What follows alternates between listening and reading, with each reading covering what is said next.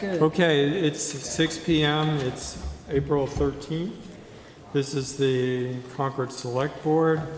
Everyone is here. We've just completed an executive session that was noticed, and we're returning to open session. And we'll begin, as always, with public comments. Public comments are up to 15 minutes total, 3 minutes per person. I did want to make a comment about it because we do have a second comment period scheduled for later this evening when we intend to take up the issues related to the IHRA reference in our January 27th proclamation. So people who are interested in that issue and whether or not the Select Board may or may not take action related to that reference should listen to the Select Board's discussion, which will take place immediately preceding that and that public comment period, and comment on what the board has discussed doing. General comments pro or con IHRA, of which we have received many in the last few months and even today, 700 and counting in my inbox, however, do not necessarily contribute as much as comments that are related directly to what we are discussing. So if you're here for that issue, we'd appreciate it if you would take the time to comment on what we're discussing. And I'll make this a similar announcement right around 8 or so when we're expected to get to that. But in the meantime, Tanya. Hey, 62 Prescott Road, Tanya Galis. I would like to speak about the land use working group.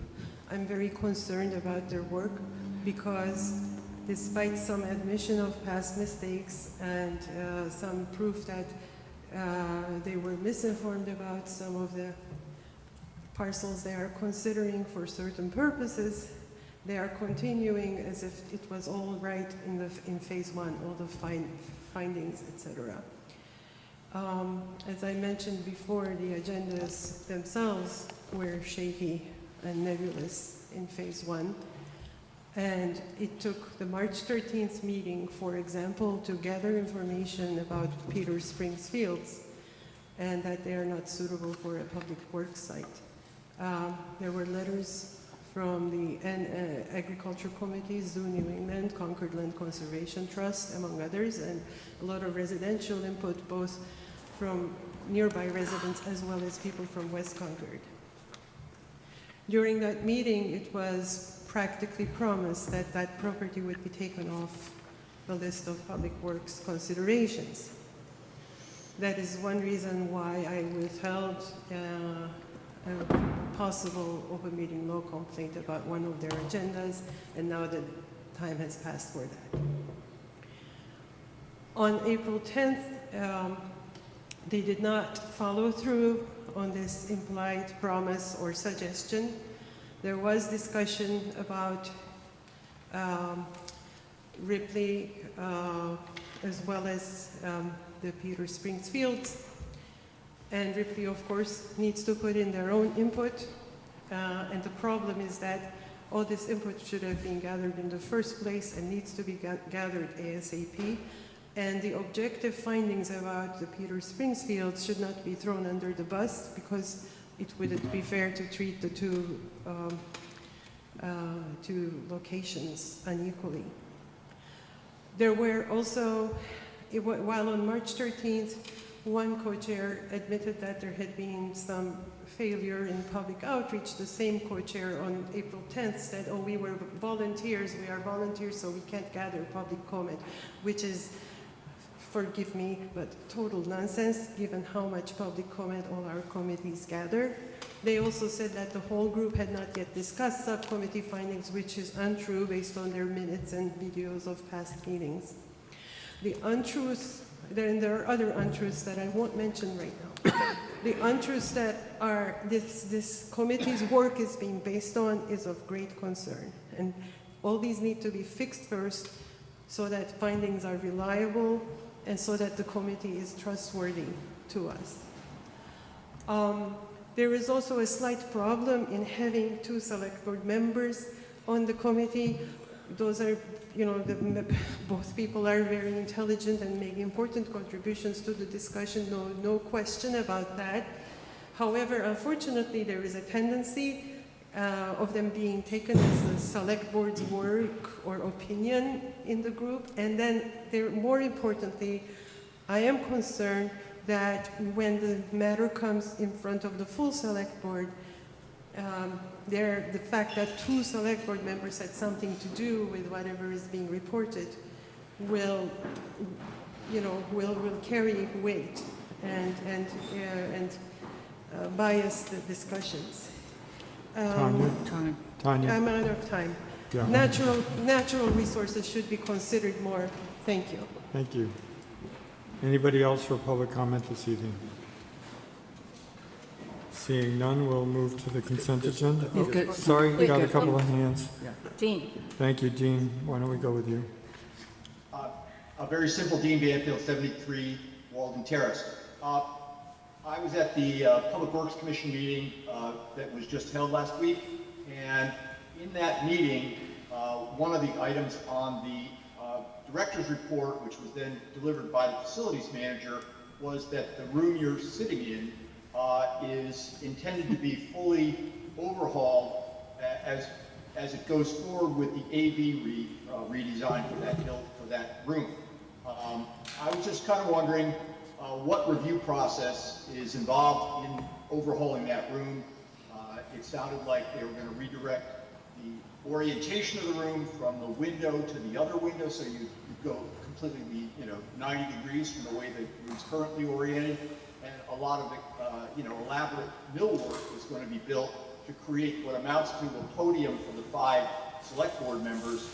It just sounded like a very elaborate redesign, and I just don't know what the review process is for it. That's all. Interesting question. Thank you. I did contact the chair of the Public Works Commission, and Andrea Solomon said that she was unaware of any review process. They don't really get involved in that, so I don't know where that redesign gets. It's an iconic space in the town, and I just think it needs a little bit of oversight somehow. I don't know how it's being reviewed. Thanks. Okay, thanks for your question. Pamela Dritt.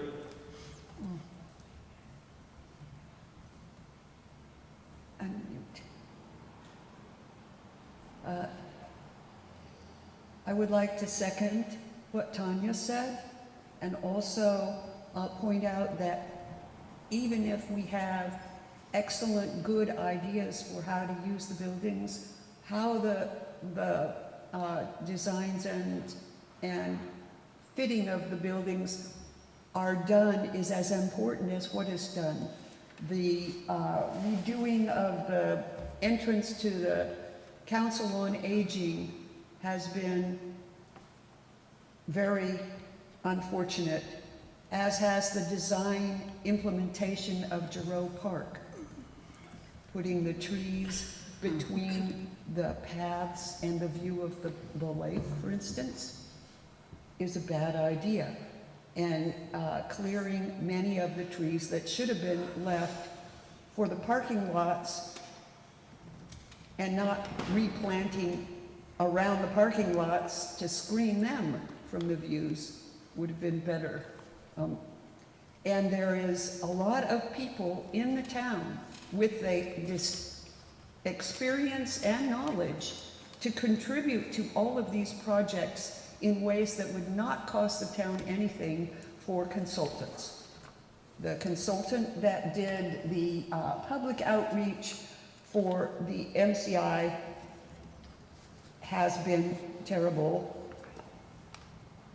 The public needs to at least know what the actual constraints are when we're giving design suggestions. And none of that, including where the area to be redeveloped was and what the current actual constraints were not involved in any of the exercises. So it's a problem. We need to plan first, measure twice, cut once. We need to have ideas of what we need, what we want to put there in order to make the zoning facilitate our goals, not the other way around. Thank you, Pamela. Did I miss anybody else who wants to speak this evening? Okay, Right, you ready for the consent? I am. Okay, so I have a couple of things to just review on the consent. First of which, I'm going to move to the nominations. There was an omission in the stating of the nomination, so I'm going to read both of these nominations for the public's interest. The two nominations, the first is Mary Alexander of 172 Ministerial Drive to the Personnel Board for a term to end May 31st, 2029. The second is Tim Mulvey of 59 Old Bridge Road, also to the Personnel Board, to fill a partial term to create staggering to expire on May 31st, 2028. So those were just submissions in the agenda. Next, we have 4 proclamations that I'm going to read sequentially. I'm going to start with the Administrative Professionals Day, which is Wednesday, April 22nd. So, administrative professionals play an essential role in coordinating the office operations of government, business, educational institutions, and other organizations. And whereas administrative professionals are vital contributors in today's team-oriented work environment and are key frontline public relations ambassadors for their organizations. And whereas the work of administrative professionals today requires advanced knowledge and expertise in communications, computer software, office technology, project management, organization, customer service, and other vital office management responsibilities, and most importantly, have the willingness to learn and accept new challenges.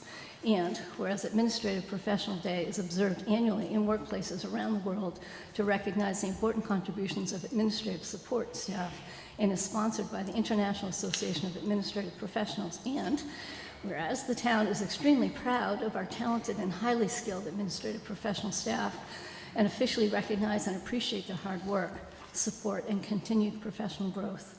Now, therefore, we, the Select Board of the Town of Concord, do hereby proclaim Wednesday, April 22nd, 2026, as Administrative Professional Day. Okay, the next proclamation is for National Library Week 2026. So today's libraries are not just about books, but what they do for and with people. And whereas libraries of all types are at the heart of cities, towns, schools, and campuses, and whereas libraries have long served as trusted and treasured institutions where people of all backgrounds can be together and connect. And whereas libraries and librarians build strong communities through transformative services, programs, and expertise. And whereas libraries, which promote the free exchange of information and ideas for all, are cornerstones of democracy.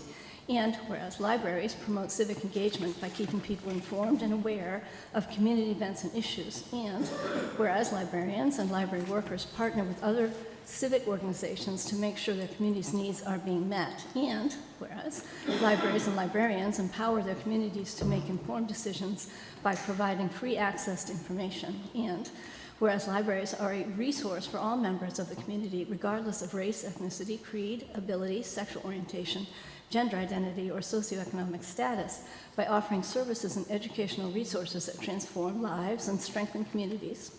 And whereas libraries, librarians, library workers, and supporters across America are celebrating National Library Week, now, therefore, it's resolved that we, the Concord Select Board, proclaim National Library Week, April 19th to 25th, 2026. We encourage all residents to visit Concord Free Public Library this week and explore what is new at your library. Engage with your librarian. Because of you and our library leaders, libraries transform. Quick water break. All right, number 3. This proclamation is in honor of International Firefighters Day. Whereas the United States Congress has designated May 4th as a day of recognition of the personal sacrifices and devotion to the duty of firefighters in the United States of America. And firefighters stand on the front lines of emergencies, risking their lives daily to protect our communities, safeguard property, and preserve the environment. And whereas these courageous individuals respond not only to fires, but also to medical emergencies, natural disasters, and crises of all kinds, demonstrating unwavering commitment, skill, and compassion. And whereas firefighters exemplify the highest ideals of public service, often placing the being of others above their own safety. And whereas we recognize the sacrifices made by firefighters and their families, including the physical, emotional, and personal challenges that come with their duty. And whereas we honor the memory of those brave firefighters who have made the ultimate sacrifice in the line of duty. And whereas International Firefighters Day provides an opportunity to express our deep gratitude and appreciation for the dedication, bravery, and service of firefighters around the world. Therefore, we do hereby proclaim May 4th, 2026 as International Firefighters Day and call upon all residents to recognize and honor the vital contributions of firefighters, to support their ongoing efforts, and to take time to thank those who serve our communities with courage and distinction. Thank you. Thank you. All right, we got one more. This One one's a more. longer one, believe it or not. Proclamation. This is the celebration of the 100th anniversary of the Concord Rod and Gun Club. Whereas the Concord Rod and Gun Club was founded in April of 1926, with its first meeting being held at the Old Elks Hall in Concord Center. Presiding at this meeting was President Harry E. Tuttle and his first secretary, William G. Ryan. And whereas shortly after its founding, the club grew rapidly to a membership of 300 and established a clubhouse on Virginia Road. In the early years, the club was known for its clam bakes and skeet shooting records, winning the state championship and national championship under manager Fran W. McCone in 1929. And whereas in 1953, the club built its new and current clubhouse on 45 acres of land it purchased on Strawberry Hill Road, where it offers a variety of sportsman activities to the residents of Concord and surrounding towns that wish to join the club, including archery, boating, clay pigeon shoots, fishing, and indoor pistol. And whereas the club supports youth development in Concord through annual sponsorships of Kids Fishing Derby, open to the public at no charge to any family that wishes to attend. And the club has been sending area youth to Massachusetts Junior Conservation Camp for over 50 years, providing a program of conservation, education, and instruction in outdoor educational skills. And whereas the club provides hunters educational training classes and fishing seminar series open to the public at no charge. The club also hosts numerous holiday events and an annual wild game dinner. And whereas the club supports community preparedness and resilience by annually hosting the Police Amateur Radio Team, American Radio Relay League Field Day event, where members of part using multiple radio stations and unique and techniques to communicate with other amateur radio operators across the U.S. and the world, helping to ensure the vital communication services can be provided in times of need. Therefore, we, the Concord Select Board, urge the citizens of Concord to join in congratulating the Concord Rod and Gun Club on their 100th anniversary, celebrated on April 18th, 2026, and expressing gratitude for the many ways the Concord Rod and Gun Club contributes to and serves the town of Concord and the wider world. Okay, that's it for Thank you, Wendy. those. All right, but I would like, no, it's a lot. Okay, all right, I'd like to make a motion now to approve the consent agenda as described and read. Do I hear a second? Second. All those in favor? Aye. Thank you, Wendy. All right, you're not done from hearing from me.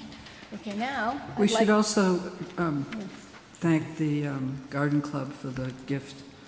yes, thank you, that was in $650, right? Yes, Yeah, for Yes, a thank tree. you. for Yes, for the sourwood tree. tree. Yeah. Oh, a sourwood tree, Yeah. that's great. Okay, I'm gonna make a motion to approve the select board appointments, following appointments. First is a corrective appointment of Andrew Boardman of 110 Hillcrest Road to the Community Preservation Committee for a term beginning June 1st, 2026 and expiring May 31st, 2030. And then Ray Chaduri of 61 Channing Road to the Trustees of Town Donations with a term date of May 31st, 2029. Abigail Flanagan of 398 Main Street to the Zoning Board of Appeals as an associate member with a term date of May 31st, 2028. And reappointment of Bruce Button of 28 Fairhaven Road to the Financial Audit Advisory Committee for a term ending May 31st, 2029. Wendy, can you pull out A, because I have to recuse Okay. myself from A? Vote that separately, please. Okay, so So we'll we'll, take a motion without item A, which Without. was the corrective appointment of Andrew Boardman. do I hear a second? Second. All those in favor? Aye. Aye. Okay, so make a, And Just a quick question. It's a 4-year term? apparently.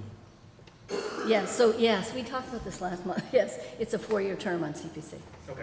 Yep. So now I'd like to make that full appointment. All right, now we're going to have a corrective appointment of Andrew Boardman of 110 Hillcrest Road to Community Preservation Committee for a term beginning June 1st, 2026, and expiring May 31st, 2030. All those in favor? Aye. Aye. And one abstention. Abstain. Yeah, thank you. Good. We don't have any town manager appointments tonight that I'm aware of. We do not. Okay, and so we'll just move quickly to the chair's report. Even with all those proclamations, you have us running pretty much on time. Last night, I would just remind people who didn't have an opportunity to be here in person that we had the annual Holocaust Remembrance event right here in this room, and Minuteman Media Network recorded that, and it's already available on YouTube. It's quite a moving story of a person whose family was one of actually three nuclear families out of 43,000 people in a city in Poland who survived the Nazi Holocaust and the incredible events then. So this woman was talking about the experience of her immediate mother and some of the work that's going on there by mostly people who are not Jewish who are committed to remembering the Holocaust. So it was my pleasure to read the proclamation to that group. The MCI Master Plan Consulting administrative kickoff took place last week. So this is the process of building a master plan. Some key dates are the project officially starts next Friday with a meeting of that board and the consultants visit to the site.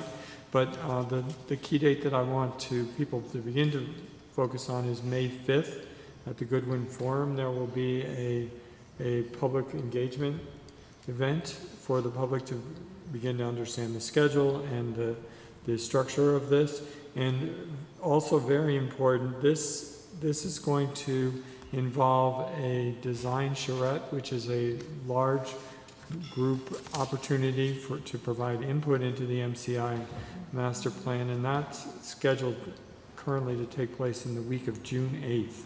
So May 5th and the week of June 8th are key dates for folks who are interested in what MCI's master plan is going to look like.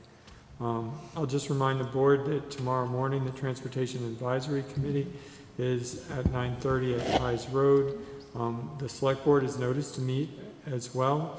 We'll be receiving a presentation for the Comprehensive Transportation Strategy draft, which is going to be presented by Stantec and town staff. Also, a really important planning document that will relate, I believe, not only to MCI but to the town in general. The Chair's Breakfast is this Wednesday at 8:30 in the morning. This will be the last Chair's Breakfast before town meeting. I'll also mention a couple of other key things, deadlines for town meeting this week. The Moderators Coordination meeting is Friday, the 17th at 9 a.m. I believe it's in the Select Board room. That also is the date and time at which final presentations for town meeting are due to the town moderator. So if anyone within the sound of my voice has a presentation they're not quite finished with, they have until Friday at 9 in the morning to do that. And lastly, we discussed at our last meeting that we would have a probably abbreviated special select board meeting to consider a couple of last minute items on Tuesday, April 21st at 6 p.m. That'll most likely be in the select board room as well. So those were the items that I had on the chair's report. Carrie, town manager's report. Okay, thank you and good evening. Following along the lines of annual town meeting, residents should have received or should expect to receive their briefing book in the mail. I believe those started going out last Friday. It is available online if you have not yet received it. You want to get a sneak peek. Under the town meeting tab, it is available. Let's see. Most of our staff has been, we have a prop to show. It has We have an a, actual copy. we have an actual copy. So most of our staff, as you might imagine, is busy preparing for Patriots' Day. We do have, in addition to the parade that is on Monday, the 20th at 9 a.m., there are a couple of other events coming up related to Patriots' Day. We have the Patriots Vigil, which is at the bridge on Friday the 17th. That's at 7:30 p.m. And then we have the dawn salute on Sunday, which is at dawn, I believe, 6 a.m. So those are two events that people can participate in addition to the parade. Let's see. I have a couple of other just departmental updates that I wanted to make you aware of. I guess sticking with town meeting, we have tested our electronic voting system. I know that was causing some consternation with staff. That is up and running. It has been tested, and we will have the vendor on site to help us through this second year of using that system. And our incoming moderator, Carlin Reed, is going to be putting together a brief video that with Minuteman Media Network talking about how to use those clickers, and that will be available in advance of town meeting. I believe we mentioned last week, but I'll mention again, that the BD Center celebrated its 20th anniversary, and there was an event last Thursday. The long-awaited BD Center roof project has begun, and that is a 3-month project, and at times it will be disruptive to patrons, unfortunately, but the staff is coordinating with the staff at the BD Center and also at the high school to make it as easy as possible, but it is definitely going to be a process. I will mention, because it was mentioned, both the COA stair project and this room. So these are projects that have been on the docket for 5 years or so. I think both of these predate COVID. The stair project over at the COA has encountered a number of issues. There were some structural issues that weren't originally anticipated, and we are expecting that project to be completed, I would imagine, within the next several weeks as the spring construction season starts back up. As far as this room, and I think it is included in the town manager's project report, I mean, anybody who has attended a meeting in this room, you know that the lighting can be difficult at times. The audio can be difficult at times. We have investigated a number of different opportunities, trying to come up with something to make this room more user-friendly and a place that boards and committees would like to use on a more regular basis. So we've had a number of different iterations.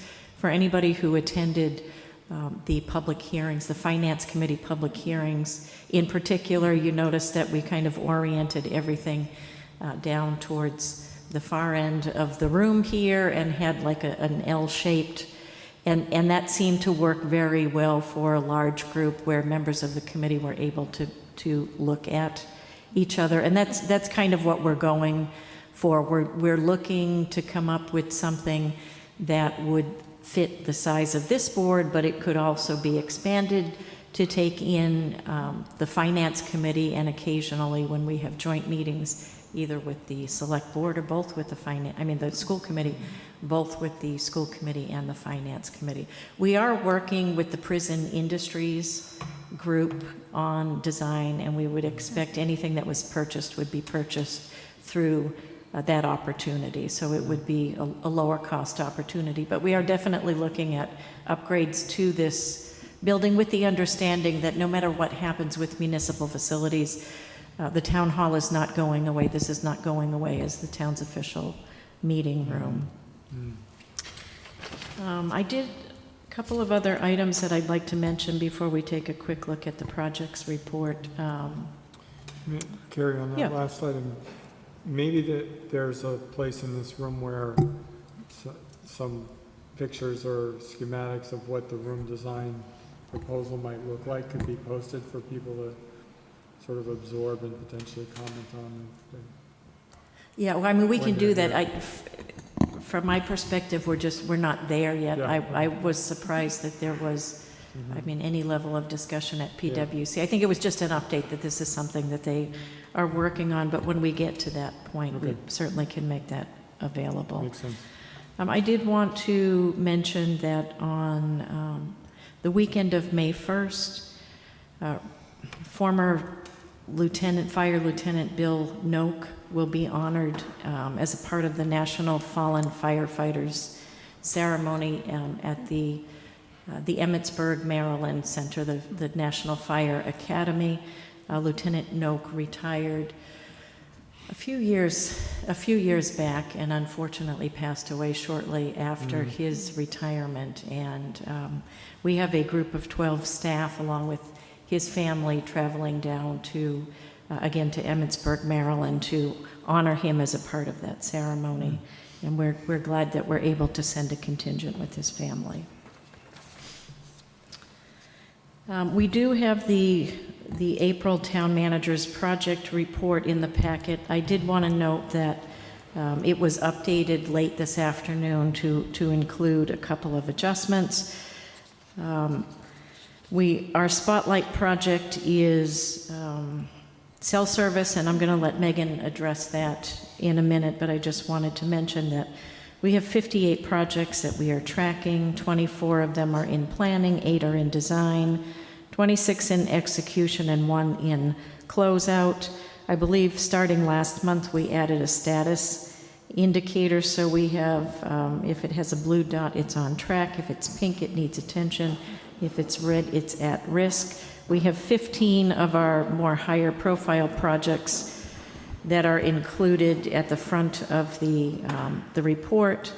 And there are 4 that are identified as needing some attention. The others are on track. The ones needing attention, the middle school solar project.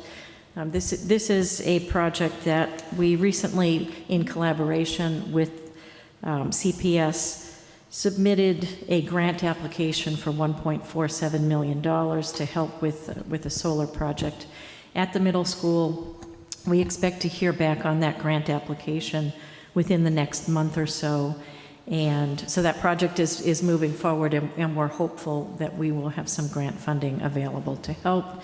The Baker Ave culvert repair is identified as, what did I say, again, need some attention. This is a project, we're at the end stage here, but the sidewalk has not been restored. It needs to be restored. I know it's a particular issue within the neighborhood. It's a travelway that connects routes, and that is something that in talking to the town engineer last week, we've got about 1 week's worth of work, and it's a matter of scheduling the contractor back for that week. We do have a lot of construction work that will be starting up related to road pavement, safety projects, starting back up with the spring season just after town meeting. So then there's an update on the BLS to ALS ambulance conversion. There have been some delays with the grant funding. We have the application for the license in front of the licensing agent. So that is moving forward, but it is something that we are watching. Any of our new staff, when we've had any turnover within the department, we are making sure that we are hiring individuals who already have their paramedic license, and we've been very successful in doing that. And then the last item needing attention is our cell infrastructure improvements, and I'm going to turn it over to Megan for an update on that. Good evening, Megan Smudo, Deputy Town Manager. So as Carrie mentioned, the project spotlight this month is the Verizon infrastructure installation at the Umbrella at 40 Stowe Street. And to orient you briefly, this location has been looked at a number of times over the years, but this most recent effort dates back to 2025 when there was a request for proposals issued and the town manager selected Verizon Wireless for the successful proposer for the site. In 2025, we held 2 site visits and walkthroughs with Verizon Wireless and the Umbrella. And we reviewed preliminary construction drawings with both parties and worked on lease negotiations. So far in 2026, we have agreed on the lease terms, and I hope to have another update for you soon on that front. I did just send off to Town Council this afternoon.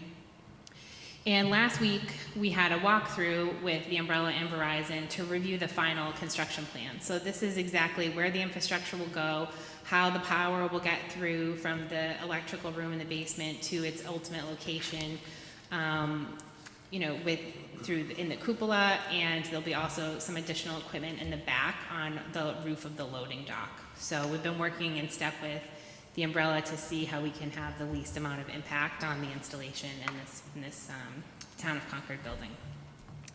So some of the next steps that we'll be working on through 2026 are to finalize and execute the lease. And also the Umbrella and Verizon will work to negotiate a power share agreement, because the Umbrella has the electricity account for the building, so they'll be working with Verizon to ensure that Verizon is paying for their portion of the electricity. This is a common agreement that is done often, and we spoke about that at our meeting last week. And also in 2026, we're hoping to complete our local permitting process. So that would be the Zoning Board of Appeals special permit application and the Planning Board site plan review. And those both have public hearings. I think one of the best takeaways from this walkthrough last week was to really get a better sense of the schedule, because that's the question that we get asked a lot. So they said they're hoping to have the local permitting wrapped up in 2026, and then discuss some of the additional review that would take place in 2027, which includes state and federal regulatory filings. So that would be the National Environmental, like NEPA review, National Environmental Policy Act, the Department of Environmental Protection review, National Historic Preservation Act, which is often called the Section 106 review, the Massachusetts Historical Commission review, and tribal consultation. So there are a number of other regulations once you get past the local ones. And after that is all complete, it will be time for construction permits. So it will be the building permit application and electrical permit application. We did have both our building commissioner and electrical inspector at our site visit, so everyone is kind of clued in, even though their part won't come until about a year from now. But right now they're looking to begin construction in the summer of 2027. Okay. Quick question, Megan, the Umbrella Tower, that's a single carrier, it's just Verizon? Yes. Okay. And I just have one addition. Carrie, you mentioned at the beginning about Patriots Day. We just had a successful Merriam's Corner event. I wanted to thank and compliment the Public Ceremonies and Celebrations Committee for that event. They had beautiful weather. It was my first parade that I marched in, memorable. It's a hardworking group, and more coming up. It's really, they're sometimes underappreciated, but really important. They make these events possible. So thanks to them. So, thank you, Megan, for the update.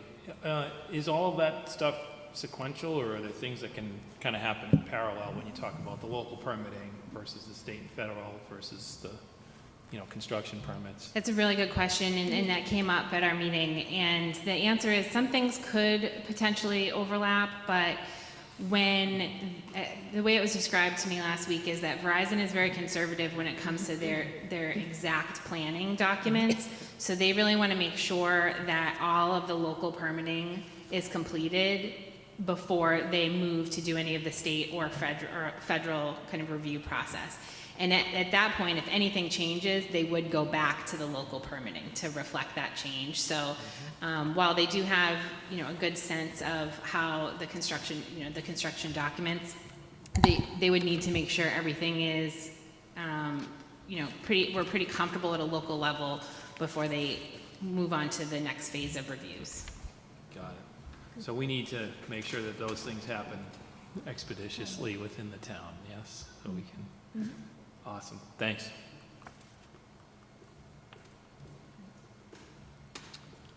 Okay. Anything else for the town manager? Thank you. Okay. The next item on our agenda is a review of the 2025 Public Records Request Report Summary from Nate. And Nate, why don't you grab that microphone from Megan and come, we can kind of set you up to be able to join us at the table. Sounds good, thank you. Kristen, do you have my presentation? Yep, thank you. You might have to get closer. A little closer. Sorry. So, she pulls that up, but I am Nate Smith. I'm the town archivist and records manager, and I'm here to discuss the 2025 public records requests. So a summary of our data that we collected and a little bit of history. So we'll go to the first slide. This is the recent history of public records requests. I will note that this is by calendar year quarters, not fiscal year. So for those of you who may be oriented towards the fiscal year, that 24 in quarter 2 is not a dramatic decrease. That is just the 24 requests received through last week when I ran this report. So the general trend is that the requests are going up and we are seeing more volume, and I'll get a little more into the weeds. But from the history, appointing the municipal archivist as the records access officer in September 2022 was an effort to track the volume of requests, standardize our responses to requests, and ensure compliance with the Massachusetts Public Records Law. Prior to September 2022, requests were managed by each department head with sometimes assistance from the town clerk's office. Since tracking began, the volume of requests has increased each year. You can see the quarterly numbers here. While some of this may be attributed to better tracking, particularly in the early years, the 2024 and 2025 numbers are more of an apples to apples comparison, as we had a lot of the same staff in place. We had fleshed out our tracking processes and flagged who was handling requests. There were some that had gone untracked simply because they didn't know the details of our change in the process or just were unaware of the changes. So that's that data. We can go to the next slide. So this is the sort of master table, just number of requests. The building and health divisions received the most requests, primarily from realtors, contractors, septic servicers, and homeowners.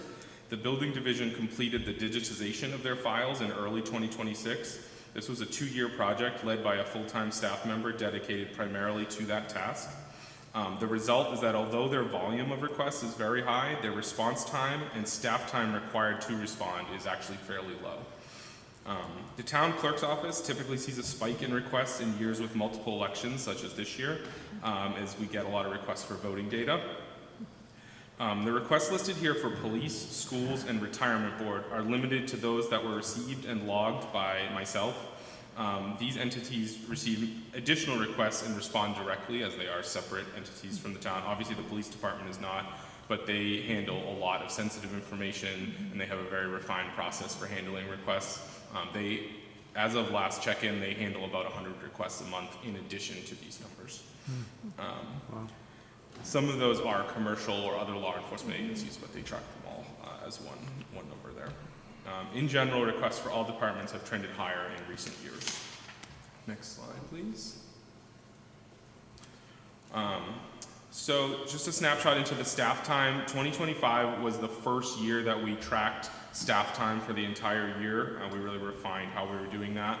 And you'll see 407 total staff hours were logged in 2025. Much of this is my time, but it's also time of other staff members who were gathering, compiling records for their departments, for their responses. It was a 20-minute average, but it really skews to requests that take almost no time at all to requests that take an extensive amount of time. 30% of the staff time, as you can see from this chart, is from the top 2 requesters. So that is 2 individuals who make up 30% of the requests in staff time, not in volume, in number of requests. The staff hours captured here reflect the amount of potential chargeable time. So by the public records law, we can charge for time spent searching, reviewing, segregating, redacting, and reproducing responsive records. We can't charge because we have poor files or things that are more reflect our internal setup. We can charge for actually processing the records request. So we did not charge for most of these requests, but this was what we were trying to capture in this data. In reality, staff spent additional time beyond this discussing and coordinating responses to the records requests. All right, and go to the next slide. So a few additional data points. We have actually reduced our response time the last 3 years. We were 6.7 calendar days from receiving a request to answering a request in 2023, and last year we were down to 3.3. Response time reductions are attributed largely to that building division scanning project. The building division and the health division can now turn around requests in less than 24 hours in most cases because it's simply sharing a link. Of the 1,201 requests in 2025, 1,145 required review of electronic records and only 170 required review of physical records. So we've seen that split also move in that direction, more towards only electronic record review and less physical record review. Another data point there is that requests for emails jumped from 32 in 2024 to 52 in 2025. Email requests tend to be the most labor intensive as they can contain private information such as personal email addresses and phone numbers which require redactions. Also, email chains, as you know, can go in many directions, so they may be responsive to the requests but also be touching on many other topics which need to be evaluated for release and exemptions. So we can go to the next slide. So we've made some efforts to reduce the staff time spent on public records requests. One is encouraging departments and divisions to proactively post commonly requested documents. Not a large percentage, but a percentage of records requests are simply sending links to the website or things that are already posted but might be hard to find. So, trying to get people to post more things and then also make them prominent and easily accessible. As of October 1st, 2025, the town, let me give you a little background. So, by the public records law, as a municipality with less than 20,000 residents, we are able to charge from the beginning. When we receive a request, we are able to charge for our time. The process is to create a fee estimate, say we think this is going to take 3 hours, we send that to the requester, and then they decide if they want to pay or revise their request. In the past, we provided 2 hours of free time. That is the standard for municipalities larger than 20,000. As of October 1st, 2025, the town reduced this amount of free time on each request from 2 hours to 1 hour. The hope is that this reduction encourages requesters to be more specific with their requests and reduce the staff time needed. One of the things that could further hopefully reduce staff time is some cities have begun hosting data portals and regularly posting data sets such as purchasing info, salary details, permit data. By providing these updated data sets on a regular basis, fewer requests are received. There's more information publicly accessible. The burden placed on staff by public records requests is substantial, but the town continues to meet its obligations under the public records law in a timely and efficient manner. And then we'll just go to the last slide. So you may recall from the budget hearings and review that in the proposed FY27 budget, we have additional resources in the amount of $40,000 allocated to help cope with the increase in records request volume. We're exploring the costs associated with creating a data portal similar to the ones shown here from Boston and Cambridge. The hope would be that by proactively posting these types of data sets, fewer public records requests would need to be filed and serviced and take up staff time. In addition to the possibility of a data portal, we are also exploring records request management platforms and other software and AI solutions that could further automate our records request response process and free up additional staff time. Great. That is all I have. It's very interesting, Nate. I feel like I want to thank you because I'm aware of some of the records requests and the support that we get when we do get a request from you and your team. So that it is an important function to support the transparency that we're going for. So Nate, up until now, the searches have been manual?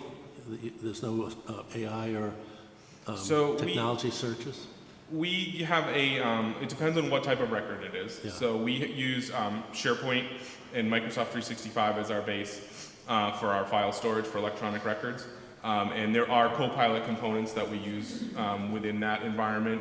The government version of these platforms is always about a year behind the commercial version. Yeah. So we see the features a little later, but we have been incorporating that. And then our email archive does not currently, we use a program called Introdyne, does not currently have any AI elements to it, but we actually I was speaking with Jeff, our CIO, about if we're sticking with Introdyne, if we're looking at other platforms down the road. So that's a conversation for this year. Great, thank you. Any other questions? It's a lot of work. Thanks. Thank you. Thank you. Thank you very much. Thank you, Nate. Okay. Next, we'll be hearing from the CFO on a number of financial-related topics. And Jennifer, I'm not going to assume that the order in here is exactly the order that you want to take things up in. So why don't you tell us what you want to do first? It doesn't matter to me. I can Okay. do them in any order if you Okay. prefer. Great. Whatever suits you, I think is Let's do Kari's first. okay. Is Kari online? Let's see. I think she was planning on tuning in. I can wait and do hers after. She has Okay. not joined us. She is? Okay. All right, I'm just going to tee this up, and then if you have any further questions, Kari's available to go through those. So the second item in that agenda total is the next phase on the topic of codification of bylaws. The town charter requires the select board to periodically review and reorganize the town's bylaws. And it has been more than 10 years since Concord last completed a full recodification. As the number and complexity of governing documents have grown, this effort is now timely and necessary. A new recodification will help ensure that Concord's bylaws are clear, consistent, legally accurate, and easy for residents, staff, and enforcement authorities to understand and use. This leads right into what Nate just talked about. A lot of times people want to find bylaws and information that way. The proposed committee charge included in the packet establishes a 5-member resident committee appointed by the select board.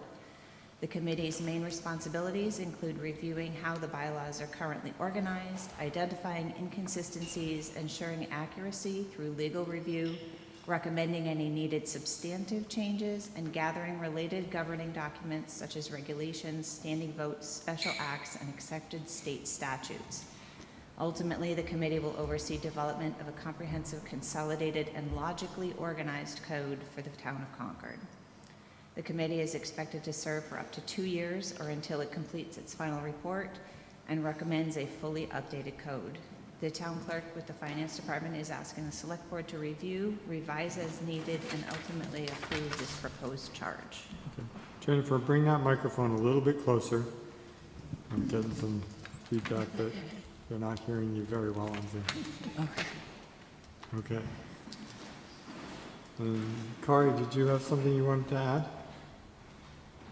No, I just want, in case there are any questions, I'm here to Great. assist with answering.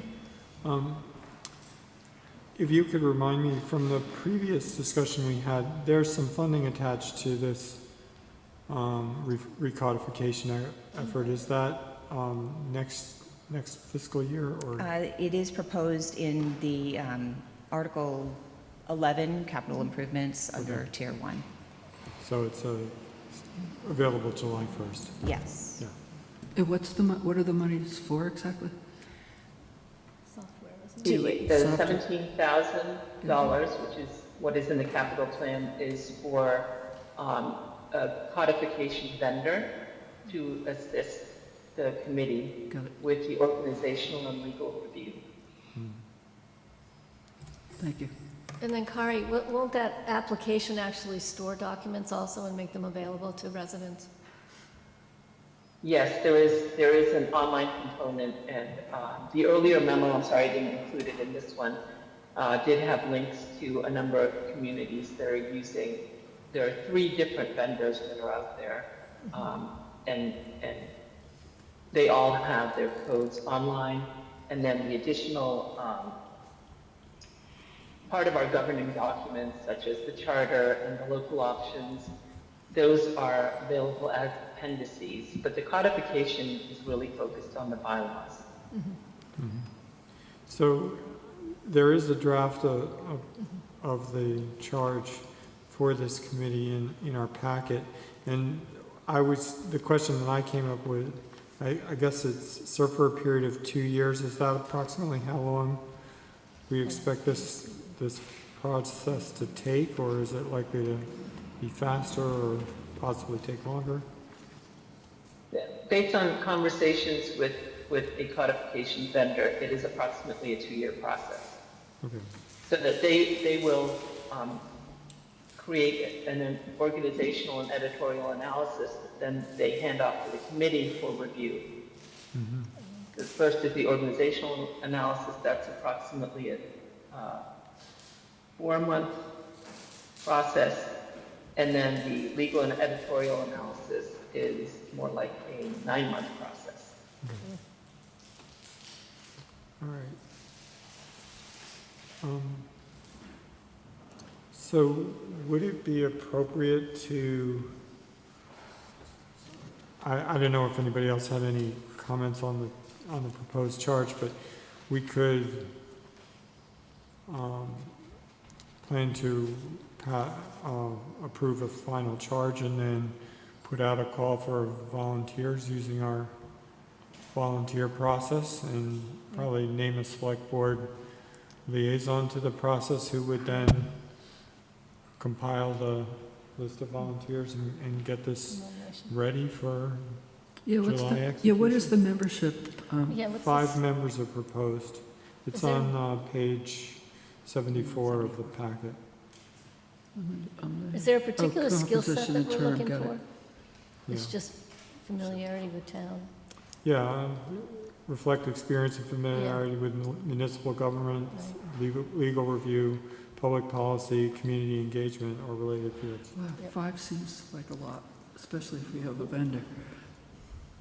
So, well, is it a select board person as one of the 5, or? The challenge, if I may, with having less than 5 is getting a quorum, Yeah. possibly. Okay. So sorry, did we envision it's a select board? I don't, No. my, I don't think so. my 2 cents would be a liaison like a regular Right. committee And then and 5. 5 people actually Right, are actually on the committee. that's a good, yeah.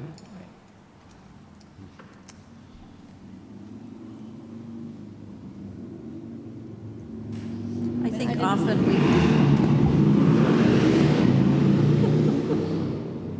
I think there are a number of people in the community that like when they have a specific task, Mhm. Yep. and they would volunteer. Kari and I talked about some Yeah. people. I think we came up with a list of 8 to 10 people pretty Great. easily that we thought might be interested.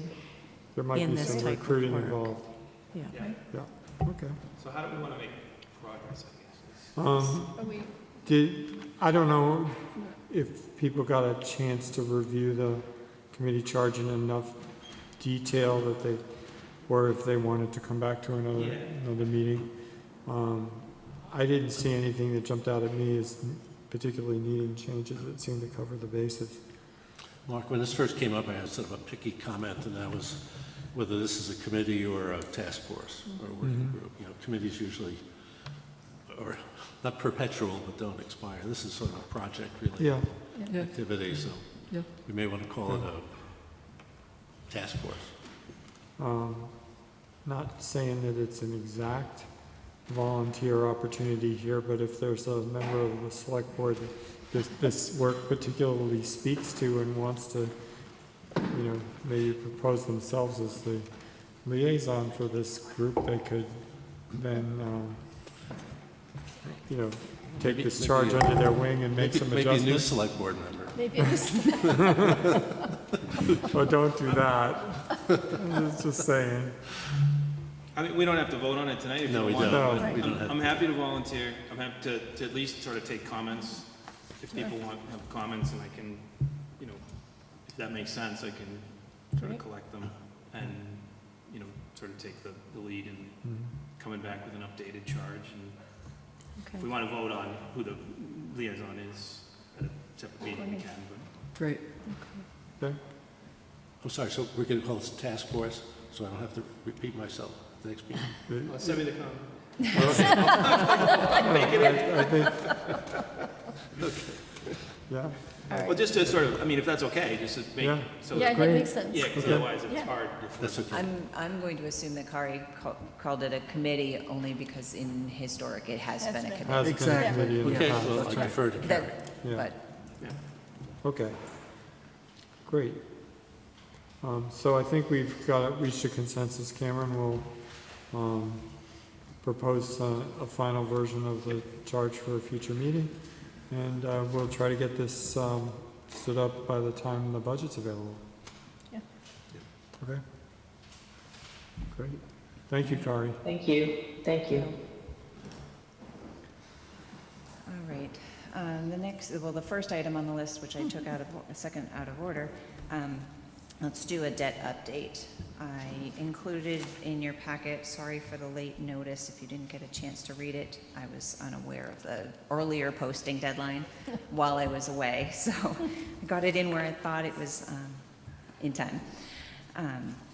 So I received an email or two requesting some information on our current debt status.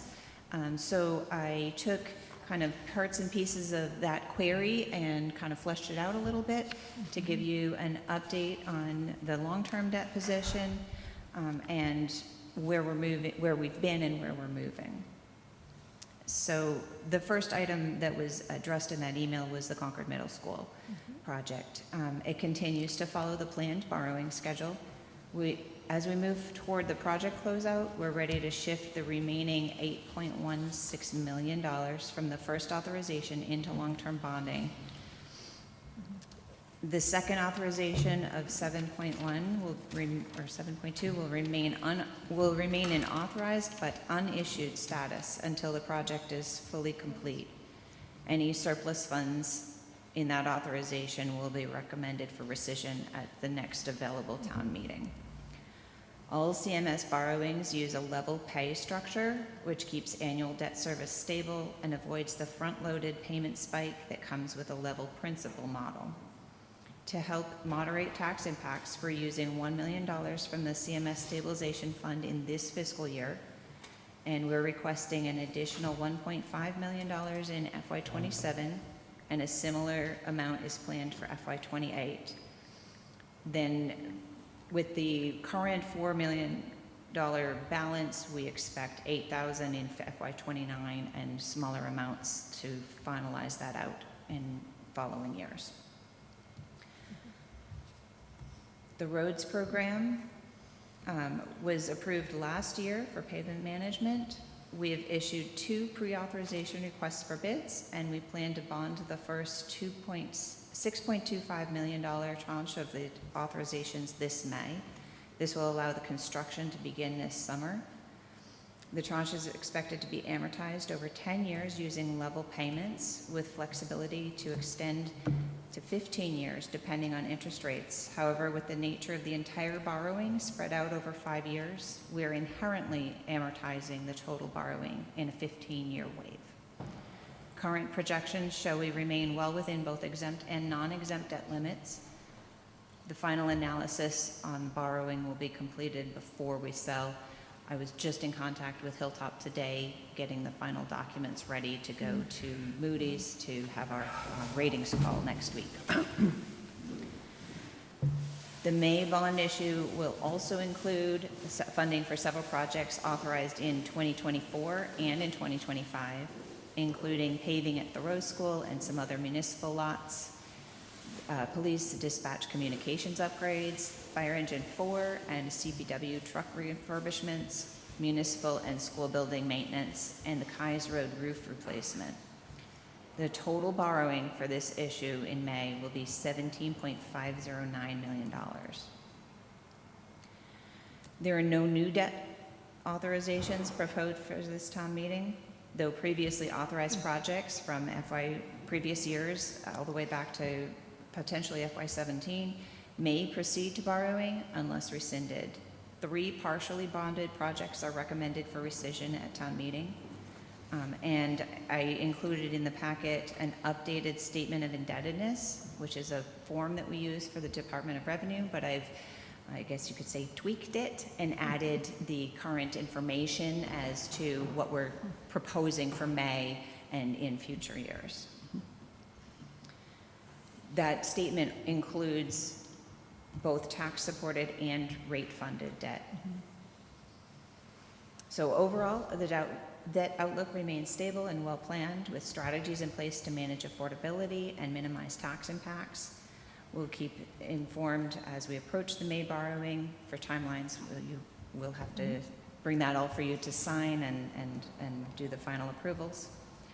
And one item of note, today we launched a new software tool to manage our outstanding debt schedules that includes various tools to track, project, and analyze our information.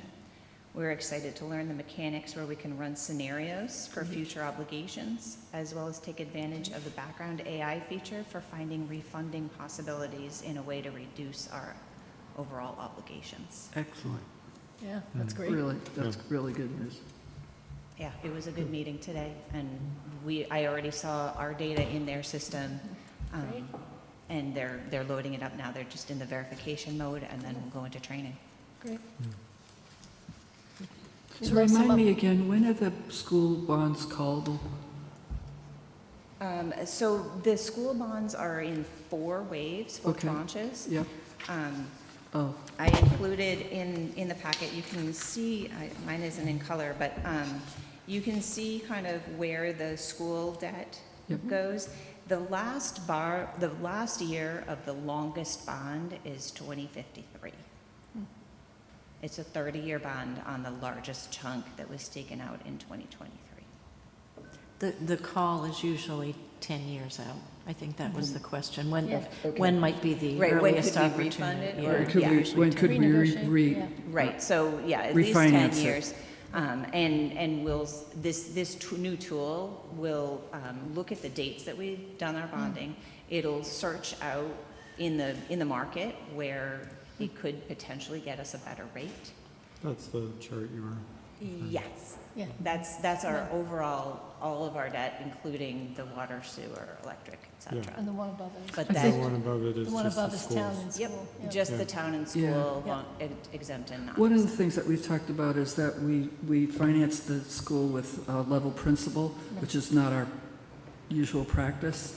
Level, So- It's level level payment. debt, level payments. Level And for payments. exempt debt, it is Oh. usual. Yeah. Oh, really? Yep.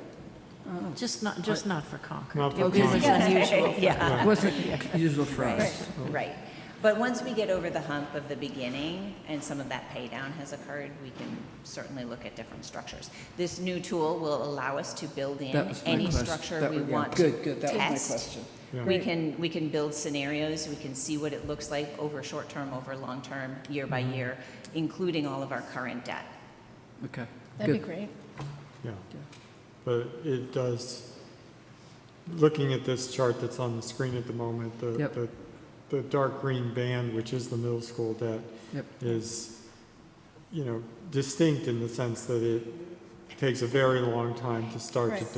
to appear to diminish, where some of I understand the level principal system has considerably more early year upfront pain as you bring it on, but it's hard to not notice that once you get 10, 15 years down the road, it starts to seem very manageable, those Yes. numbers. Right. And it gives you some headroom to Headroom do to do other borrowing, Yes. which is, Yeah, we have a lot of capital projects in the pipeline. we so- do. And that's why we have a capital stabilization plan proposed.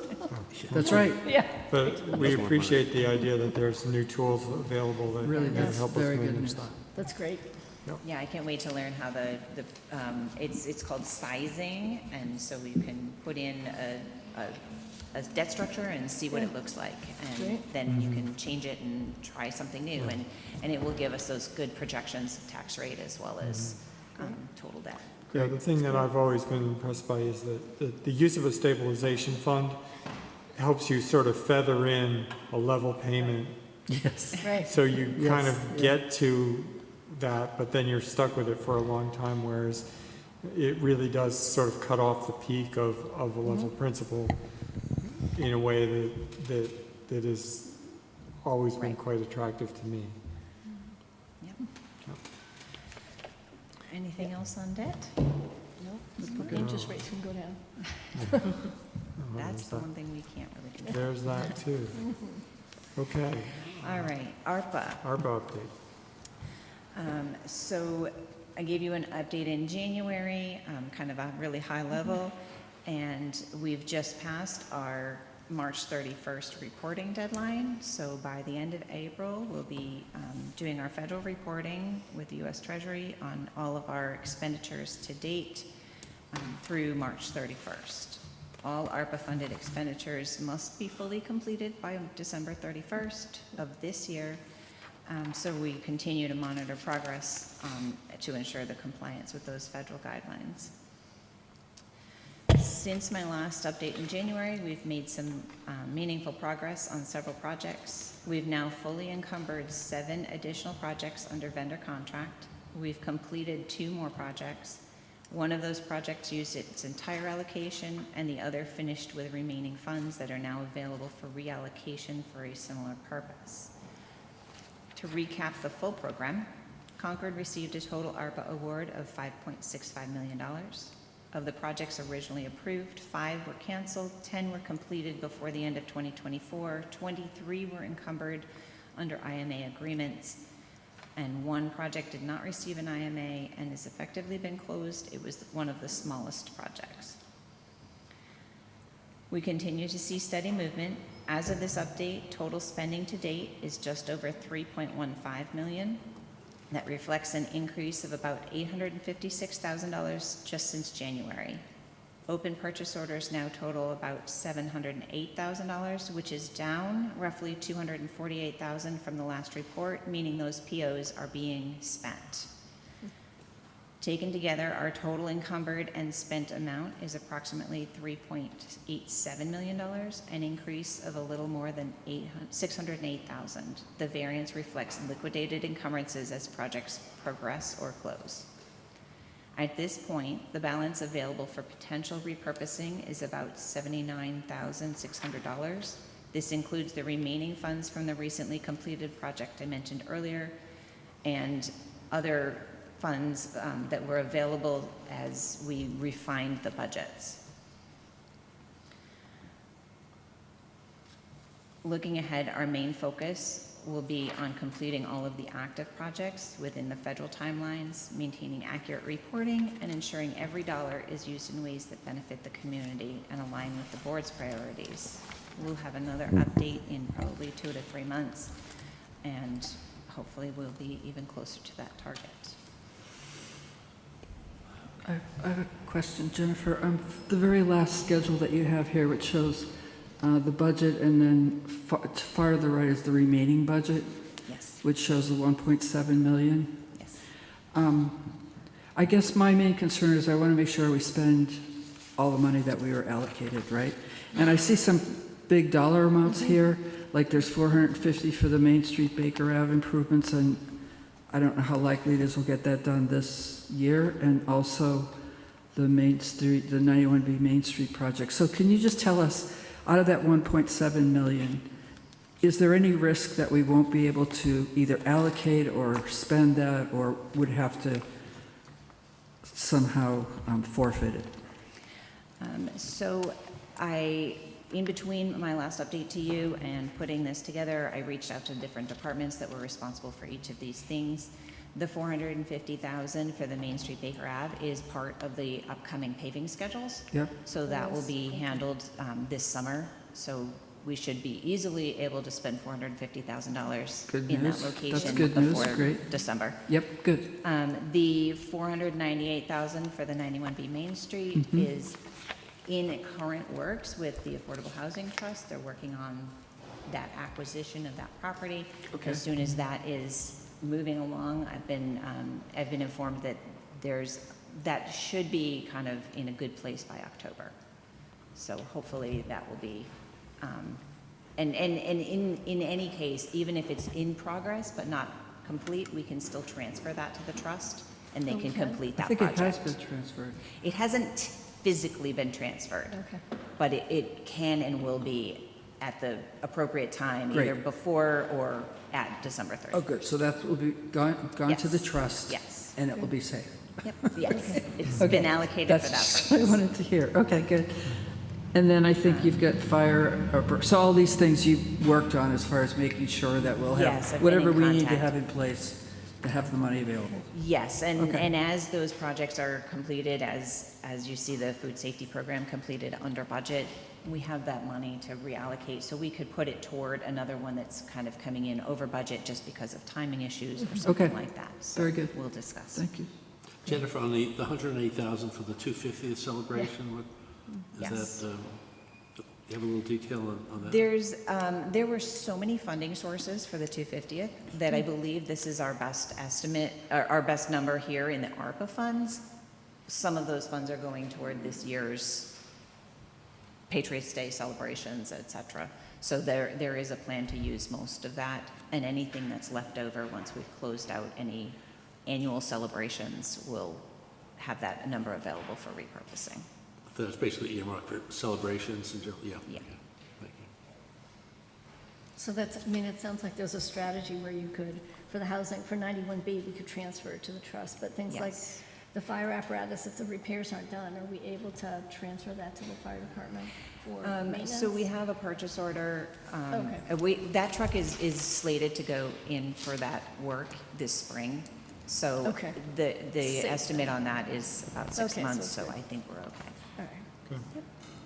Great. It sounds like they're all in progress, one way or another. The There's a list is solution. dwindling.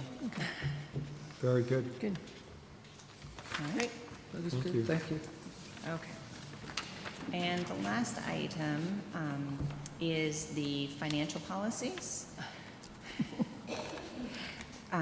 So the Financial Policy Working Group has finished its work focusing on Section 7 reserves and Section 9 capital expenditures of the originally established 2017 financial policies. On page 5 of the document, page 86 in the online meeting packet, Section 7 has been updated to reflect a reference to the entire reserve policy that was approved on December 22nd, removing all of the individual information in that section, as it's all handled in that outside policy. The stabilization funds in Section C on the next page includes a reference to the new policy as well for further clarification on stabilization funds. Jumping ahead to page 8, it's 89 in the online meeting packet, Section 9B, capital funding.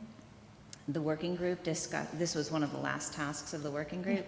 We discussed and defined the definitions included in the funding targets for capital expenditures and savings, primarily identifying what is and is not included in the denominator and numerator calculations for the prescribed target percentages. I do have a minor update on the language in that section. As I reviewed the minutes today, I realized I missed one term. The words annual cash outlay were missing at the beginning of that first edit, so it should read annual cash outlay plus all town-related general fund operating and capital/debt expenditures minus regional school assessments. So we wanted to include that, basically the tier 1 Right. in that section. Right. And adding those 4 words, annual cash outlay plus, will take care of that. One of the other items under discussion at the last working group meeting was periodic updates. So the working group agreed to include in the final recommendation that the Finance Administration undertake a formal review of the financial policies on a 5-year cycle with any proposed changes brought to the Select Board for approval. As such, I took a look through and noted 3 areas that clearly needed updates. On page 6, so sorry, I'm bouncing back and forth, but I okay. wanted this to kind of go in a particular order. I've added the clarification of broadband included in the CMLP accounts and added the stormwater enterprise Yep. with a like amount Very good. recommended. Those have been added since 2017. Encumbrances, the language proposed more closely aligns with Mass General Law, specifying encumbered funds may only cover goods and services received and unbilled as of June 30th. I also established a deadline for closeout, indicating encumbered balances are accessible until December 1st. Ideally, I like September 1st, but I gave a little bit of leeway. But I like that you cut that off. I mean, that's It- really it good that you needed to tightened be. it up. Yes, That's great. unless, and then I added a caveat unless it's specifically extended by the CFO for extenuating circumstances. You want to line out your door, I guess. Primarily, this update removed the older ambiguous text around multi-year usage and ensures a consistent closeout timeline and reinforces that encumbrances cannot be used as a substitute for additional appropriations. It also aligns with management's internal controls response. Right. Pages 5, 11, and 14 include just title updates where applicable, changing Yep. finance director to CFO. So most of these red line changes are clarifying, formatting, and cross-referencing updates. The changes strengthen the policy clarity and align financial practices across funds and reflect the town's evolving financial structure. Thank you. Any questions about the financial policy update documents? I believe we We have would a be voting on that. Yep, we have We a would motion. be, yeah. So we have a motion to approve the revisions to the final financial policies document as reviewed today. Second. Any further questions or discussions? All those in favor? Aye. Aye. Thank you. Thank you. And All a right. second plea A to second plea. dissolve the Yes, so financial no, policy that was working one of group. mine. So the first, you know that we approved the reserves policy, and the changes that Jennifer reviewed were the other lasting items that the policy group had reviewed. And so now that they've been approved, our mission is fulfilled, and I would like to dissolve the financial policy work group. Plus, we need some people to work on codifying bylaws. We do. This is true. So I make a motion to dissolve the financial policy work group. Do I hear a second? Second, I would like to offer my thanks to this group. really. They have done a very good job of bringing us, up to date on that's great. financial policies. That's good. All those in favor? Aye. Aye. Great. Thank Thank you, you. And Jennifer. thank you, Thank you. Jennifer, and your team for all your help. Appreciate it. All right. Okay. Thanks so much. Meanie Brainy, come on down. Still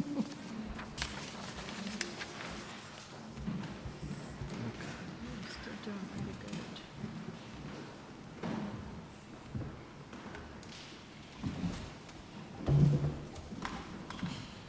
If we could bring up the first one, which is going to be the sculpture for Junction Park.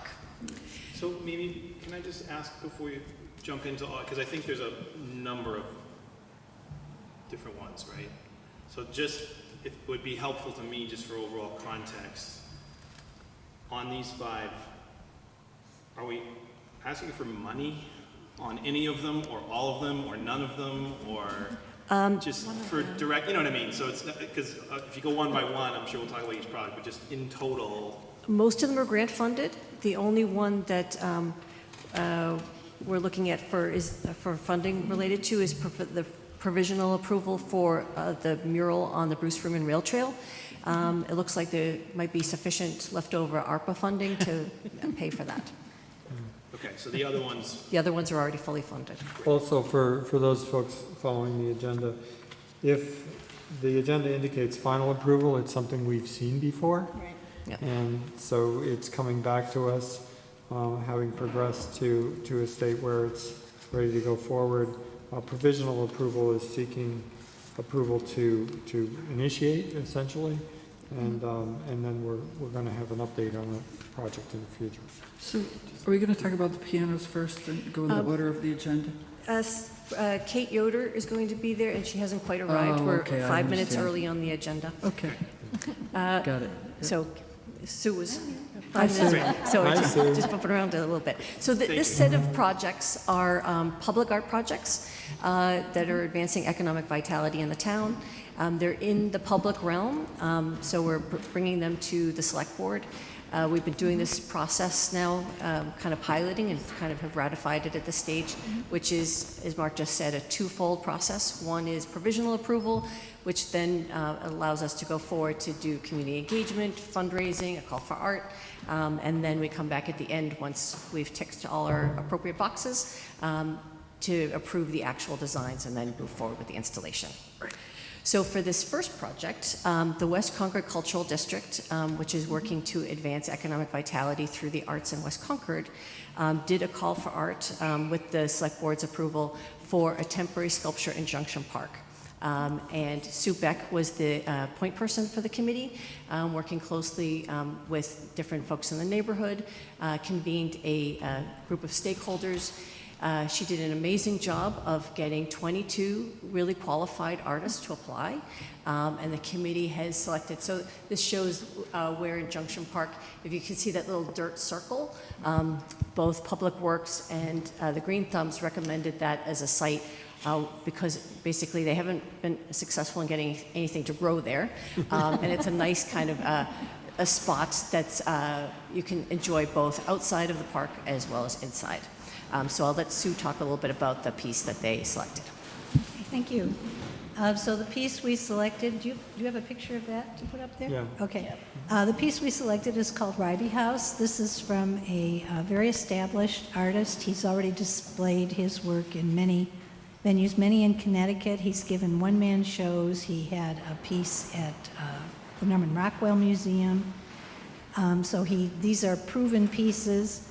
The goal of the Green Thumbs was to have something in Junction Park that complemented nature and the joy and peace that we feel as contemplating nature. And we all felt that this piece hit all the boxes. First of all, it's made out of natural materials. Mm-hmm. It's wood. It's colorful for the park. I think for me, I'm a birder.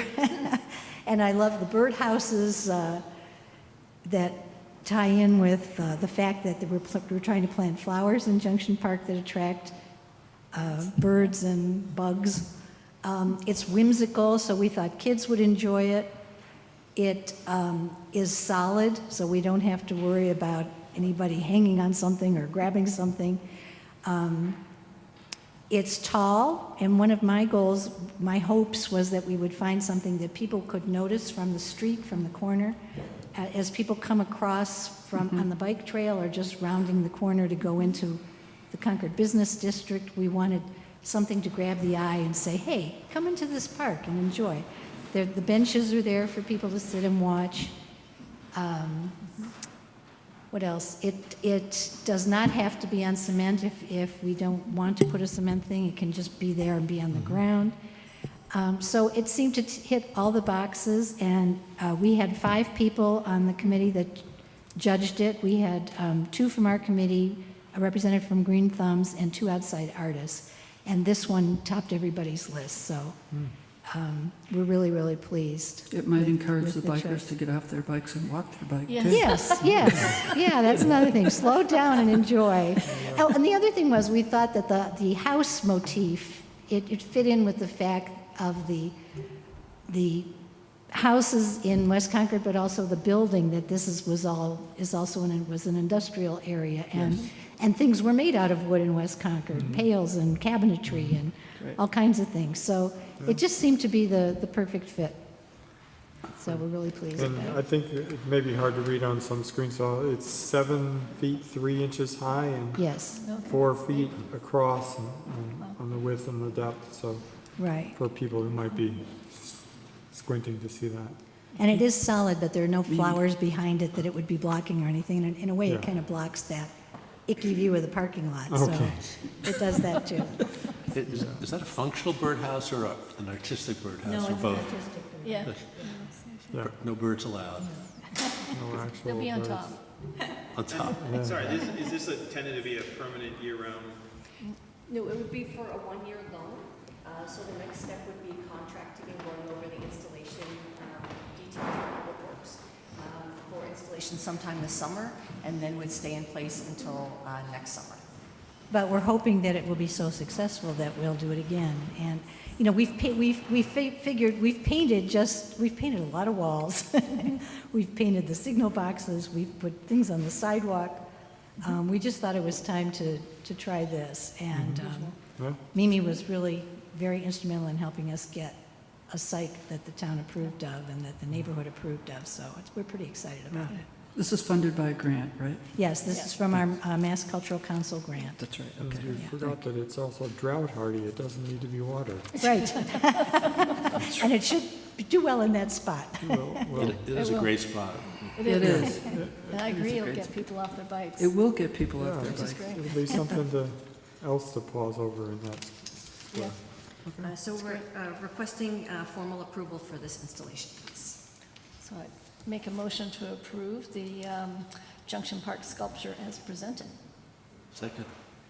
Any other questions? All those in favor? Aye. Thank you. Great, thank you very much. Thank you. Thank you. Look forward to it. Do you want me to stick around for Ann's, or is she? Let me do Kate next, and then we'll move on to Ann. Sue's here too.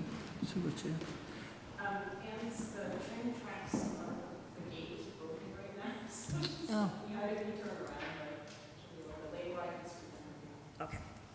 All right, so next up is Pianos on the Town. So this is in celebration of the 20th anniversary of Concord Conservatory of Music and the 250th.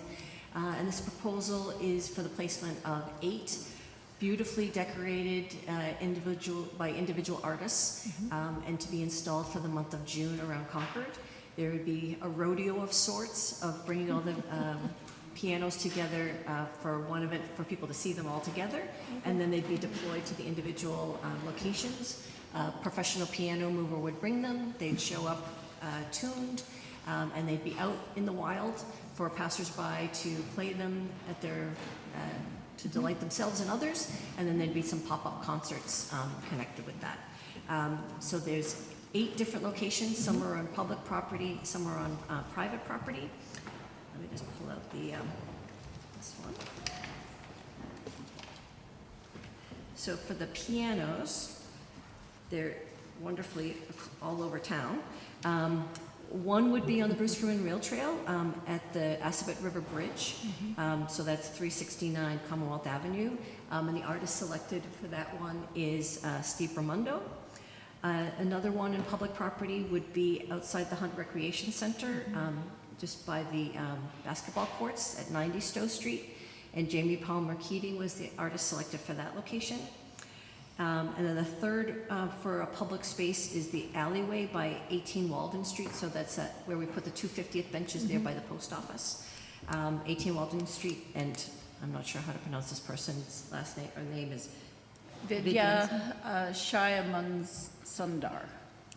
And then just to give you an understanding of the whole set, there's another one planned for the Concord Museum in the courtyard by Holly Harrison, Middlesex Savings Bank in front of the building by Jane Holland. You might recognize her name. She had done one of the switch boxes. You might recognize Steve Ramundo, also had done one of the switch boxes. One at the Umbrella Arts Center at 40 Stowe Street by Laura Buscemi. The Concord Conservatory of Music gets one by Hallie Cooper, and then the future home of the Guitar Museum of New England by Rachel Diarminio. So Kate, if you want to kind of describe a little, if I haven't hit on anything yet. No, you've hit it great. So we had a selection process for the artwork. We had a call to artists, and then we convened a panel to review the different things that were selected, and we chose the 8 last week. And on the kickoff day on the 30th, all the pianos are going to be played at once by CCM students. It's called Piano Extravaganza, and 2 sets of students will be at each piano playing a number of pieces, along with a group of adult students will be participating too. And then we will have a number of pop-up concerts by faculty throughout the month. And there will be opportunities for other folks to go in and play the pianos. And we've been collaborating with the West Concord Cultural District, the Concord Cultural District, and Middlesex Savings Bank is our lead sponsor of the event. So a couple of these do need to go before the HDC that Yeah, are I saw that. in the districts. With the timing of the meetings, that hearing isn't until Wednesday, so we're hoping for them to approve. When is the kickoff again?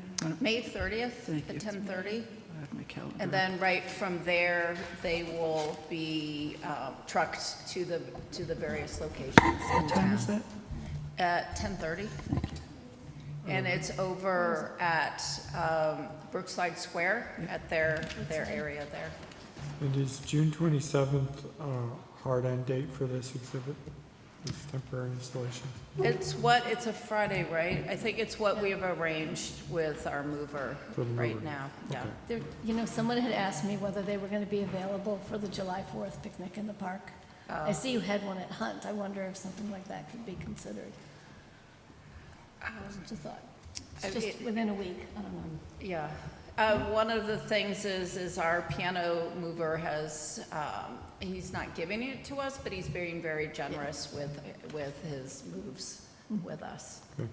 And kind of by the end of the month, I mean, they'll still be playable, but, you know. You know, I think for any of them staying longer, we'd need to check in back with like those sites, like for at the Hunt, they were concerned that's camp. Oh, how's yeah, that gonna be? okay. So I think some folks will be like, all right, we've had enough music. for them." Yeah, and it only overlaps with 5 days with their camps. Yeah, I understand that. I suppose it depends on how wet it is. Yes. Yeah, Yeah. that too. So there will be ambassador teams kind of monitoring each of the pianos, making sure there's litters taken care of, that it's in good repair, connecting people and then in that proximate area. All right. Discussion? Ready for Make motion? a motion to approve the pianos on the town project as presented. Second. Any other questions? All those in favor? Aye. Aye. Thank you. This Great. one's Thank gonna you. be That'd fun. be great. Yeah.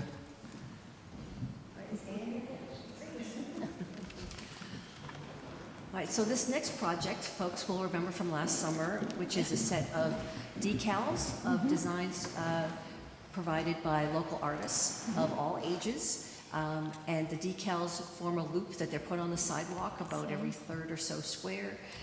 They're professionally installed and they're sort of heavy-duty decals that are meant to be on pavement under foot traffic.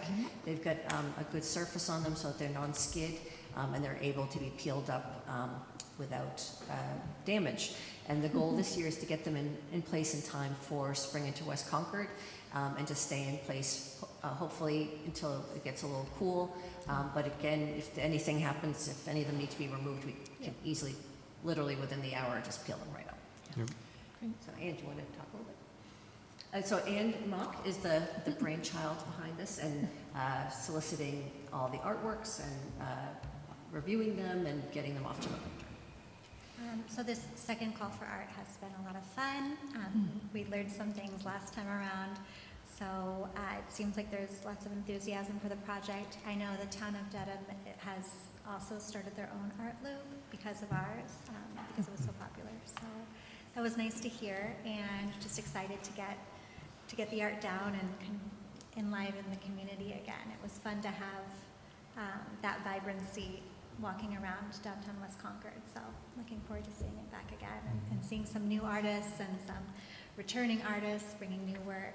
So What's been great about this is some of the artwork highlights individual businesses or aspects of the neighborhood, and they get kind of interestingly displayed, and it encourages people to kind of actually walk through the whole neighborhood, not just go to their usual Few in and places, out. You yeah. know, to Is this the same number as you had last year, or is this expanded? So did we apply for 140 this time around? So last year we had 136, and 6 of those were wayfinding decals, where there was a QR code that corresponded with a website where you could find out more about the artists. This year, we were hoping to expand to 140 so that we could have more of those like have one on each block, so that it would just be easier to find out information about the art and the Okay, artists. so not in a big way, but. Four more. Okay, that's fine, good, thank you. Great. And about how many of the artists selected are actually in Concord? All of them are. All of them? Mhm. Yeah. All of them either live here or work here, go to school here, worship here, have some great. connection to Concord, yes. It's great. Really good. I loved it last year. I'm going to love it this year too. And- A lot of and fun, and it's do I rem- multi-generational. It It's is great. fun. It's really fun. Do I remember correctly that you discovered that these, when they come up sort of in one piece so that the artist or someone can They have an were pretty artifact? dirty. I Yeah. know some folks wanted to kind of give them a new life. Yeah. So if anybody's hardy enough to want to do that. I think you did change the agreement, because the agreement last year didn't say that we could do anything with them afterwards. Okay. And Anne Sussman at Artscape is intent on getting them up on a wall. That's So right. she has some catchphrase like, "From the sidewalk to the wall," or something like that. So she Okay. would like to reclaim those if they're still intact at the end of the installation. We also gave preliminary approval, and maybe even final approval to the Pride sidewalk. And what's the relationship and timing between those two? So when these decals go to the printer, we're going to Yeah. do one decal to put on the sidewalk to test. To test. Because we're not sure how it's going to respond to vehicular traffic. Yeah, okay, great. But then, if it does okay, in early May, I'll be back to ask for final approval for that. All right, Okay. good. Any other questions? Okay. I make a motion to approve the sidewalk decals as presented. The West Concord Artman. Second. Any other questions? All those in favor? Aye. Thank you so much. It's Yeah. Thank you. be fun to see this again. Okay, moving right along. The next one is another familiar one. This is for the wayfinding signage along the Bruce Freeman Rail Trail. So it's been reviewed, input, shared with all the various folks. So the proposal is for 3 of the small orientation directory signs, and then 5 pole and arrow wayfinding signs that would, basically this would help direct people to orient themselves when they're on the Bruce Freeman Rail Trail, to basically know their north from south. And a big part of the goal is to really highlight the amenities in West Concord Village, to encourage people to really go to shop at the businesses there. So one of the directory signs would be specifically with a business directory. Those small directory signs are set up so that you can change the content of it quite easily. It would be done on a digital print, and then you can switch it out like every year or two. So unlike what we've just been talking about, this is a permanent. Right. Yep. Yeah. So this design kind of was handed down to me. It was part of a multi-town review. Yeah. This actually was initiated back in 2020, and had gotten 2 grants from the Community Preservation Act funding, and that it was 2 different grants, both that included wayfinding with a number of other deliverables. So by the time we've kind of come to actually do the installation, there wasn't sufficient funds. So we made up the balance with a grant thanks to the Friends of the Bruce Freeman Rail Trail. And when I had initiated this, Public Works recommended that we get an outside installation company. So that was the initial budget. They now say that they're able to do that work in-house. Okay. So I'll be able to send some of the funds back to the Friends of the Bruce Freeman Rail Trail. That's great. So Mimi, it looks like you've got 2 different sizes for the big signs. You've got a really big sign and a kind of big sign. Is that right? So there's 2 signs. There's that small directory sign. Right, And and then isn't the other there- one is a pole and arrow sign. Okay, because there's one, there's a So slide, that slide. The ones that are Right, the- highlighted in black are the ones that we're talking about. Thank you. Yeah, so Because I was worried we were the gonna use suite that. of possibilities, I Great. showed you what the whole. Thank you. I understand it now. I didn't before. And these are consistent with the signs that are in other towns along the trail, right? Right. Because I've seen them before. Yeah. Yeah, the, Yeah. what was it? Yeah. Dragonfly. Great. Any other questions? No. No? This would be nice to have some markers. Yep, it would be. And this is provisional approval? that Good we're for the looking No, this is for? final approval. This is final, okay, my motion's wrong, okay. Ready for a motion? Yes, I am. All right. It's D, sorry, it's on the previous page. There's two Bruce Freemans. Oh, That's why, this is that provision. Oh, yeah, we're not talking about the mural yet. We're oh talking yeah, about I'm like, the because it's sign. usually in here Yeah, too, yeah, I'm sorry, all right, no, so, make a motion for final approval of the Bruce Freeman Rail Trail signs. Second. Great. All those in favor? Aye. Aye. Yeah. Thank you. Yeah, no, I know, there's two of them, that's why. I know, Yeah. yeah, no, but it's literally right above it. The other project on The other page- project, the other this Bruce- one is It's- provisional it is approval. provisional, okay. So folks are probably familiar that under Powder Mill Road, there's an underpass that allows for the passing of the Bruce Freeman Rail Trail. That bridge is owned by Mass DOT. Right now, it's just painted white on the inside, and it is inviting a lot of tagging and unwanted graffiti. Public Works is having to paint over it on a regular basis. So they were actually the ones that suggested that that would be a great place to put a mural. Have done outreach to the West Concord Cultural Council, to TAC, a number of other entities think that's a great spot to put a mural.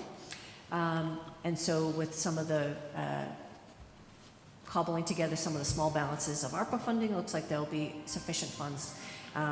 It's actually a very large, two large walls.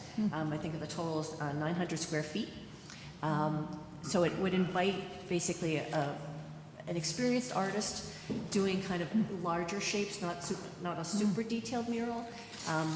But at the same time, we want to do a mural that's small enough, fine enough grain design so it doesn't invite taggers within the voids in it. So typically, if there is a mural, people generally don't do graffiti over it.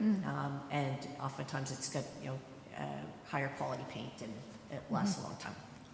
So basically, we're looking at a budget of $20,000. We've got enough time to be able to do a call for art. The proposal would be to convene a group of, like a steering committee, review committee, that would help decide what's the type of content we'd want. In the sample I sent you, the memo has a couple different approaches that we could take on it. There's a number of artists that do stuff that I think might fit. But I'd convene a group of people to sort of say, like, okay, do we want to lean more into like it being a community engagement process? Do we want it to be more about nature, a little bit more about history, more abstract? Do a call for art, and then we've got enough time for that to be painted by September, October. There is a very high insurance amount there, and that's because Mass DOT actually requires a very high level of insurance, because it will have to be approved not only by, the typical public internal to Concord, but it'll have to be approved by Mass DOT as well. So it's pretty dark in that tunnel. I had the same So question. are you considering lighting as part of this project at all? Or like very low lighting or? I could talk to Public Works about that. That's not kind of within the scope that I had. Yeah. And some of the artists, by having kind of painting it with bright colors, will help with some of that. I know the one in Newburyport has some light fixtures in there that are very low. It's not bright light at all, but at least you can see your way, you can appreciate the mural. So I don't know, it's an idea. Yeah, I'll talk to Public Works on it. So maybe you had mentioned these are ARPA funds that you're going to use for this? Yeah. Yeah, so talking with Carrie, she felt like there would be sufficient funds. So I'm thinking of DOT approvals and whether you can get those quickly enough to get the ARPA funds expended by. So I've had murals approved by Mass DOT. It typically is a 2-week turnaround. They're not, it's pretty low on their list of things. It is just paint. Yeah. They have rotaries to build. Yeah, right. But I mean, it isn't funded, right? I mean, it isn't free. It's $30,000 we could spend on other things. Right? Well, right now, I mean, it's not like we have a Right. grant that is only for this. I'm just saying, I'm not. It's no new. I'm just pointing out, I mean, it's $30,000 we could spend on other things instead of this if we chose. there is an expense of maintaining, Right. of painting it Public over Works. the graffiti on a regular basis. Right. So that's Right. part of what's initiating this too. Yeah, Right. so I think Maintenance. the hope is that a one-time investment in some art here avoids the ongoing maintenance expense of having to go down there regularly. Clean the graffiti. And so is it go on just the whole thing, the wall, the ceiling, This is for just the two side walls. on both walls, On both sides. but not the, I don't know. I didn't get just that the wall, ambitious not the with it. ceiling. Yeah, I think that would be a pretty challenging because I've got a 2-week time frame for the art to be executed.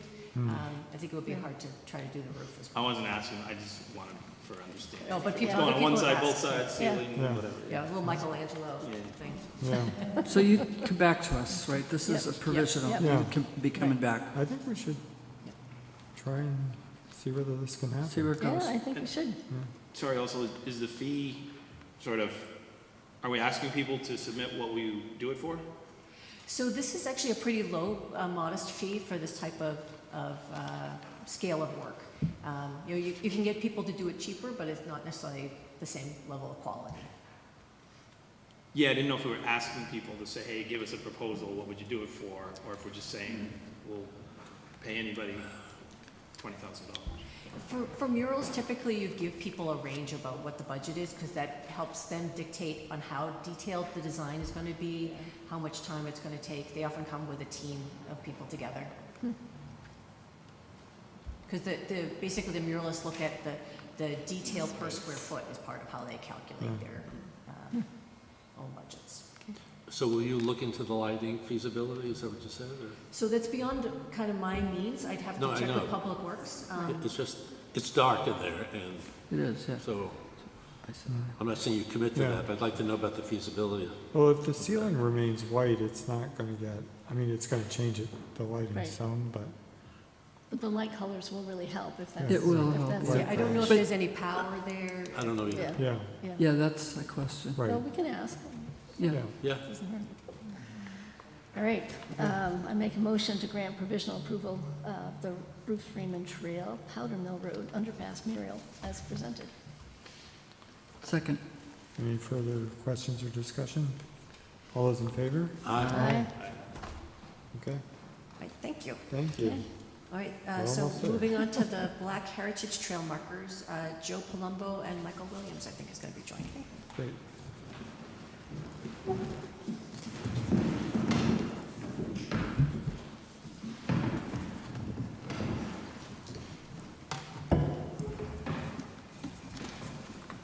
Welcome.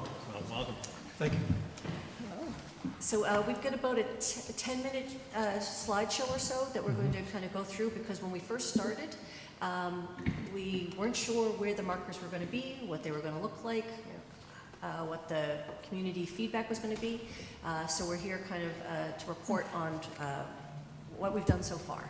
And we'll be asking for the provisional approval for the select board for this project. So thank you for inviting us to present on the Black Heritage Trail Marker Project. The project seeks to honor the all too overlooked accomplishments of Black Americans and Black Concordians in particular to make visible stories that have long existed but that many people have never encountered in Concord's public spaces. Next slide, please. This project is a partnership. The Robbins House has led Black heritage interpretation in Concord for over 15 years. The DEI committee works to surface underrepresented voices, which is one of the goals of the select board. The Visitor Center has seen strong demand for inclusive programming. The Economic Vitality Division recognizes that 60% of retail sales are tied to tourism, and it's a $145 billion Black travel market. For those reasons, inclusive storytelling is both a civic and economic priority, and the Commonwealth has made tourism a key focus of its economic agenda. Next slide. This project proposes 8 to 10 interpretive educational trail markers along the established Black Heritage Trail. It's important to note these are not permanent monuments or historic plaques, but markers made to make stories visible. The scope of the project is intentionally modest. Each marker tells a specific story. Together, they form a broader narrative across Concord's landscape. As mentioned, the project was funded through a Mott Destination Capital Grant, $20,000 total, with $14,000 in grant funds matched 1-to-1 by town ARPA funds. Since we last met with you in December, you encouraged us to create an advisory team. A Black Heritage Advisory Team has been convened to guide the work, and we've met 5 times since January. This group has been key in guiding the core team, Jen Turner and myself from the Robbins House and the Visitor Center, tourism manager Beth Williams, and Mimi Graney. Next slide, please. Black history is American history. Nationally, interest in meaningful Black heritage experiences is growing. Locally, Concord is one of only 3 Massachusetts communities that saw a decline in its Black population between 2010 and 2020 census. Making this history visible is not only about honoring the past, it's about signaling who belongs here today. When Black history is invisible in public spaces, it can suggest that those stories are marginal rather than foundational. Visibility changes that. This project builds on years of interpretive work. The Robbins House Walking Tour, stories of the Ellen Garrison's family, George Dugan, and the Patriots of Color. The Visitor Center has been making these stories accessible. This project brings them into the landscape where history actually happened. Next slide, please. Sankofa is an Akan term from Ghana meaning to go back and get it. The accompanying proverb to that is, it's not taboo to go back for what you forgot. The concept is widely used to represent African American initiatives focused on history, community, and reclaiming heritage. It speaks directly to this work. Concord is not discovering something new, it's remembering something that had been forgotten. This idea, and perhaps this image too, is centering to our work. Next slide, please. Stereo Joe. This project is guided by an advisory committee that has met regularly since January, completing 5 meetings to date. The committee brings together a deliberately broad coalition of voices, including project leads, myself and Jen at the Robbins House, historians Dr. Robert Bellinger and Dr. Sandra Petrolinas, institutional partners from the Revolutionary Valley Regional Tourism Council, Thoreau Farm, representatives from Concord Public Schools, Concord Academy, elected officials, university faculty, community residents, town Concord staff liaisons spanning economic vitality, tourism, and historic preservation. The depth and the diversity of the experience and expertise of this group shows that the project is shaped by a rigorous historical scholarship, strong community ties, meaningful institutional support, and most importantly, it is shaped through the agency and voice of members of our own Black community. Next slide, please. The advisory team has been invaluable in ensuring historical interpretation is purposeful and grounded. Outreach has been central with meetings involving boards, residents, property owners, and community leaders. A project page on the town website serves as a consistently updated resource where we're showing our work and learning together. A particular note is the recent podcast featuring advisory team members Rob Monroe, who also serves on the Historical District Committee, and Nikki Turpin, president of the Robbins House, exploring why this project matters for both residents, visitors, and our Black community members. Next slide. During Patriots' Day weekend, we will be using temporary lawn signs to highlight some of our priority sites and share this history. We'll have a booth and a block party so members of the public can ask questions and give their feedback and input on the project. Next slide, please. Location of these, location selection is grounded in an existing Black Heritage Trail. We've narrowed, and these sites were evaluated on a rubric of historical significance, strength of our documentation, whether they were accessible and how easily they were, and how they would help people understand history in context. So the advisory team used this rubric to narrow these down to 13 priority locations, and outreach to both property owners and stewards of the 13 locations is underway and progressing really positively. People seem quite eager to and happy to showcase these spots. The images on the following slides we're going to show you are sort of temporary designs we created, not of the markers, but of temporary designs we created for Patriots Day. because we're going to put these temporary signs around the town for Patriots Day so folks can interact with them. So we're just going to flip through so you know the small signs are going to be going for Patriots Day, but also it's a little overview of history. This is, each sign will be accompanied by this overview slide that sort of tells, hey, what's this about? And if you want to know more about the project, who you can talk to. I'll take you through quickly some of the slides. Can I see the next one, please? The historic black neighborhood at the Great Fields. In 1761, John Jack became Concord's first black landowner here. Caesar Robbins and his descendants built lives, raised families, shaped the town and neighborhood until it was erased in 1875. The land has changed hands, but the story didn't. Next slide. Another spot will be right here. The life of John Garrison at the townhouse. For many years, John Garrison oversaw the care of the building we're in tonight. As superintendent, starting in 1862, he held responsibility in Concord's town government, and he used the wages earned here by working at the townhouse to build a home which still stands at 78 Monument Street. Next site. Next site is literally right across the street from us. What was known when Frederick Douglass spoke at the Universalist Meeting House. In 1841, Frederick Douglass delivered a landmark address here in Concord to the Middlesex Anti-Slavery Society, and he brought the national fight for freedom directly to Concord, literally across the street.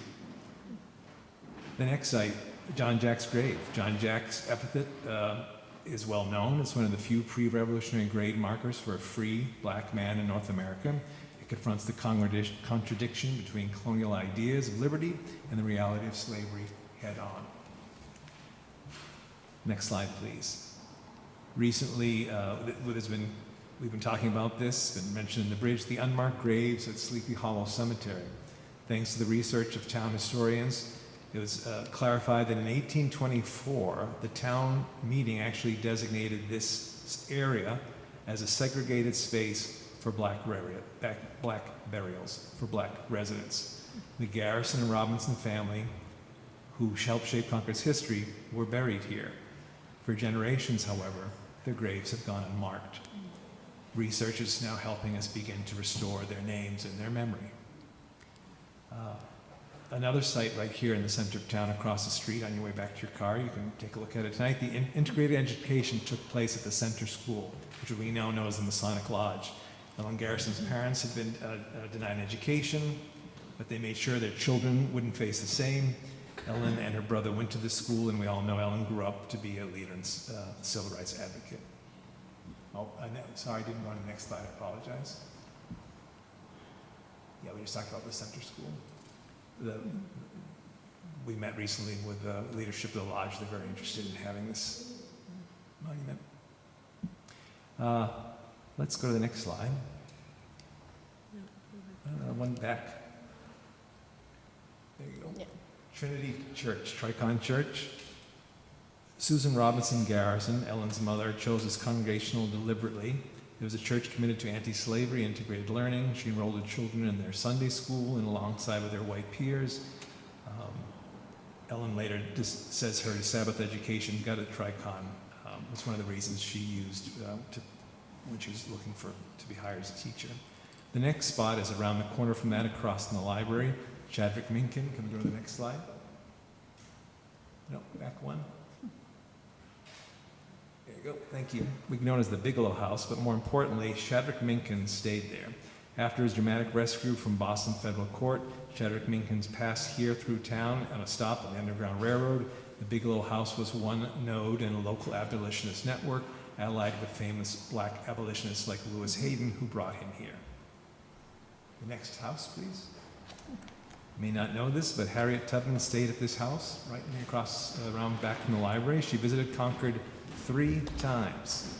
In 1859, she stayed at this house as a guest of the Whiting family. Connects Concord to the larger movement. Next slide, please.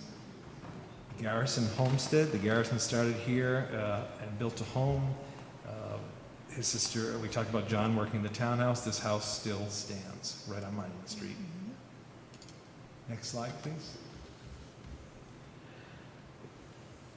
Brister Freeman stolen labor. We know Brister Freeman was enslaved here at the Rotary at the home of John Cumming. Brister Freeman's stolen labor helped fund John Cummings' wealth and influence. After the Revolution, in which Brister served the patriot color, he worked to secure his own freedom and was able to build a small home near Walden. Next slide, please. Black land ownership in Walden Woods. Brister Freeman didn't just survive enslavement and war, he became another one of Concord's first black landowners. He purchased land in Walden Woods, raised a family there, decades before Thoreau made the place famous. And our last one we're going to talk about tonight in West Concord, we call it the Dugan neighborhood. Thomas Dugan liberated himself from enslavement in Virginia and reached Concord around 1787.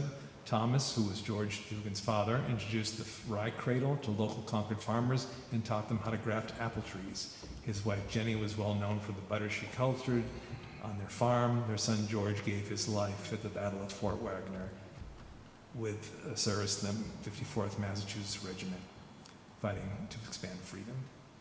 So these are the temporary sites that we'll be talking about on Patriots Day. And this is the menu of sites that will get the finals for the actual trail itself.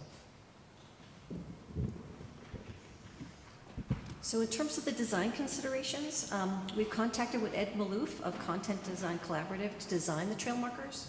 He brings extensive experience in interpretive signage and history-based exhibits. The markers will appear in a variety of settings, but will share a common look. They'll be high quality and in dialogue with their location. Next slide, please. These markers are interpretive rather than commemorative. They're not monuments or landmarks, but tools that serve a programmatic purpose. While robustly constructed, they can be affordably replaced as content needs to be replaced or if the signs are damaged.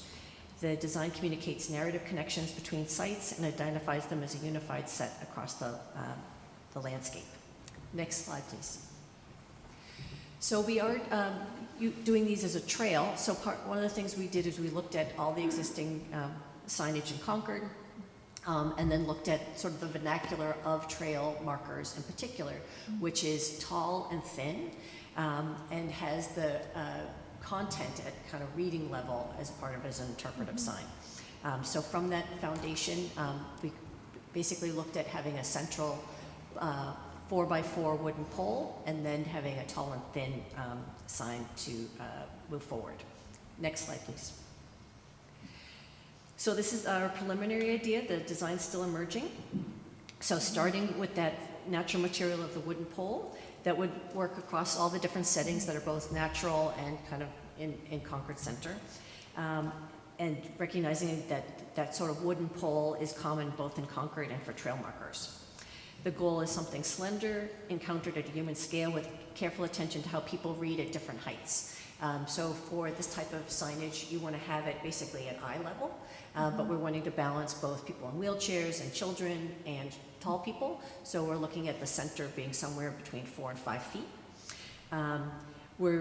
Right now, as we've been sort of looking at it in different ways, we're thinking that an 18-inch wide sign might be the best format. Next slide, please.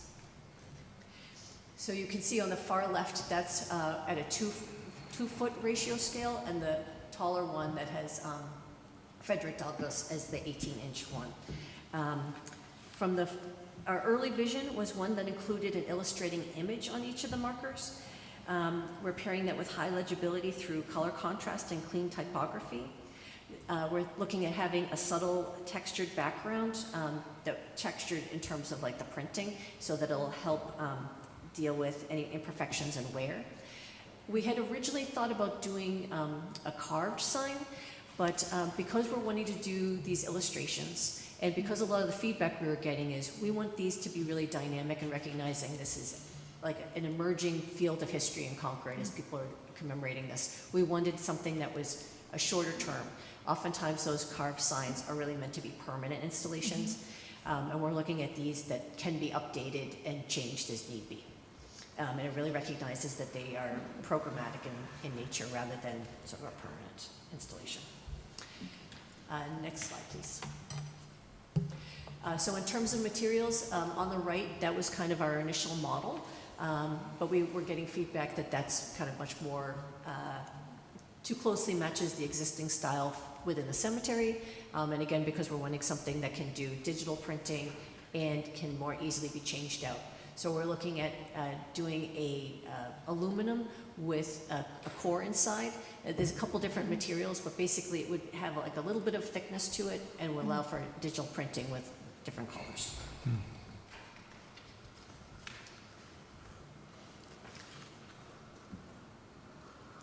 So we welcome your questions and feedback. This is very exciting. It's a lot. I mean, I like the continuity of the signs and the story. I think it works really well.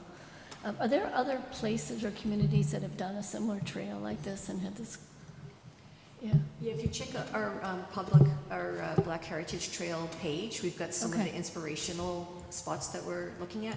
I forgot to add that we're planning on doing one single mock-up that actually would have the height and we're going to see if maybe the Masons would allow us to do it there, because it might also do double duty with bringing the HDC, and because they're wanting to look at it, I think that might be a good way. I think there can be some concerns of like, how is this actually going to feel when you're out there? So we're going to want to actually have people have the real life experience. It. Yeah. Great. So I like the idea of making not just Black Americans, but all Americans understand the place that Black people had in the early history of our country. I think that's wonderful. But on a and that aligns with the select board goals. But on a practical thing, I'm also interested in the revenue that we get from tourism and how this might impact that, because that's also a select board goal, to increase revenue from sources other than property tax. So have you given, I know you mentioned it earlier, Mimi, about the total revenue that we get from tourism. Do you have any information from other cities that could help quantify any incremental revenue we could expect from this program?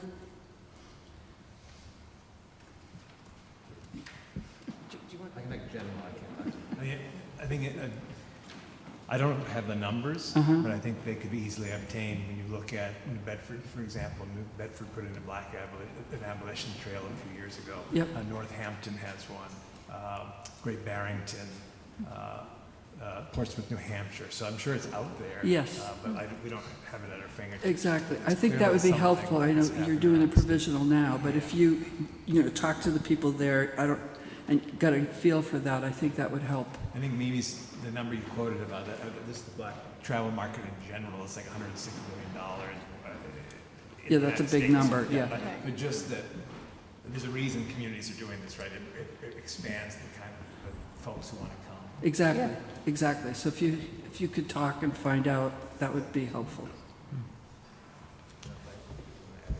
Yeah, it's $145 billion Black tourism market. In the U.S.? In the U.S. And I think we are expanding. A lot of our visitors are also regional, and recognizing we're expanding the stories that are available here.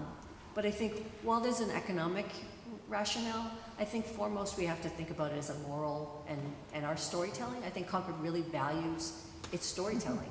And there's a gap in some of the stories that we tell. And this is an opportunity. This idea helps. That's all I'm saying. Yeah.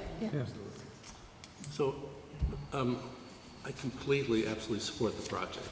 And it's going to be 8 to 10 sites, although you're experimenting with 13. I get that, right? So my concern is the scale of the signs, physically the scale.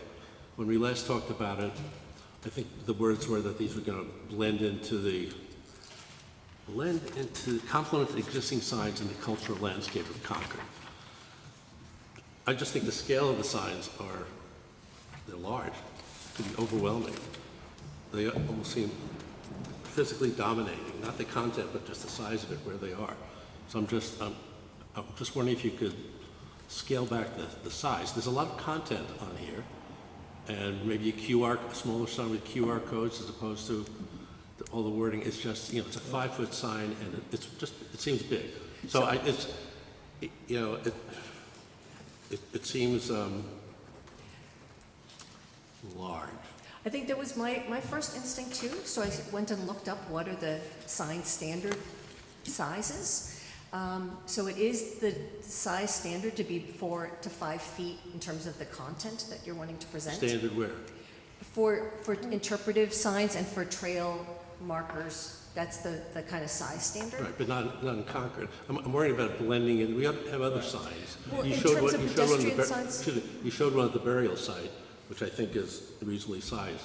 I know you don't want to do carved wood, but I'm just, these are large signs, and there are many of them, so, yeah. We need to do this, but we need to have the proper scale, I think, and I'm not, just a personal opinion, it just seems large. Yeah. Well, and the other design standard that's key is for pedestrian signage, it's supposed to have a 7 feet minimum. So I think I'm looking forward to having the mock-up so that we can actually have a feel for it, and I think that might help us kind of see how it looks. So we don't have anything like this in town center. Well, you have things like this in West Concord, yeah. I think in West Concord. I mean, I think part of the key, if you look at what's the concept of visibility and being visible versus being invisible, and certainly what we've heard from the Black Concordians on the committee, and what you hear from historians in general is Concord lacks visibility for Black history. So we want to make sure these aren't supposed to be like tiny little QR codes that you barely can find. I'm not suggesting No, I'm that just saying tiny that, little signs. But that's why there is an intent to try to make them visible, so long as they fit into the existing landscape. And we think these look quite beautifully, actually. Maybe once you see it. Yeah, I mean, Just before, maybe if I'd like to just request, since this is provisional, that you look into scaling this back and see if it could satisfy what you need. I'm just worried that blending into the cultural landscape in town. So some of the feedback we got from the HDC was that they liked a sort of modern approach. And this is sort of responding to that. The HDC would like a modern approach? Yeah. That's ironic. That's ironic. I've been meeting with them every month. Okay. And showing them the iterations to get to this point. We've got another meeting this Wednesday.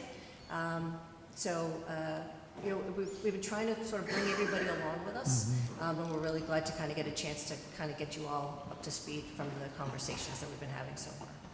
yeah, so if I can jump in for a sec, I mean, I'm sort of in agreement with Paul. I think, first of all, supportive of the concept, so, and the idea that we would, do some of this around the black trail markers.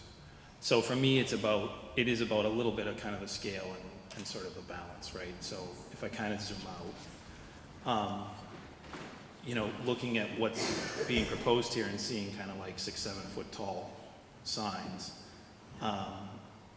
if I kind of just look more broadly, right, we've taken down historical signs, not specific to this project, but just across the town. Like we've taken down historical markers for maintenance, and we've had trouble with other things, like even thinking about something for people who died in the Revolutionary War.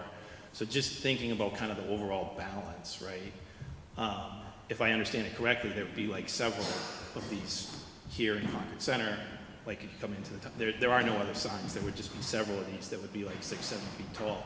So for me, it's a matter of just sort of the overall sort of balance across, all of the things that we have in the town and all of the different rich histories that we have. And don't mistake me, I want this to be an important part of that, right? It's just how do we sort of tell all the stories, right? And balance all of these things collectively as a community. So I think I could maybe show you side by side the signs that we just approved for the Bruce Freeman Rail Trail and the set of signs, and these are significantly smaller. That's on the rail trail. These are sort of in populations. Yeah. Well, I think we're sort of saying. I get it. I just want to ask you all a question. How many images do you think exist in Concord Center right now of a person of color? You don't have to answer out loud, but just think in your head, how many? And the answer right now is 0. So if you're a family of color, or you have children of color, or you're on vacation, you get out to see Concord. We hear this all the time from the visitor center. You cannot see yourself in the landscape. So part of this project is to make you visible in the landscape. And when people feel visible, they feel welcome. So yes, we certainly can figure out ways probably to modify the scale of the sign, but the intent is to make them visible, so that when the family gets out of their car or they wandered out from the visitor center and they're with no tour guide, they go, wow, Not only are we here and we built the country, but this town welcomes us. That's it. Let me, an adjacent question is on community engagement. I would advise you have significant community engagement beyond what you've done. I mean, real community engagement, because the last thing I'd like to happen is you put these signs up and people say, when did that happen? And why are those so large? You need feedback if you haven't gotten it, and considerable feedback given the importance of this project. I want this to succeed, but I want it to be. We'll need your help, though. For it to succeed, we'll need your help. I think that beyond that, the step of providing provisional improvement approval and creating some mock-ups are useful. My reaction to the design ideas is that there were some of the examples that had 2 feet instead of 1. I think that thick post at the bottom actually contributes quite a bit to the sort of impact that the signage itself has. And maybe that's just because we're looking at a white square, white rectangle with nothing on it. My question about the content of the signs was, it wasn't apparent to me whether there's some wayfinding aspect to this, like how do you find the next sign, where's the next spot on the trail? That didn't come across, and maybe that hasn't been developed, but I think it's important to, for this to feel like it's a trail marker in some ways, in order to kind of make sure that the purpose of the sign, besides the representation, is also clear to help people find their way from one story to the next. One of the things that we talked about in the advisory group was that this should tell a story that points in the direction from past to the future, and I think that's some of the iconography that we want to have relative to the signs. Yeah. I appreciate the thoughtfulness with which this has been presented, and I think it's a very impactful story overall. So I would, notwithstanding some of the other comments that folks on the board have made, I think that it's making good progress, and I think we should keep working on it. So, I would agree, but I also do think, to Paul's point around public comment, if you can get a sample out and get some more feedback on it, I think that would be really wise for all of us. So on the page there, you can see all the different committees and outreach that we've been doing. And then at the block party, we're hoping that we'll get 5,000 people or so to respond. Is the issue around the I think it's just size? it's the size and the story, and just how many will you have, so people can ask questions about the process. And I know you've got a lot of committee input, but you know what? People will still come and say, "What? I never heard about this," right? It's going to happen, and there is no perfection. Just I think sharing with those committees, like here are the proposed locations, here's the proposed what it might look like, what feedback do you have, how does it sort of all tie together. I think as much as we can ask, right, is to go, and make sure that everybody kind of gets that input as much as possible, right? There's no perfection. At some point, you got to call it, right? But I think that would be. But I think that what you've also thoughtfully incorporated is an opportunity for this concept to evolve somewhat too. You're not talking about, carved granite that takes a bulldozer to move when you're discussing these, and so I think that's also a good way to hone in on what is the trail and the markers that are going to be most effective at communicating this message. And I think, Paul's point's a good one about why are there so many all in one place in this, because this is the historic part of town, and so much of the history of this era happened in this section, and so many of our visitors come to this section. That's why they all seem to be clustered. Well, if one looks around, you would also recognize that virtually every house up and down the street is marked in some way, shape, or form, with a date, with the name of a person that lived there. So these images, we're used to seeing them, and this is going to be new, so we're always attracted to difference. But if you go out there and look at it for the first time, you would see signs all over this town. I know, of the signs There- that people look at there are and they lots of observe, them. and there's, and Right. they're. Can I just continue my earlier comment about the economic opportunity we have here? I was hoping that when we learned more about other towns and were to quantify it, we might be able to start something here. So these signs are a way to maybe start something here, more formal than just signage. So that's kind of where I was going with that comment. Yeah, Are we ready for a motion? I think so. Okay, I would like to make a motion to grant provisional approval of the installation as described. Second. Thank you, Mary. Any further questions or discussion? Yes, I'm willing to vote provisionally to move this forward, but I really want you to think about the size and scale of these and ways to make them smaller but as effective. But please do it. I think it's important and proved to be important for the acceptability of this whole project down the road. And I'm with Paul. Okay. If there's no other comments, all those in favor? Aye. Thank you so much. Thank you. Okay. All right. I'm just going to grab water. We'll take 2 minutes to stand up. Super quick. Did you throw it away? No, I gave it to John.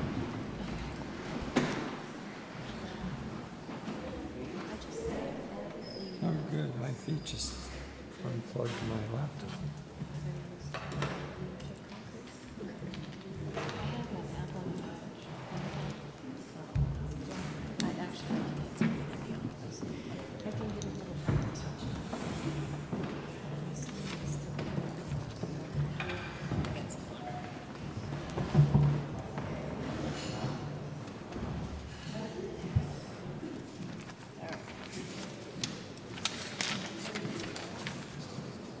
We haven't done the MCI yet. 10 minutes ahead and over 30 minutes behind. Really? Are we 10 minutes ahead? Are we? Oh, and now we're 30 minutes behind? That was a 10-minute meeting, 10-minute presentation. So this list right here, the beauty center's on the consent agenda. We're going to go over that. Okay, great. That's a good point. That's what I was worried about that. What I worried about it. Are you having us read both of our things, or are you going to do? Not back to back. Got it. Go first one. And then second one. Great. All right. Appreciate the opportunity to stretch for a moment. The next item on our agenda is the discussion of the reference of the IHRA definition of anti-Semitism in the Select Board January 27th, 2026 proclamation. And the way we're going to approach that this evening is that we're going to hear statements from each of the Select Board members on their understanding of the intent and the purpose of that reference. And then we're going to, once we've all made that initial statement, and I asked the board to prepare them independently in preparation for this meeting, once we've all gone around and made that statement, we can have, if we want to, a brief discussion on that. But I've also asked the board members to give some consideration to what, if any, proposed actions they might be suggesting based on their own independent thought. The board is then going to have a discussion about whether or not we are inclined to make any further action on this particular reference or proclamation, and we will have a discussion for, I'm going to let the board take its time on that. But once we seem to have gotten to a point where we're either at some sort of consensus or decision point, I'm going to open up for public comment, and I'm going to allow us to receive comments. I'm going to go reference back, since it was 2.5 hours ago, that the comments that we're hoping to receive tonight in that public comment period are going to be comments on the discussion that the board is currently having. That would be the most helpful thing that anybody could do, is listen to what we're saying and respond to that. I know that there are people that have well-practiced opinions about the IHRA definition and related topics. We have heard a lot of that.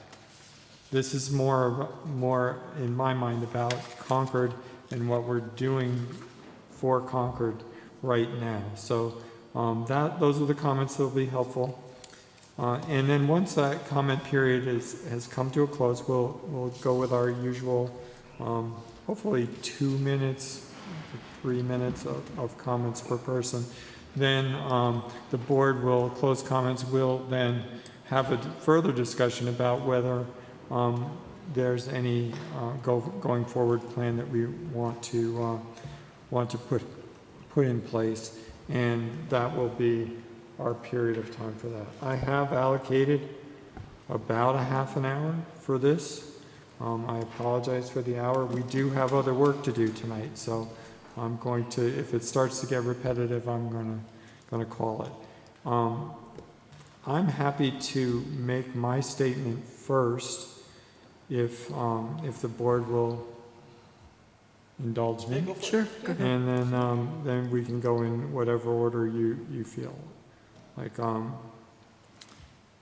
let me make sure. Okay. Quoting from the proclamation itself, in moments when members of the community express concern about anti-Semitism, quote, in moments when members of the community express concerns about anti-Semitism, clarity and leadership from elected officials matters, end quote. We intended to, again quoting from the proclamation, condemn anti-Semitism in all its forms and reaffirm our commitment to foster a welcoming and inclusive community where all people, regardless of faith, background, or identity, are treated with dignity and respect, end quote. And to, again quoting, encourage education awareness to help residents recognize and reject anti-Semitism and other forms of hate, and we encourage anyone who experiences or witnesses harassment, threats, or suspected hate incidents to report such matters to the appropriate authorities, end quote. In making these statements, we intended to show our support for Concord's Jewish community by making it clear that anti-Semitism is both unacceptable and acknowledging that it exists in Concord. However, and unfortunately, by including the language that proclaimed adopting in the IHRA definition of anti-Semitism, which is associated with a vigorous ongoing debate about its meanings and implications, I never intended to choose a side in that debate. We have, in my view, become unnecessarily distracted from our stated purpose. Had I understood the extent of this at the time, I would have rejected its inclusion in favor of simply using the term anti-Semitism and focusing on our objectives, as I've just pulled out of or extracted from the proclamation. That is where my intentions lie. Anyone else ready to go? I'll go. Mary? Thank you, Mark. That was good.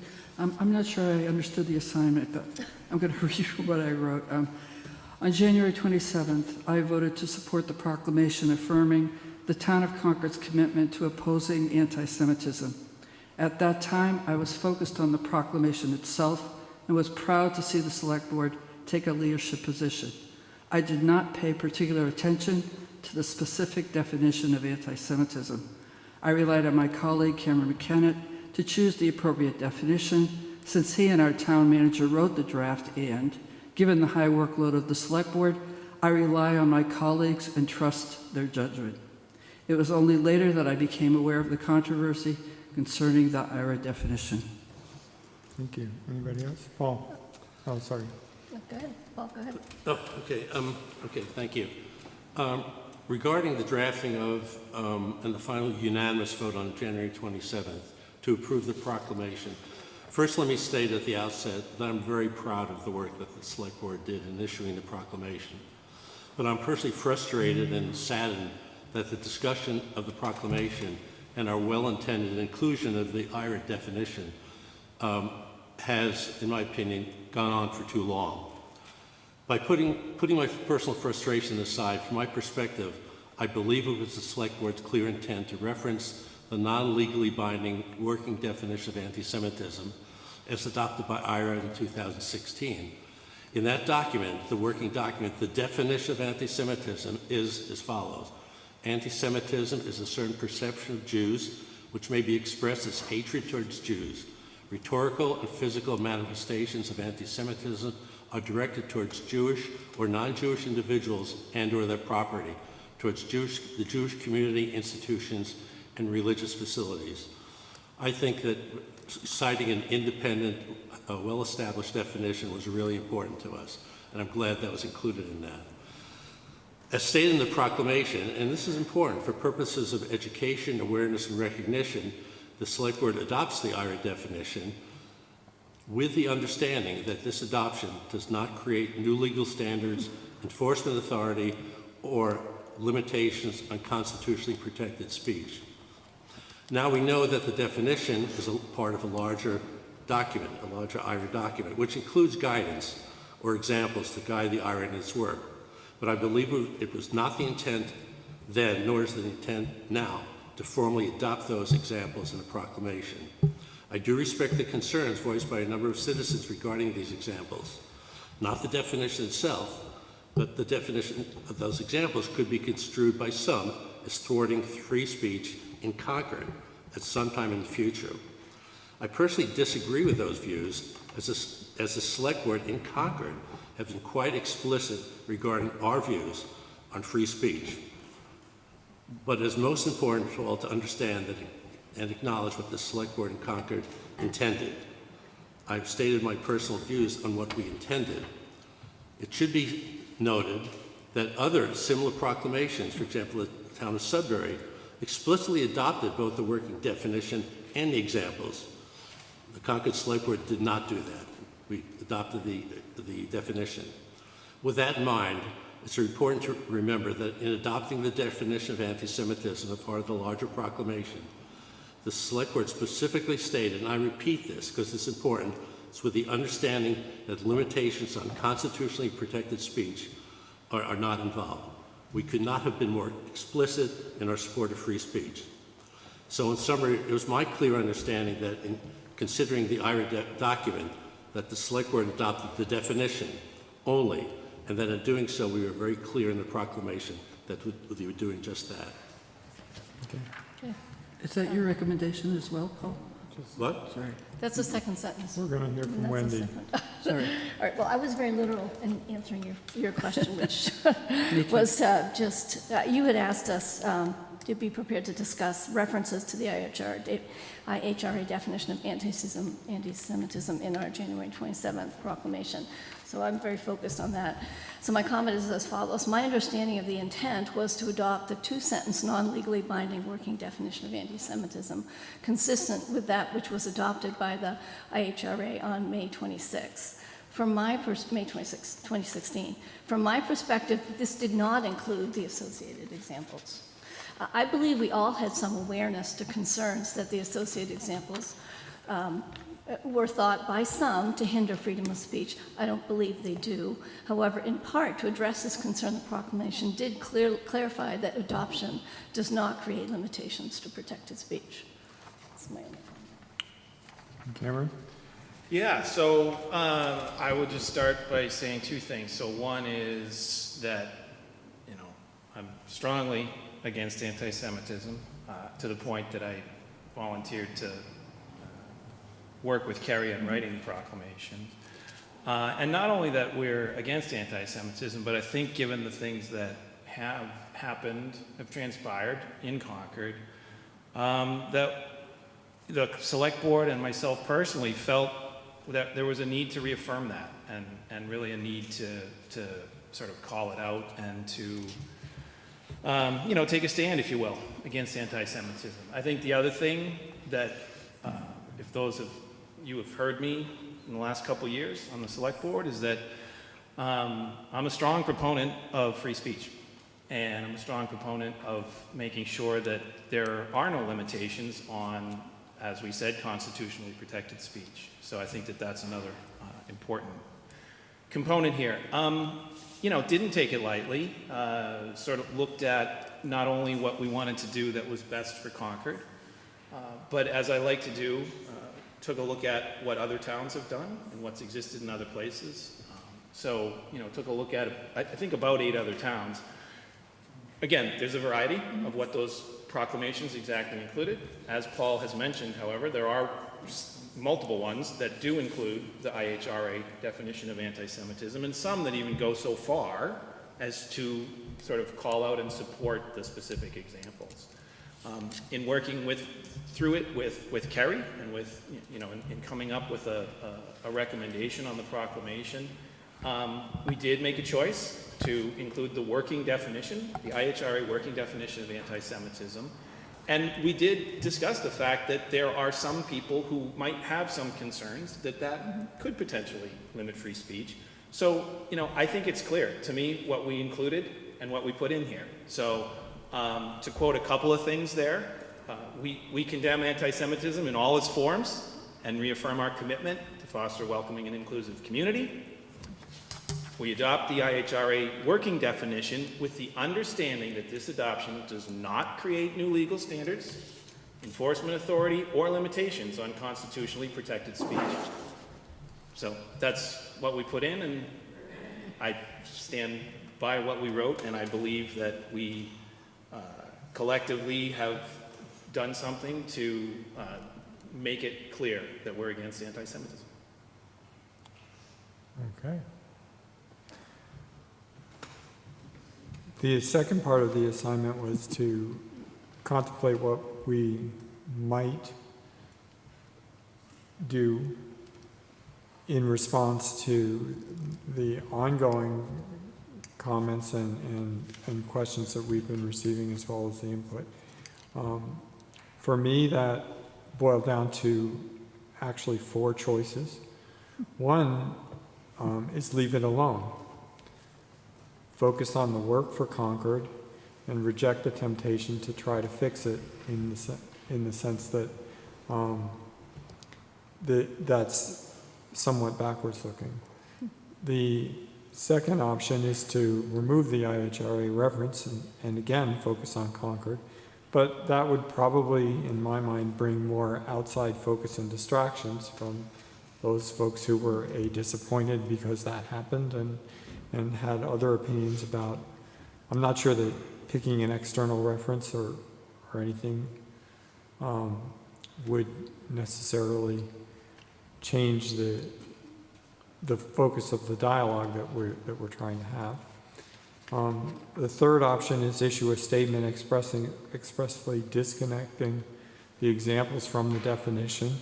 For those that are watching closely, that might be helpful. The statements that we've already made, I think, leaned into the notion that for most of us, the examples were not part of the adoption in the first place. And for many others, that may go completely unnoticed. And then the fourth option, which is kind of a version of the second one, is adopt an alternate definition, but that, of course, brings unknown benefits and complications and probably extends this dialogue about that, again, failing to focus on what I consider to be the real objective here, which is to get at some of the things that came to us last summer, which was a very real recognition that there is an issue in Concord that we need to address in the form of anti-Semitism as well as other forms of bias. That's mine. Do we want to take this in the same order? Okay, sure. Mary? Yeah, I'll go.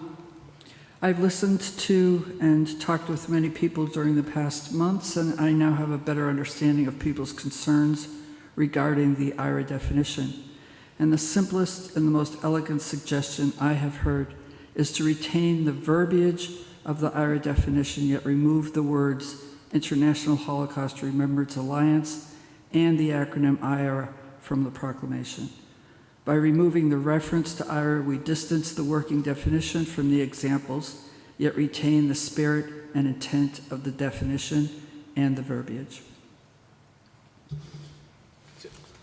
Can I just ask clarification? Go ahead. We're removing IHRA, but then there is no definition of anti-Semitism. just Is that- Well, there is the definition per IRA, right? Put the But we- verbiage of the we would retain the verbiage, the definition itself. the actual. Oh, keep the definition Keep the itself. definition, but Okay, just I'm just trying to understand, okay. Does, okay, good. All right. Okay.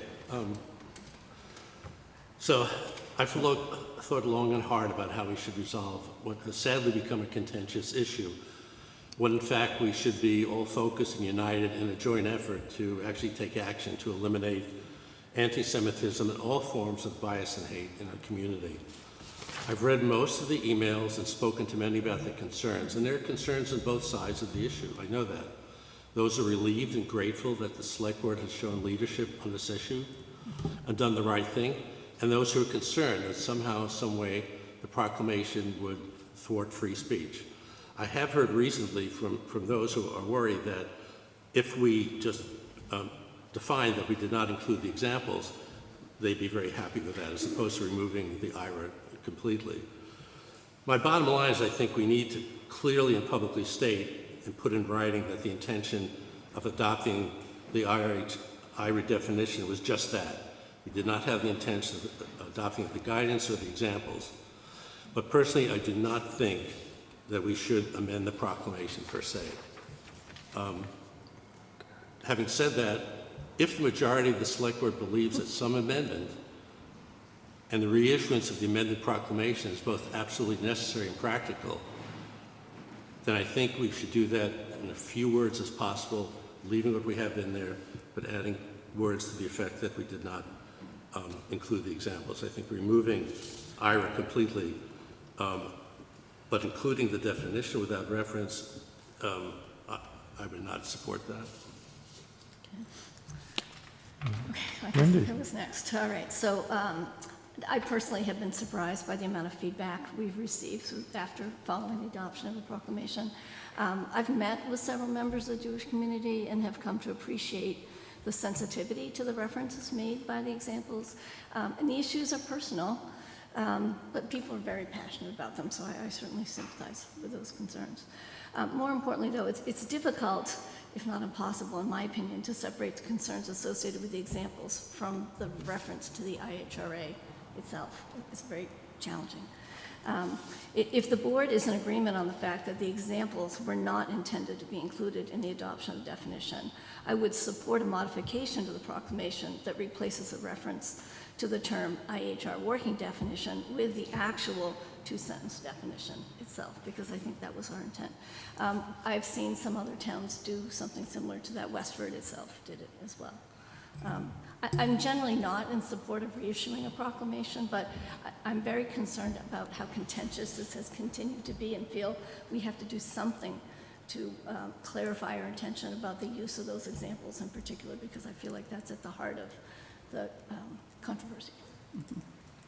Kim, what are your thoughts? Yeah, I mean, I guess I'm with Paul in the sense that I don't, I think the proclamation stands for itself, and I wouldn't, be in favor of wanting to kind of reissue the proclamation. I think we've talked about how we want to do things that are, doing the right things, condemning anti-Semitism, passionate and believing in that, wanting to maintain free speech, and I think we covered all that in what we did.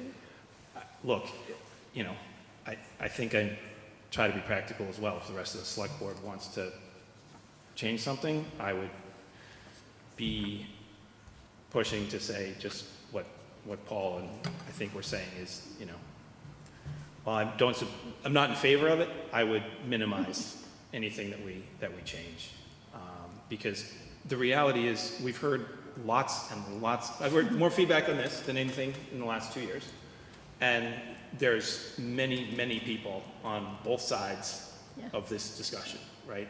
So I sort of feel like at some point, you change it, you don't change it, you know, you can't win, right, in that respect. What is more important is, I think, Mark, a lot of the things that you talk about, right? Which is, and you're very good at describing this, which is, you know, this isn't where the work gets done, right? We got to do the work together as a community, and that's what we're trying to communicate much more than, to be honest, than trying to sort of, you know, parse apart the specific words. You know, we're trying to do the right thing. We're here trying to, you know, advance the community. So those are my thoughts. But just to clarify. You're right. I think that we're also trying to help the community move forward at the same time. I do think that I'm very hopeful that whatever we decide tonight as a committee does put an end to this, and we do move to the more important work to change behavior and attitudes. I think we're all on board with that, right? Totally. I just have a clarifying question for you. So, you said to keep it, but you'd be willing to change. Is that adding clarifying words or removing? All I said was, if we were going to change something, yeah, I would want to minimize, like you said, minimize what we would change. So, you know, something along the lines of keeping something that would... Keeping IRA in there, but modifying it or replacing it? I think we have, maybe there's two proposals. No, I just want to know what your opinion. Oh, you're not... I think I was sort of like saying, if we I think change we it, have let's two minimize. proposals. Sorry. Go ahead, go ahead. Like, I thought that I was saying we should remove the reference to IRA, but keep in the actual IRA definition. And I thought I heard Wendy say the That's what I was saying. I think we were saying the same. So we'd keep in the definition, but remove the reference to IRA, and that also, by extension, removes the examples, right? So we don't have to explicitly remove the examples. So we were talking about removing words and, you know, simplifying it. And I don't know where you stand. No, you're talking about replacing words, replacing. No, just removing the whole. Yeah, you're it's, adding the definition, which is... Removing the reference to IHRA working I will- definition, but... But I the will say definition that- would be the IRA definition, but we wouldn't Yeah. explicitly say it was the IRA definition. It's So somewhat easier said than done. why? Yeah, I know. So just- Because it's in the title of the proclamation. Okay, so we Adopting the IHRA framework. take it out of the Or title. adopting the IHRA working definition of anti-Semitism. But- There's an entire whereas clause Right. that references Right. the widespread use of that.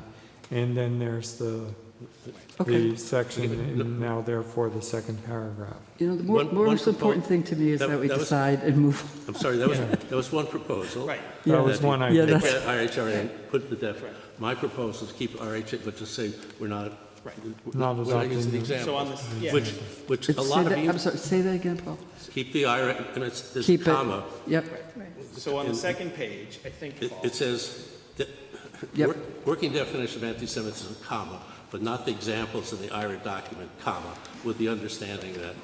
And I say that because the feedback we've gotten, once I sort of made that statement, personal statement, was that, whoa, okay, make that clear. That would be good to add that to the document. Well, So yeah, that would be the easiest way of doing it, but without changing the title and everything else. adopts the IHRA working definition of anti-Semitism, excluding the Example. Exclusive of the Yeah. examples. I will say that I've heard that suggestion before. I've also heard critiques of that suggestion that suggest that say that that's not a very practical thing because that is one document. Now we're basically saying we're pick and No, I choosing from that disagree. document. The document... I'm the document just has the relating a definition. critique I've heard. I'm not. But the document has the definition, has the examples. Yeah.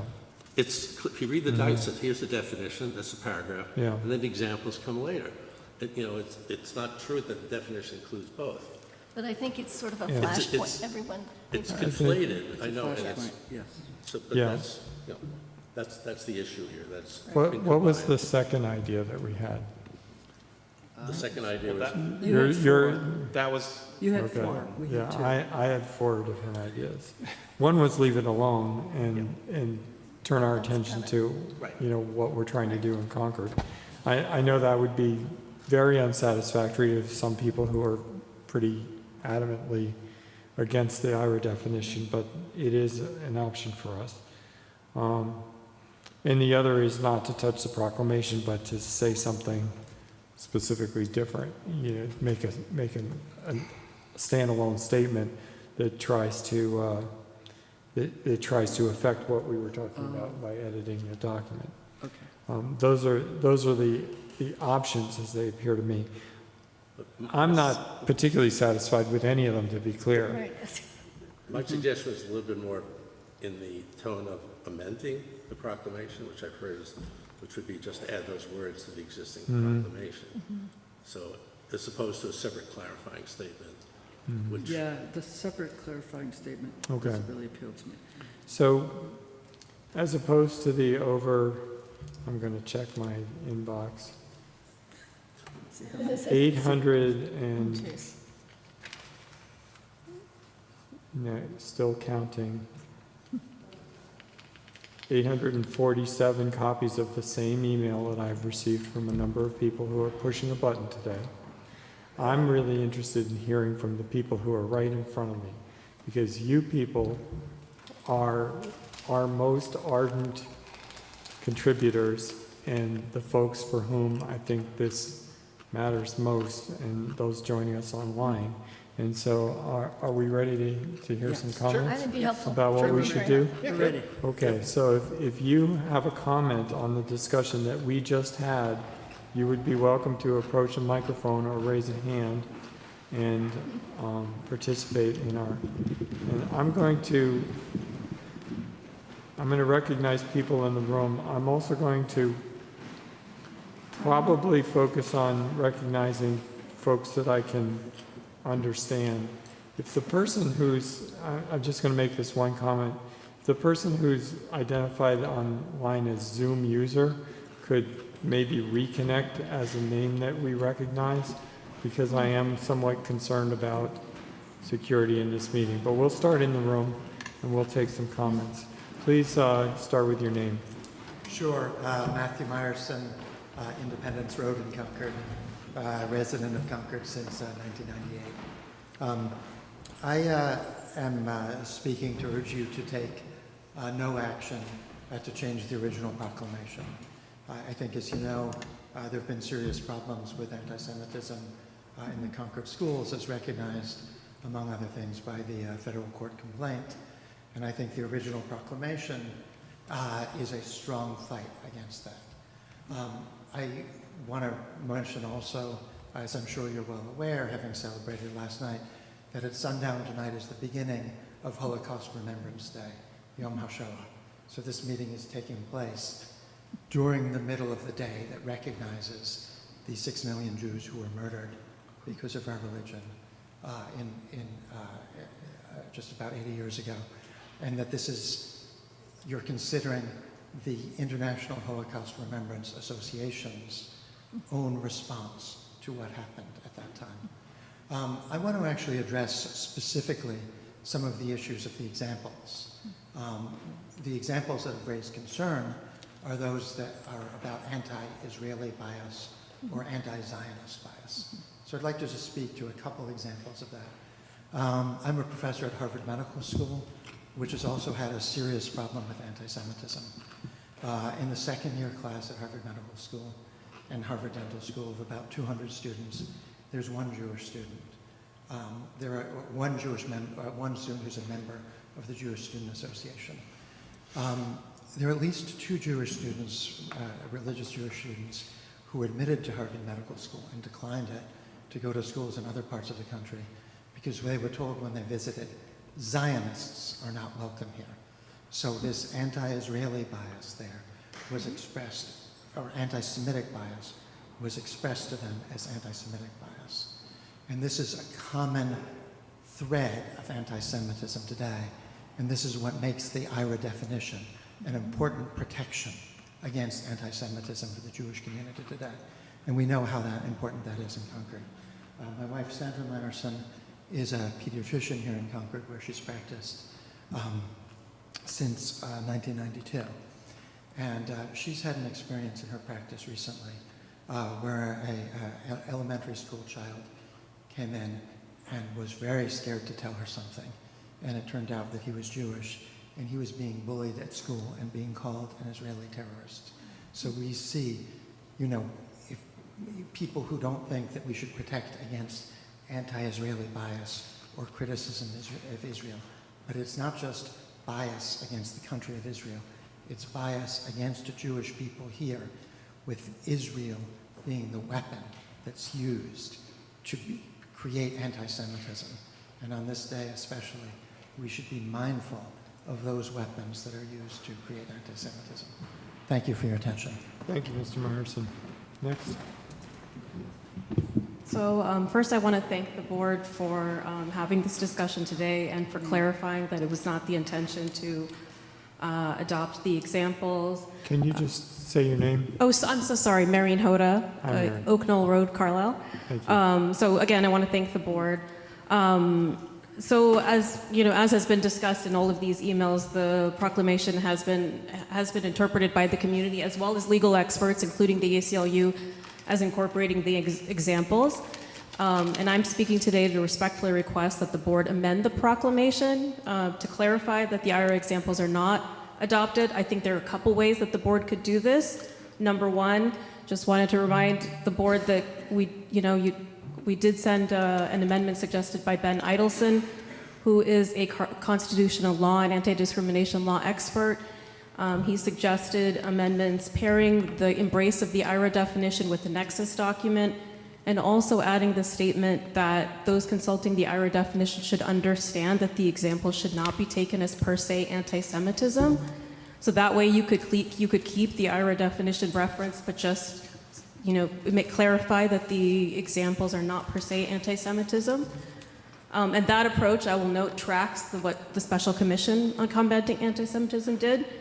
Number two, I've heard and I understand that the board might want to do something, make a shorter, more simple amendment. And I think in that case, the board could simply adopt a statement, as Mr. Bone was suggesting, that the IRA examples are not adopted, and that those consulting the IRA, but I think you would, in addition to saying that you're not adopting that it didn't adopt the IRA definitions, I would respectfully request that you do add the statement that those consulting the IRA definition should understand that its examples should not be taken as per se anti-Semitism, just so that those political criticisms of Israel, of the state of Israel, not against any particular person, are not included. And then another one, which is the board could delete the reference to the IRA definition in its entirety and consider utilizing a different definition of anti-Semitism. And that was all I wanted to say. Thank you. Thank you, Marion. AJ Tornator, AJ. Cambridge Turnpike, Concord. Thank you. I would like to emphasize that the IRA definition is accepted to include the examples. Oftentimes it's interpreted as a framework. Therefore, it's very important, I think, to remove the IRA definition and the examples that are included within the framework altogether to allow in our communities an appropriate fight against anti-Semitism without the free speech implications, which are not dismissible. The definition provides the legal grounds for definition, and the examples provide the legal grounds for labeling ethical and political expression as criminal or extremist. We have seen that over and over again, especially in the last 2.5 years. Pro-Palestinian marches are labeled as hate marches. Any gathering with Palestinian flags saying Free Palestine is labeled as offensive or hateful toward Jewish people, even if half the participants are Jewish themselves. IRA definition, including the examples, allows for legal grounds for weakening the fight against anti-Jewish hate by equating criticism of a country actively committing a genocide with a hate crime while ignoring white supremacy, Christian nationalism as main sources of that hate and other hates in this country. IRA definition and the examples provide the legal grounds to erase Palestinian, Arab, Muslim symbols, experiences, stories, and the voices of their allies, including Jewish voices. To my neighbors who still insist in doing so, please stop repeating the false claim that IRA is non-binding. Just last week, 2 federal immigration judges who ruled in the cases of Mohsen Mahdawi and Rumeysa Öztürk were fired by the Trump DOJ. IRA also allows the definition and the examples. Also allow for a ridiculous weaponization of neutrality. In January 2025, Harvard Medical School organized an event with speakers and a panel of patients from Gaza. It was canceled because it was described as one-sided. In Concord, an Oscar-winning documentary was described as one-sided and anti-Semitic. Palestinian stories are worthy and can stand on their own without any props. Reject the requirement of neutrality for Palestinian perspectives. Residents might choose to associate themselves with and their identity to an ethno-nationalist, majority religion supremacist country that is actively committing a genocide and may choose to defend it vehemently. It's their prerogative to do that. Those same citizens cannot then silence other citizens from speaking against genocide and from trying to stop the funding and political cover for murder, starvation, and forceful expulsion of a people. I come from a similar apartheid country that will still murder and jail its own citizens for speaking the truth about a genocide that happened more than a century ago and has been a source of suffering, expulsion, and dispossession since. If you love Israel, then please speak out against the crimes that that country is committing right now with the support of our tax dollars. For all reasons cited, I urge you to rescind IRA with the examples. I'm almost done, thank you. Which only aims to protect a state's policies and choose either, as you have proposed, a definition that does not include IRA, the name, or the examples. Thank you for your time. Okay. Mr. Chairman, can you repeat your instructions to the public about what they should address here in terms of the deliberations with the select board? I appreciate Again, that. it is most helpful for us to refer to what action we might be taking here in Concord with respect to our previous action. Thank you. Tanya? Hi, Tanya Gales, 62 Prescott Road. Vis-a-vis what the first speaker said, calling anyone an Israeli terrorist is an anti-Semitic statement, and one doesn't need the IRA definition to see that, because you're associating the person with a country and its actions just because they happen to be Jewish. So that's anti-Semitic. But my point is that, and the fact that you don't need an IRA definition in terms, or IRA example rather, to point that out. It seems to me like everyone agrees that the IRA definition by itself without the examples is fairly non-problematic just as a definition. It's the examples and how it's used that becomes the problem. It's also clear that most proponents of the IRA definition are also accepting that Israeli government's actions are criticizable legitimately. That's what I have heard from people that I have listened to. So I would suggest an option to a statement you might add to the existing proclamation that says that we understand that criticism of any government, including Israel, are not necessarily anti-Semitic, but something to that effect, so that people don't feel like if they criticize a government's actions, they are necessarily classified as anti-Semitic, whereas people who call somebody, an Israeli terrorist or whatever are clearly being anti-Semitic. Thank you. Thank you, Tanya. Jody. Hi, I want to echo Maureen's statement. Thank you very much for all the time that you've already put into this. I know it's been a lot of work, more than you probably ever thought it would be, and I want to echo Selectman Hartman's statement, Hartman's statement that I hope it's done tonight as well. The one point I'll make is that I really think with this is that in the conversations you're having, what really strikes me is that as the select board, your charge and your responsibilities are towards Concord. And I think that things get a little conflated. You can hear already that people talk about Israel, and really this is about talking about the Jewish experience in Concord. I believe that the IRA definition is a good one, and if it means explicitly excluding the the examples, I can certainly live with that, but I think the definition is the right one. I think that it's the one that's used in government. I think nexus definition is the wrong one, in part because it centers Israel and Palestine, and we are centering the lives of Jewish experience here in Concord.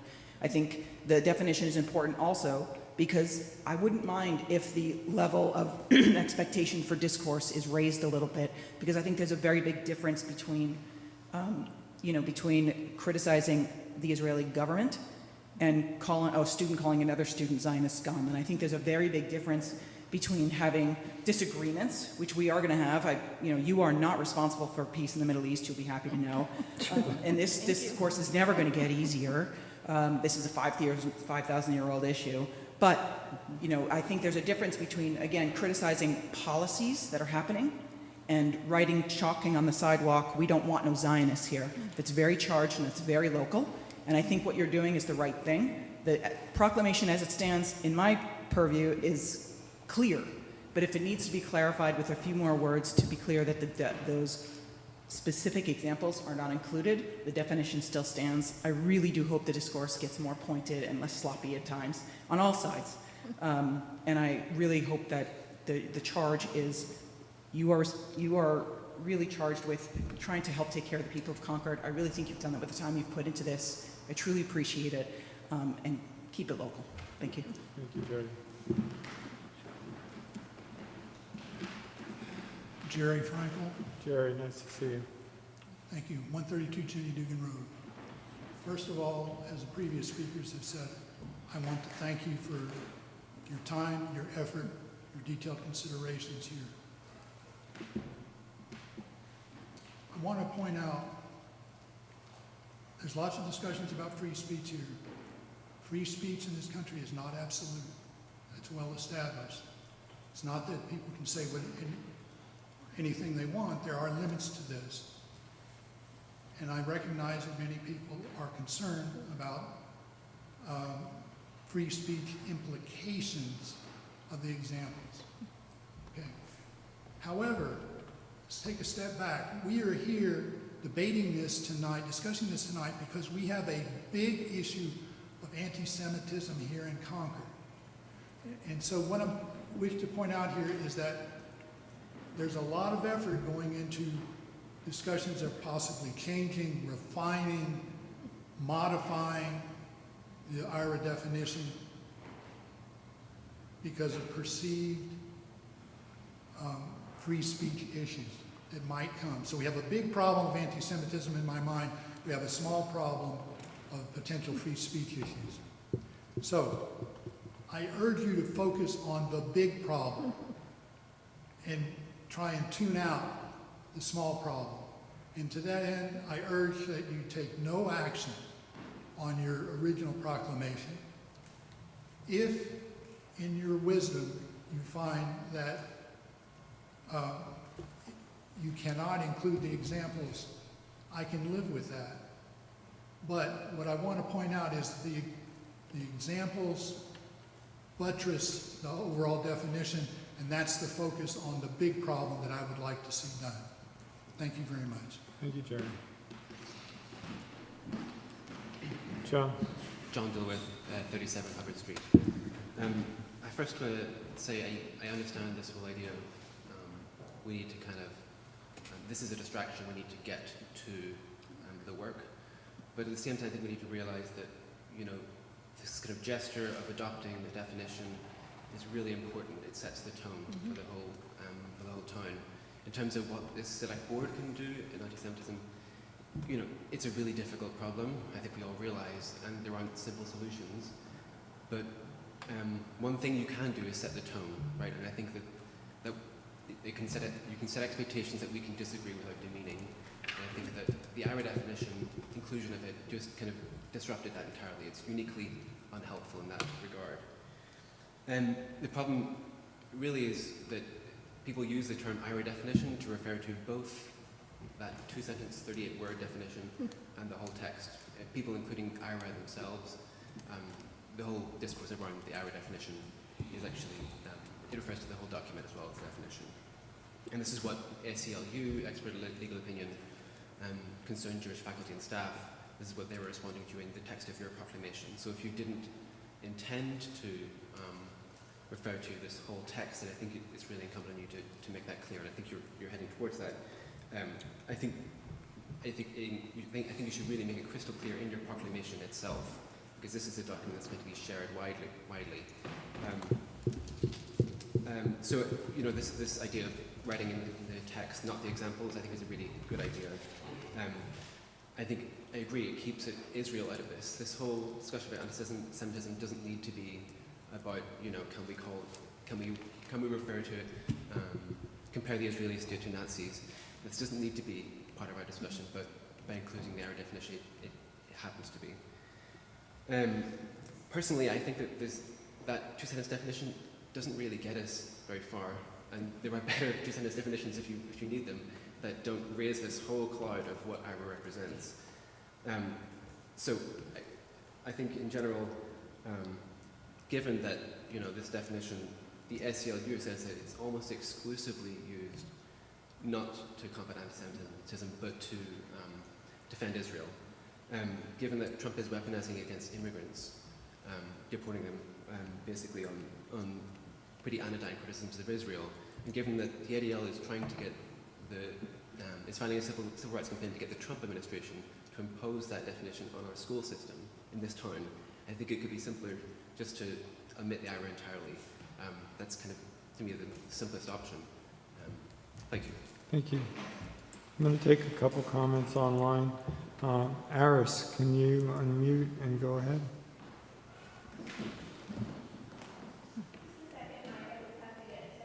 Okay.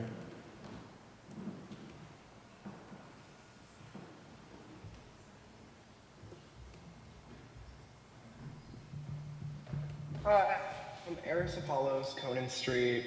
I wrote a whole script. I'm just going to go off what I've heard, because that change is kind of everything.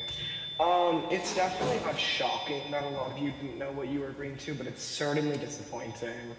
I believe that the main solution for this is to either adopt the two-sentence definition or simply write your own. Adopting the 11 examples would be entirely a mistake that would hinder free speech across Concord. One big example that I noticed, a big problem to me, was, quote, drawing comparisons of contemporary Israeli policy to that of the Nazis. It's extremely concerning to see this as one of the potential examples that could be adopted by a small town select board, especially seeing that Israeli policy is currently similar to that of the Nazis. For example, the Israeli Knesset just voted to legalize lynching Palestinians. This is quite literally a policy the Nazis had. To claim it's anti-Semitic would be to put limits on critical thinking and to silence those who are against the racist death penalty. I also noticed that one speaker had mentioned anti-Semitism at Harvard. That's a huge problem, and I'm sorry that's happening. But as Jody had mentioned, we need to focus on Concord here. Harvard isn't Concord, and of course, unfortunately, there's going to be the implication of a lot more hate in a densely populated city. And to also mention, a lot of people have mentioned Zionism when bringing up anti-Semitism. If you think that attacks on, or quote-unquote attacks, anti-Zionism is anti-Semitism, then you should look at yourself and understand that you are kind of causing that by conflating the two. Fighting against a genocidal apartheid state has nothing to do with being anti-Semitic or being hateful in any way. So I just want to remind you that, like, the history books are watching and you can choose to stand on the right side of history. The decision is yours. I urge all of you to reaffirm your commitment to free speech and to make the decision to exclude all of the International Holocaust Remembrance Alliance's examples of anti-Semitism. Thank you for giving me the opportunity to speak tonight. Have a good night and free Palestine. Thank you. Mikhail N.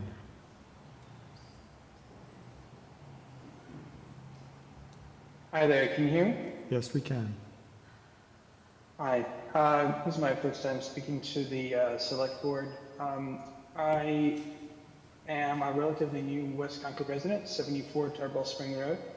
And speaking of keeping things to Concord, we moved here in 2023 and we just gave birth to our first kid. It's only 6 weeks old after today. And we are a Jewish family. We did not anticipate that in 2025 we would have the ADL specifically calling out Concord for the anti-Semitism in high school and with kids leaving the school because of it. It was kind of the thing we feared when we looked for a town, but we never saw this come up before. I have been, I sent an email to you guys, but I just want to reiterate, the adoption of the IHR definition definitely made us feel a lot safer considering what we were seeing all around us, and with staying with the town and with our thoughts about our future. I would support the retainment of the full definition as it is without changes because of the misuse of the words that are in it. Just as an example, when somebody uses the word Zionist as a slur, that word as a slur was not brought up in the context of the Middle East. If you search where it comes from, the term Zio, it's invented by David Duke, the Grand Wizard of the KKK. That was the initial replacement of a way for them to mock and insult and threaten Jews without using the word Jew. And the same goes for using slurs against Israelis. There are other countries committing terrible acts. The names of those countries and their ethnicities and nationalities are not used against those people within our country. I came to this country myself as a refugee because of exactly the kind of language that IHRA calls out from the Soviet Union, because they were using exactly the kind of language that IHRA calls out.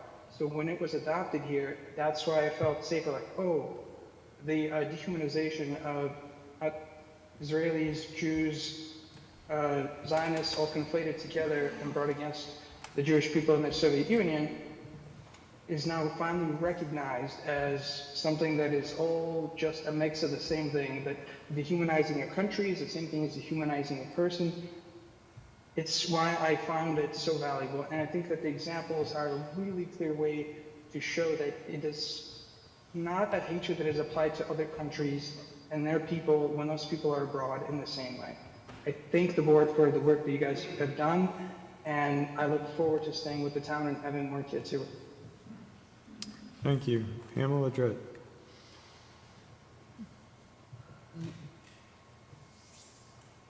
Thank you. I want to remind everyone that 2 wrongs don't make a right. And I want to appreciate your intentions and willingness to fight hate and tackle controversial issues. And everybody is against anti-Semitism. What we strongly disagree on is what the definition of anti-Semitism is. And that's why I think it's very important for you to concentrate on what we can do here and get rid of those examples. I am not anti-Semitic, but I've been called anti-Semitic because I have supported justice for Palestine, not as a separate nation, but as equal citizens of Israel to end the war, along with the Christian residents of Israel. And those examples would label me as anti-Semitic. I am not, any more than my criticism of Hillary Clinton for her vote to go into Iraq makes me a sexist. Or being critical of Clarence Thomas's corruption on the Supreme Court and Kamala Harris's selling out to the black mortgage community by dumping the lawsuit while she was running California's Justice Department makes me racist. It's not free speech. It is the labeling of of our fellow citizens as being sexist or racist or anti-Semitic for criticizing their government. Just as my criticizing Trump does not make me anti-American. Please get rid of those examples. They are horrifyingly wrong. Thank you, Pam. And if you don't, you are not just ignoring them, you are supporting them. The Jewish people are not a monolith. There are many, many Jewish people who agree with the speakers who have criticized this adoption. I think the simplest thing for you to do, like I believe the majority of you feel, is to remove the examples, remove the reference to the specific thing, and leave the two-sentence definition there just fine. Thank you. I'm going to call on Ward Cheney now.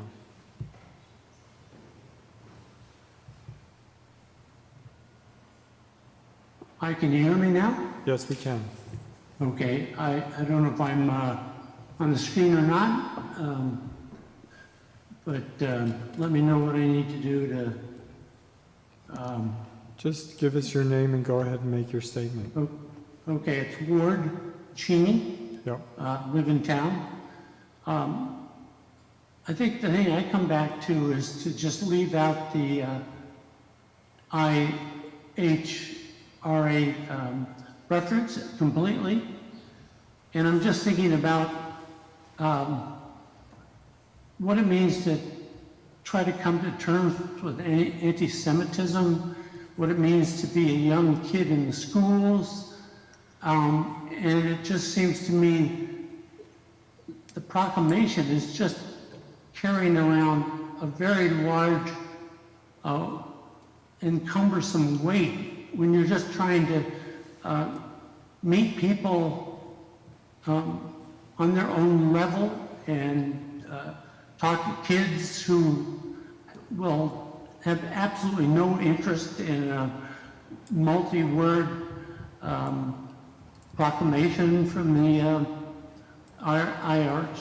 IHRA, and I just recommend that the discussion be simplified and be more directed and just having people talk one to another rather than a proclamation. Thank you very much. Thank you for your comment. Wendy H.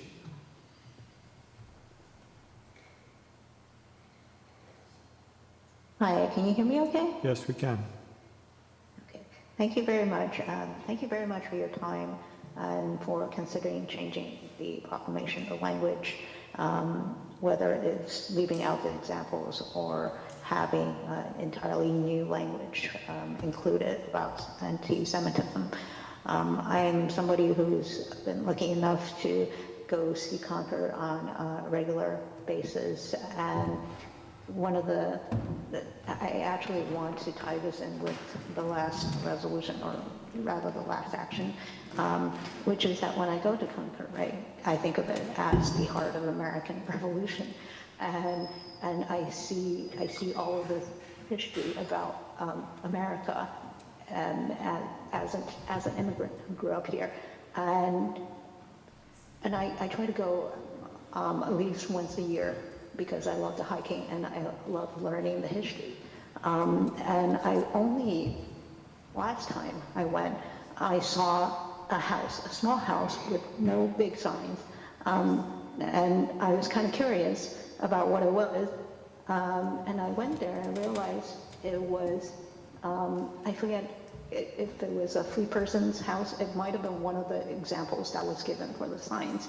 And to me, it was really important to see that, because other than Concord's literary history and the heart of American Revolution history, that's included not only in the signs, but also in the architecture that's everywhere, right? There's no real much signage about the indigenous population that used to live there and that might continue to live there. And there's really not much except for this little house that I realized that was part of African American history that was there.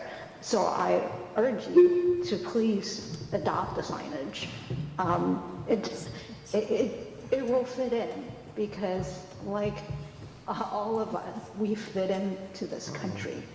And the reason why I bring that action up is because post October 7th, I was also in Concord and I saw the field of Israeli flags that were marking the 1,200 people that were killed in Israel during the Hamas attack.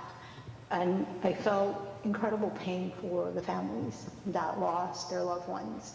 And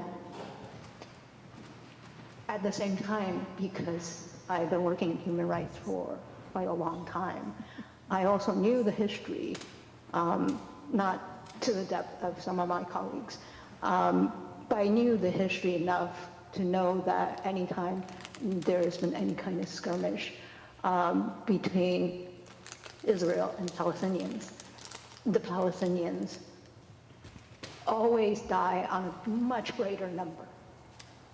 And true enough, we have seen over the past, over 2 years, the destruction of a land that some time ago, both what we think of as Palestinians now and the Canaanites, or the ancestors of Jews, European Jews, as well as Jewish diaspora all over the world, used to share that land. And I really wish that we can maybe go back to some of these more peaceful times when the culture were intermixed. And even now, there are people who are Palestinian who can claim Jewish descent as well, Jewish culture. And I think All that's right. something that's Yeah. been entirely Thank you, erased. Wendy. And I would like to, I'm almost done, I'm sorry, it's taking me a little bit longer. My suggestion really, having said all that, is that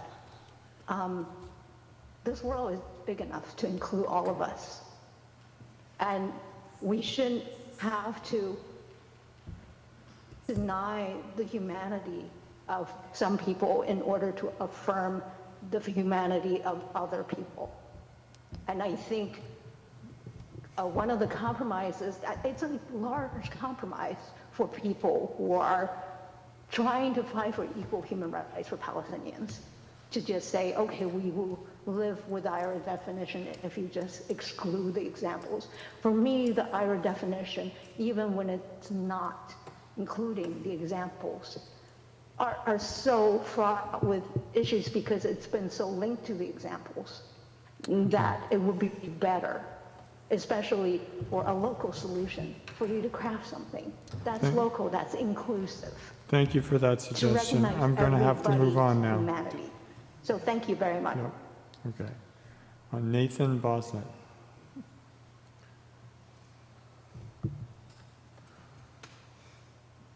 Hello. I just want to start off by saying, Nathan Bosnet, 151 Hubbard Street.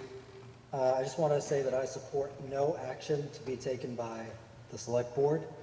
Honestly, when I was listening to it today, I was a little saddened and disappointed, I know someone else mentioned this, to hear that some of the select board members are saying that they didn't know what they were saying or signing, which shows in itself a sort of lack of care about something that should be taken extremely seriously and is impacting our Jewish neighbors and family within Concord.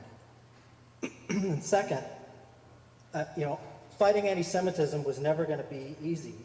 There's of course always going to be pushback when doing the right thing. And this talk about free speech versus anti-Semitism, your own proclamation is itself a proclamation. It has no enforcement mechanism. And it is also calling out that it doesn't impede on free speech. And the reality is, as of today, right now in Concord, we have a history, and particularly a recent history, of anti-Semitism. That's why we're having this meeting. That's why you even made the proclamation in the first place. So I want, to maintain no change to the proclamation as it was taken.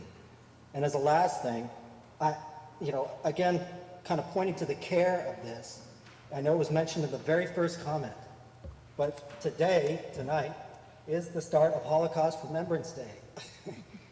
It blows my mind that we're having this conversation about retracting elements of a proclamation meant to support our Jewish community on this day.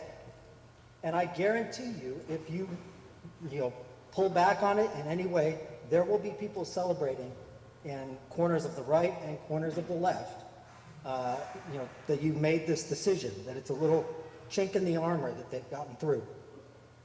And we don't want that. That's not the message we want to send out. So again, I support no action, and I thank you for that consideration. Thank you. Rebecca Vieira.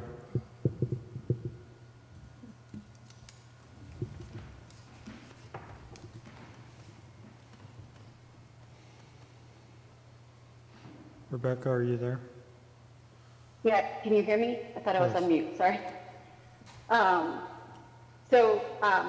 Rebecca Vieira, 48 Bingham Road in Carlisle. I just want to start out by saying I appreciate your careful consideration as we kind of work through this. And I would like to say that I would propose that you take no action. I think that taking action would embolden folks to actually be anti-Semitic. And so I would ask that you consider that. I think this has been such a big controversy, in part because there's some underlying anti-Semitism playing into this. And I agree with our previous speaker who said this isn't easy. And when the proclamation was issued, I definitely felt pride and like an expression of safety, and to back off and remove some of that, it definitely will hit hard. I think that the kids here in Concord, in Carlisle, in the high school are facing a tremendous challenge, and some of the attacks on them are things like calling them Zionist in a way that's a slur. There are other things around being Israeli. And so those are just for being here, present. And those are tied to their Jewishness. And so I think that to cut away the examples, how is that going to be interpreted when that happens next? When that child next is faced with being called Zionist scum or whatever the latest slur is? How is it going to be looked at to say, oh, the select board backed off that piece, so that's not really problematic, that's not really anti-Semitism. So I just want to throw that out there for kernel for thought as we move forward, and I really hope that you will leave the proclamation as it stands. Thank you. Thank you. Judy, then I'm going to come back to the room. Yes, hi, can you hear me? Yes. Yeah, so I'm Judy Weinstock, 57 Maple in Carlisle. So the IRA definition, as it's written, really only works when its examples are included. The core sentence is intentionally vague and broad. The examples are what make it usable, and they do draw the line between legitimate criticism and anti-Semitism. And I want to be clear, we have been, because some people are misquoting this when they're discussing the examples. The examples already say that criticism of Israel, like criticism of any other country, is not anti-Semitic.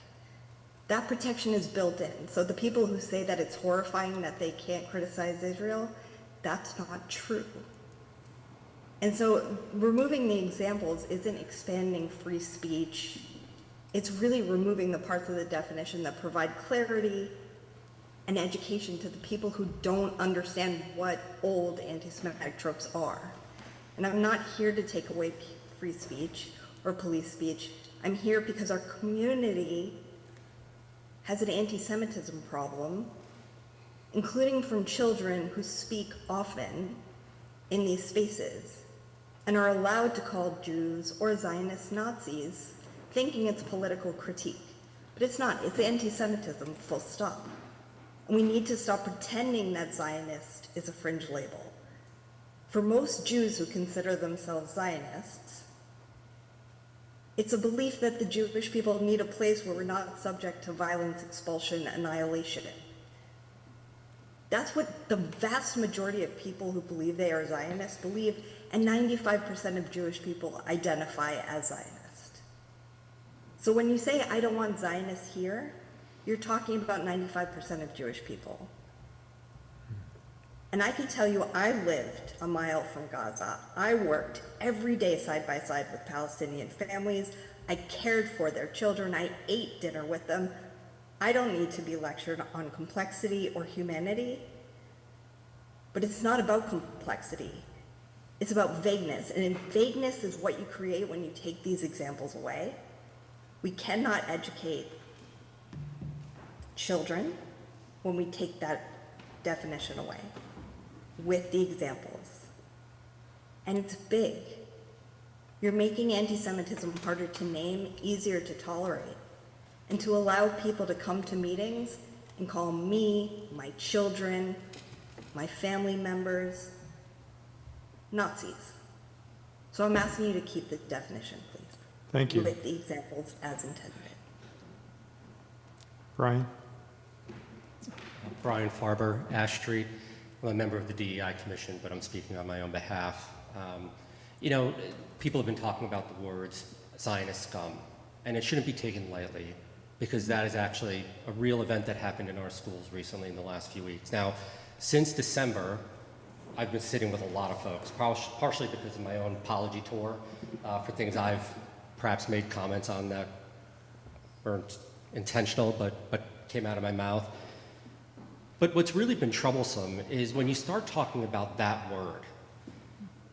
You know, people ask me, and this is real, sitting at someone's table over breakfast, Zionist seems to trigger you, Brian. And I said, well, not really. They asked, do you think it's anti-Semitic? And I say, not really.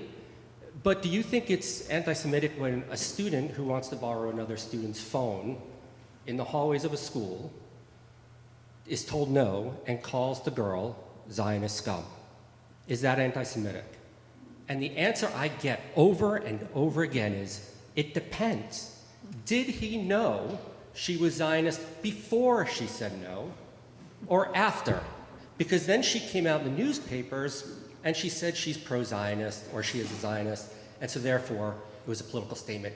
That's not political debate. Now, I'm a first-generation American. My father was born in hiding in occupied France. I saw his house. I've shared this in the past.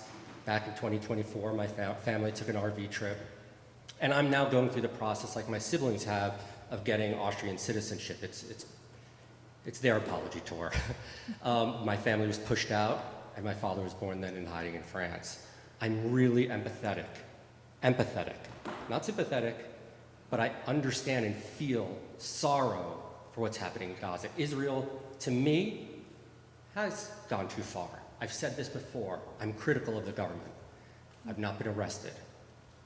I've not been told to shut up. A lot of Jews agree with that, but some don't. Again, somebody said we're not a monolith.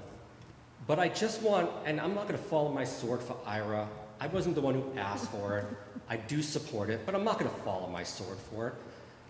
But when we throw out 3 that people don't like, we're throwing out 8 that are actually really important.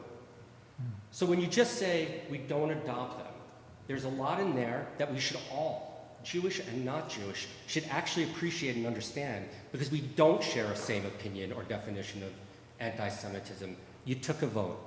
I agree with Nathan. Maybe some should have been more careful if you thought you didn't understand what it was or what was in it. It wasn't a new thing. It wasn't just 2 weeks. It started in August with the DEI Commission taking a new charge that had it in there. This was months after months of really concerning feedback from the public saying the Jewish experience shouldn't be exceptionalized because we already hold significant power in the community. That was a comment from someone now recognized as a leader in the community or one of our communities. Those are real comments. So if we remove IRA, whatever, but we obviously don't have an understanding when we read public comments that are accepted and drive our DEI Commission charge. So I want you to understand that you have to wake up in the morning and feel good about your votes. You had to on January 27th. You're going to have to feel that good tomorrow. You don't have to worry about how I'm going to feel. There are people in this room who are going to be very upset if you don't change it. There are going to be people who are upset if you do. That's your vote. I just want you to understand that, yes, we have a problem. We have a community that's divided on this. I would say 90% of the community doesn't care. It's us in this room.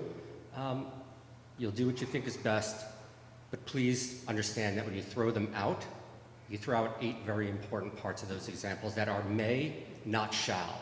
That's what it says. I appreciate the time. Thank you, Brian. Sandra? Hi, I'm Sandra Meyerson, wife of Matthew who talked, and I've been a pediatrician here in Concord for 34 years. I've taken care of 3 generations of children that have come through this town, so I know it probably better than anyone in this room. I know what the children are thinking, I know what the teenagers are thinking, I know what the college kids are thinking, and I hear so much anti-Semitism coming out of kids' mouths in my exam rooms, which are confidential rooms. I can't go and tell anyone about what I hear because it's a doctor-patient relationship. The one example Matthew gave is just one example I've had over the last 2 or 3 years. And what I appreciate in what you're doing is it'll give a framework so that adolescents can have a way to get help for hearing them being called Zionists, for hearing them say, you've murdered children. I've heard all of these things. For hearing them say, I've done nothing. I'm just a regular student in the school. And that they get it over and over again. And that lawsuit is just the icing on a deep cake. And I'm just really appreciative of what you're doing, and I hope you keep things the way they are so that there's a means for a parent who says, I'm scared to tell anyone about the bullying that my child is getting at school. You don't know about this, I do, but I can't do anything. And maybe with this definition and with this in Concord, the parents can go and get help. I can go and get help. I wore a Star of David necklace right after October 7th to align myself with Jewish fights. You know what? In 2 weeks, I had 3 parents go out of control telling me that they hate Netanyahu and I am part of this this Israeli terrible movement. And I sat there, one man nearly, I'm not kidding, I can tell you this because it happened to me, almost threw his chair at me. And what I did, luckily, was open the door, and then I didn't have to call security. But there is so much anger at Jews and blame, and I couldn't do anything. But with this definition and with the help of your work, I think it'll make Concord a much better place. So thank you very much. Thank you. Okay, I'm going to take one last comment from Nancy Gold online, and then we're going to resume. Nancy. Hi, I have a cold and a little bit of laryngitis. Can you hear me? We can hear you. Thank you. Okay. All right. I'm not a resident of Concord. I live in Cambridge, Mass. 940 Massachusetts Ave, Cambridge. But I'm very interested in this topic, so I felt like I should speak. I spoke at the State House a couple of times about the IHRA definition. So I know a little about it.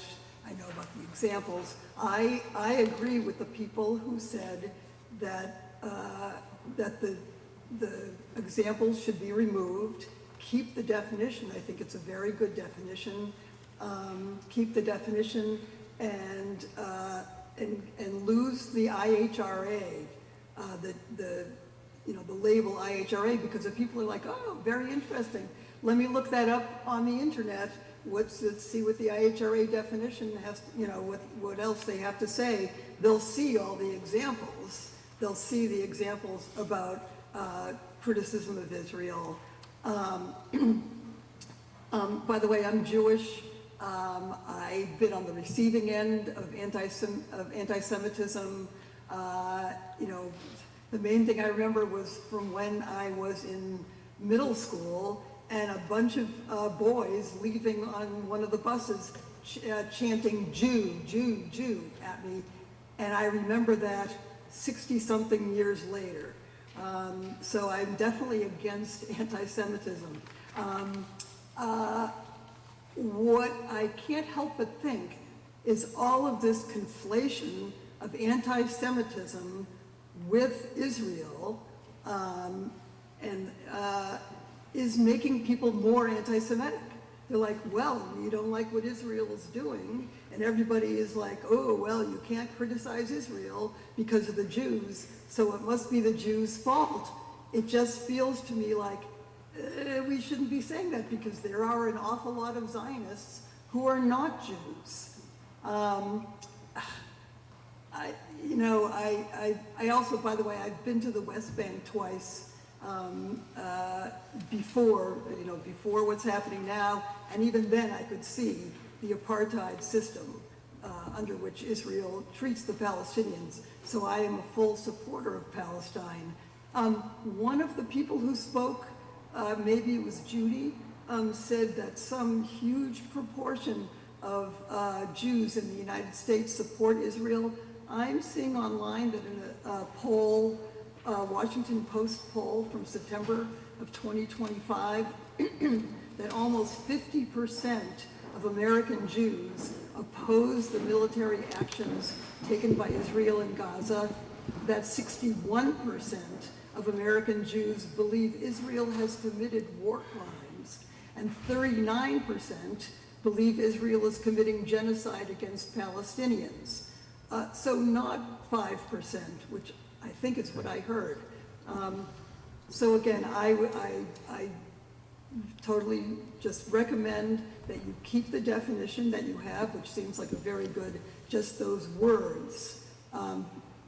Get rid of the examples and get rid of the label IHRA. Thank you, Nancy.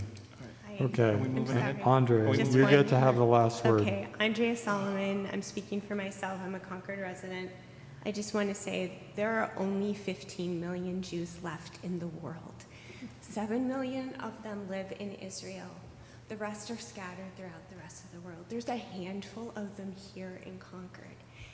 They felt great relief when you made your proclamation. It was with care and thought. And I hope that you don't change anything tonight. I hope we can rest easy with that proclamation. I don't think anybody should have to qualify their identity or explain their identity. I think they should just get to be themselves and feel safe in their community and help take care of each other. Thank you. Thank you, Andrea. Okay.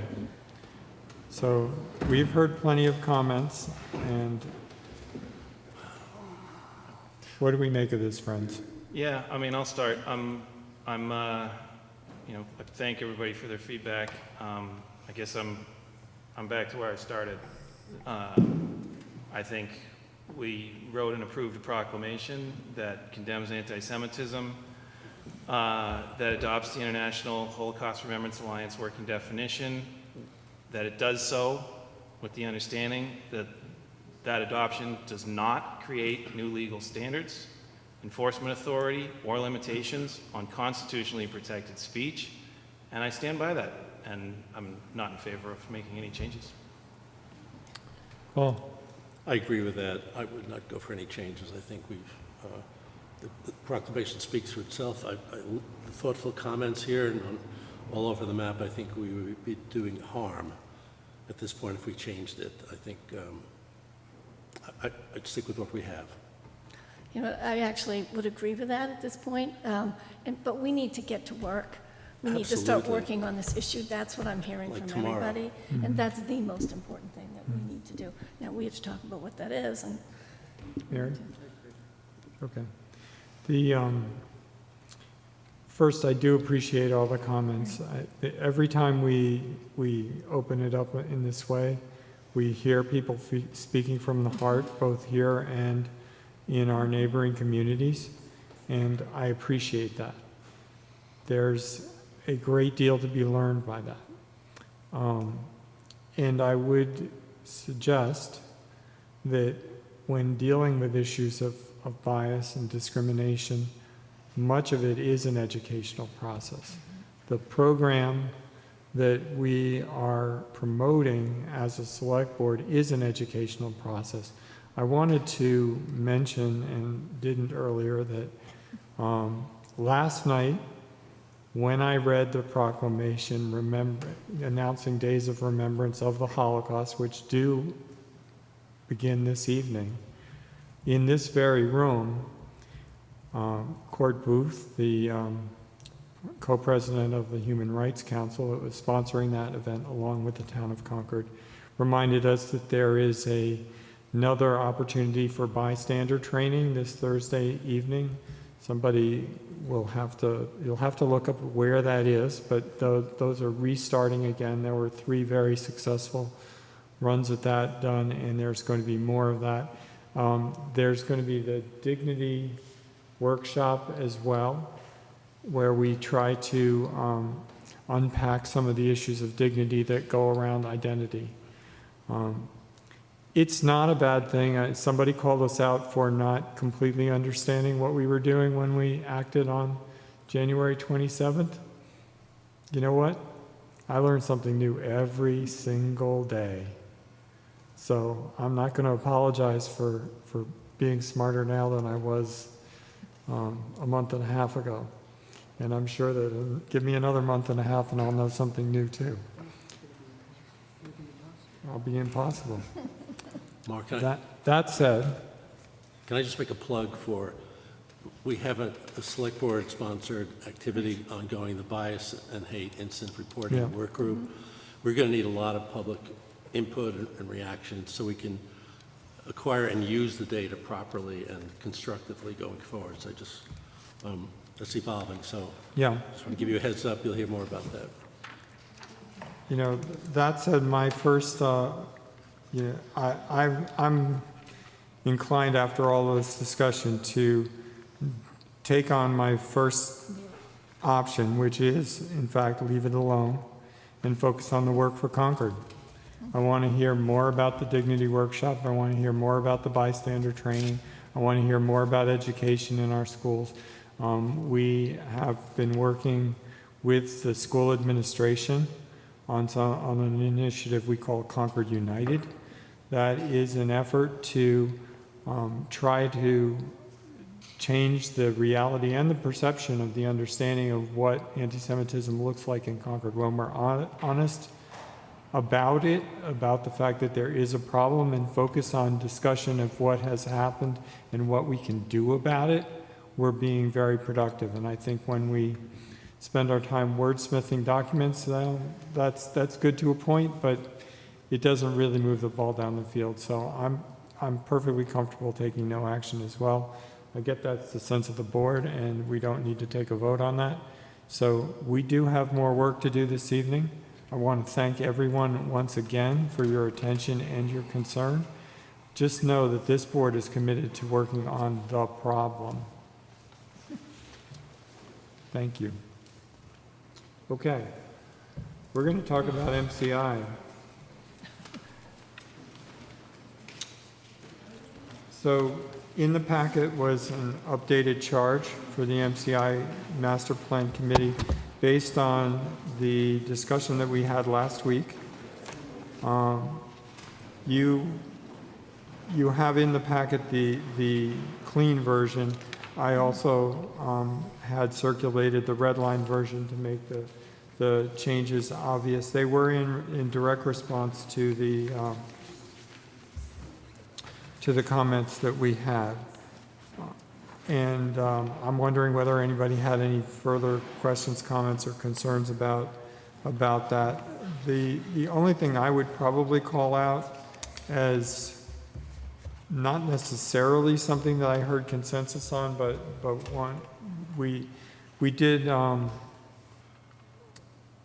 very last sentence on the last page, the committee will also include an ex officio member appointed by the Concord Housing Development Corporation, owner of the abutting parcel known as Junction Village.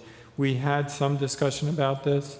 I think we were pretty clear on wanting to go with 7 members. It's possible that that could be incorporated into the membership potentially, but I just wanted to flag that as something that, did anybody have any questions or concerns about that particular approach? But means non-voting, right? Non-voting full Yeah. participation. Okay. And, you know, I don't doubt that there's other expertise related to the Junction Village parcel.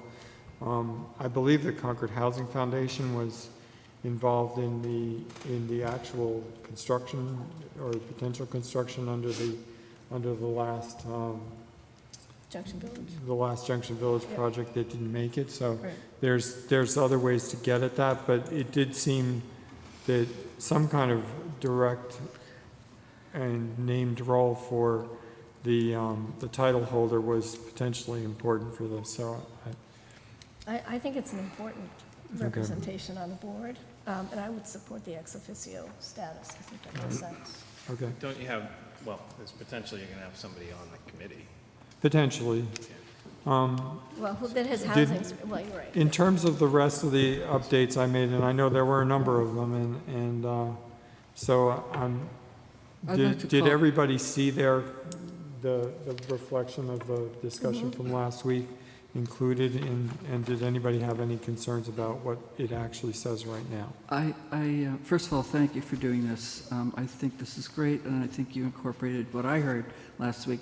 I don't know whether this was in our discussion last week or the original draft of this, but I do want to call out the addition in the paragraph that starts with, as with the MCI Concord Visionary work, it's talking about the role of continuing that work and incorporating the land use working group. And then we call out the transportation strategy plan. Yeah. And I'm wondering, you know, we have a lot of plans, you know, why that one? You know, we've got a historic preservation plan, we have an open space plan, we have a recreation plan, and all of those groups have a stake in this as well. And I haven't, so I'm wondering, I don't remember us, did we talk about that? Yes, because the previous reference in there was to transportation strategy work being done by the Public Works Department. And I was specifically referring to the transportation strategy that we're going to hear about tomorrow morning. We are. Which is brand new work. It's being done by Stantec, which is the same, a different portion of Stantec, but actually is the traffic and transportation group that's involved in this. And it has some specific relevance to circulation around and within the West Concord area and broadens that. So it's the most it's in a draft form now. It's expected to be finalized this spring. And it is our most up-to-date piece of work on the town's priorities for traffic and transportation at this time, which is why I called it out specifically. It kind of dovetails very nicely with the land use working group on two of the main priorities, which is, you know, how to use the property and what we think is necessary for access. Okay, fine. Mark, just two comments. One is like repeated comment on the regular briefings of the select board. I think that's a duty, and I'd like to move that. That was changed. The version I have it still has in the text as opposed to in the duties. Maybe. It's in both places. Is it? Yeah. Okay. Number 9 in the duties is provide quarterly written reports to the select board. Yeah, but that's not what I was saying. I'm saying regular briefings. I'm not talking about reports. Okay. Yeah. Because I think things are going to happen. I like I'd like to briefings. take regular briefings in addition to the reports. Yeah, I And like I'm that. gonna I like I'm gonna that. open the document because as I read it, it's not what I thought it said. So let me look at I'm that. having trouble moving that into the duties. I don't have a problem with that because I thought I did it as I just said. Just the other comment I have, we're going to discuss the committee and the skills. I want to leave that open because we may want to revise exactly how we define those skills. So, as an example, you mentioned specifically MCI Advisory Board. Now, that may be a person we want, but it should have that skill. I think the public works, the public engagement skill and the land use skill, I think, are important. They could come from that advisory group or they couldn't. So, we should... That's how, so by qualifying it, you're feeling like we're narrowing the list? Is that? Well, I'd like to discuss, Okay. Yeah. maybe in the context of the people, Okay. it'll merge into the skills. Because I don't want to preclude certain people because they I don't want to just sort of narrow it. Yeah, so Yeah, it's just fair. No, it's fair. let's leave that discussion. Well, we should have the discussion now because we want to approve the Well, charter. yeah, right? I mean, I would also sort of jump in. I do notice a change here that I think is worth calling out, right? Which is saying that due to the nature of this effort, membership shall be exempt from APP 10 restrictions. On specifically dual committees. So I don't know that we ever talked about that. So it is, I think it's something new. But what are we trying to exempt? So if someone's on an existing committee, say that someone's on Public Works, we want them to be allowed to be on this committee. Or the So they Housing could have a Development dual- Corporation and... Right, no, I mean, it's Sorry. just dual. It's another example. I mean, I do, okay. Well, I mean, we should get into the discussion of, But I think that one's particularly important because I think we've said all along, we want to leverage some of the people that were on these other committees. Yeah. That may already be. APP 10 doesn't say you can't have dual committee No, it appointments. doesn't, no, It it does, doesn't. It gives you a qualifier. it right? does qualify, it does say we should be looking to have broad representation and that we should not necessarily be appointing the same people onto multiple committees. Right. I guess I would argue that, I mean, we can get into the discussion of the membership, I would argue that that principle still applies. There isn't, I don't think there's anything in APP 10 that says it's not allowed. No, it doesn't say that it's not allowed. So I'm not sure exempting them You just recognize from it. it. I'd let the people discussion drive that question. Yeah, I don't, Yeah, I don't... I let- mean, it seemed, put it this way, because the experience was calling for, well, we dissolved the advisory board, so we don't have that problem. But it does call for experience from the land use working group, and that is going to overlap because it's not finished yet. So the idea there was it might be simpler to just say that dual committee assignment exemption is not going to apply to this whole committee, or we can handle it in each individual nominee that we choose to appoint. So it really doesn't matter where it is. It just struck me, and I thought it was a suggestion that somebody had made. So, I did, but because I've seen it elsewhere. Okay, Another community you made that. Yeah, I mean, maybe let's just Yeah, maybe get okay, into I the thought it was you, nominations. but, so that was where I came up with that. You're right, I thought I had changed the provide monthly reports, and So now so I it's had not changed that, so. okay. periodic briefings. Periodic Or briefings. frequent briefings. Is that what you were thinking? I thought I had said provide monthly reports and No, and written no, reports it's at number least 9. quarterly. It's Yeah, number I 9 know. under duties. It's just not reading the way I thought it read, so I it's- might have backed out or changed somehow. So it's provide frequent briefings to the select board? Yeah, provide, Yeah, I mean, more than a report. I mean, just Yeah, frequent, Briefings are Provide good. regular briefings. Regular is good too. Provide regular. and quarterly written reports.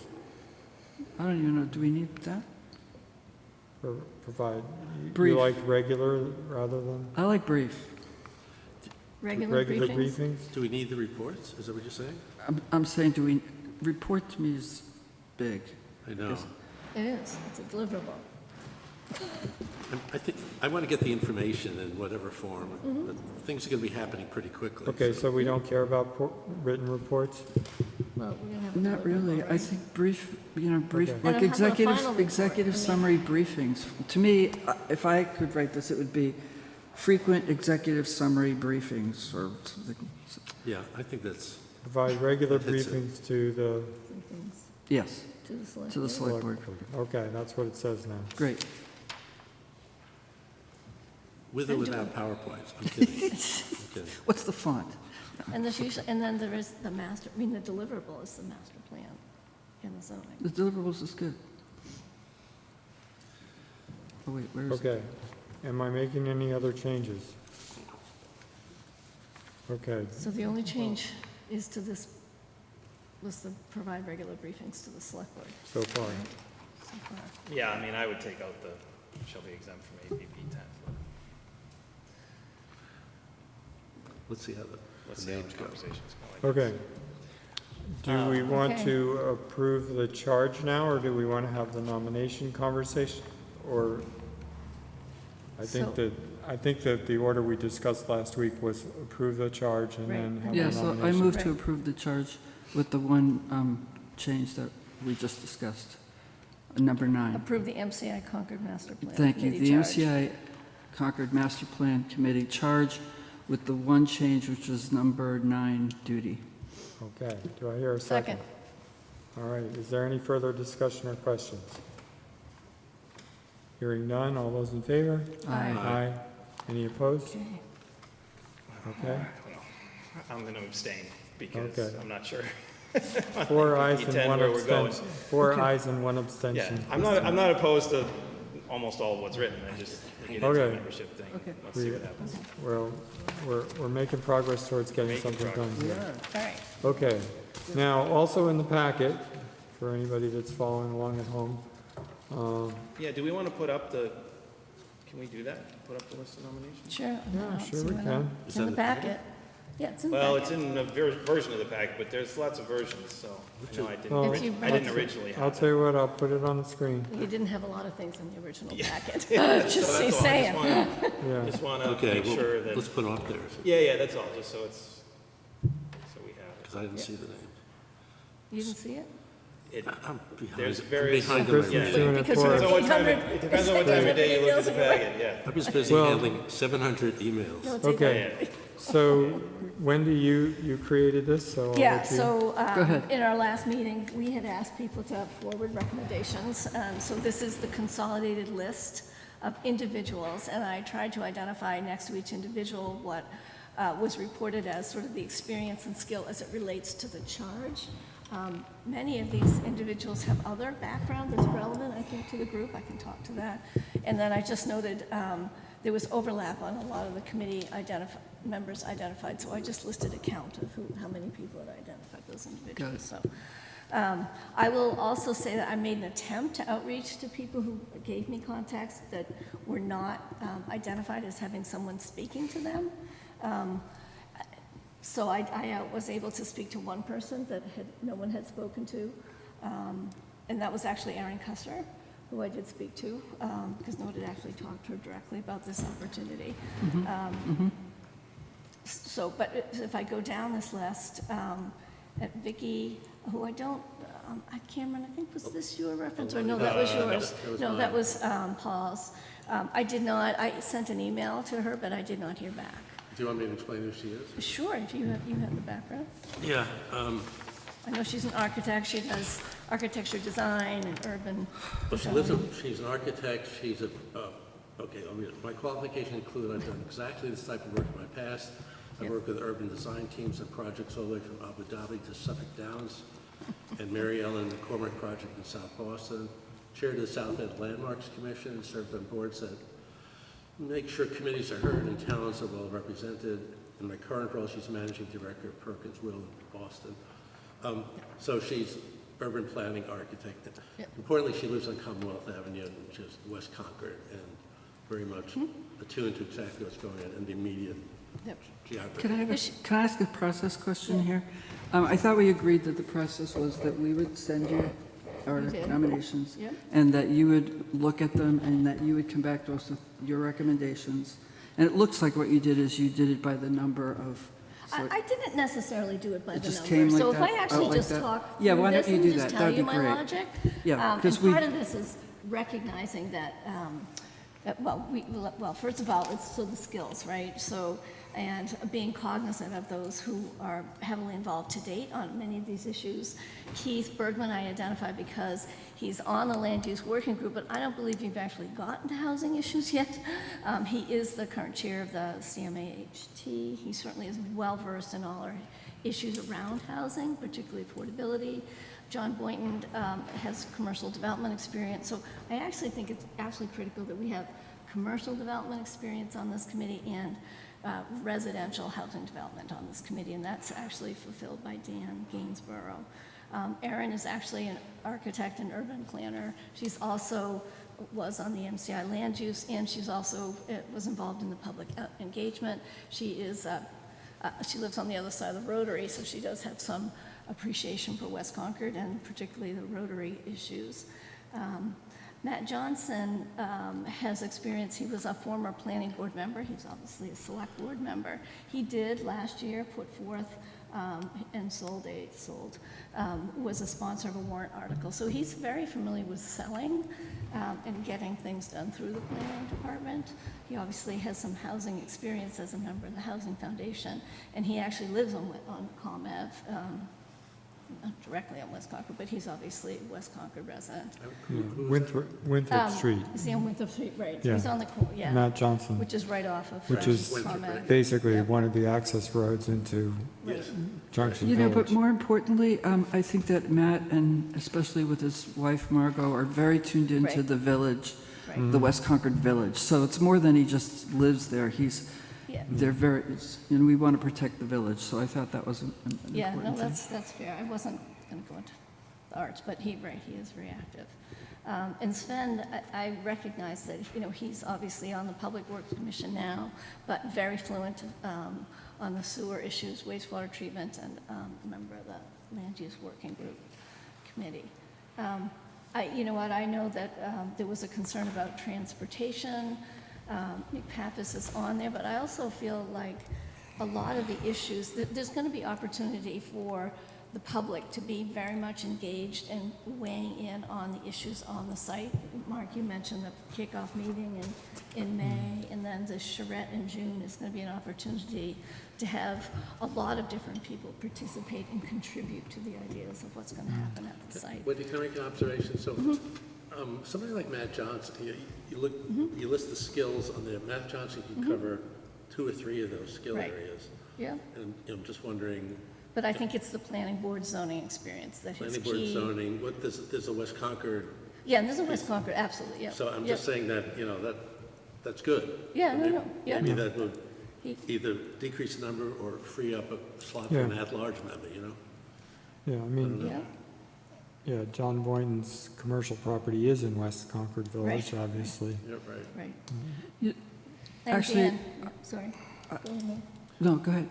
No, I was just going to say, Dan, from his housing development, obviously, is also very environmentally sustainable development as well, so that's important for one of the goals for MCI. So, I support the ones that you've nominated, Wendy, and these don't map to the ones that I necessarily No, they're not. nominated to, Yeah, right? I didn't. Right, I should say, I would love to have Linda Miller on here. I didn't include anyone who declined.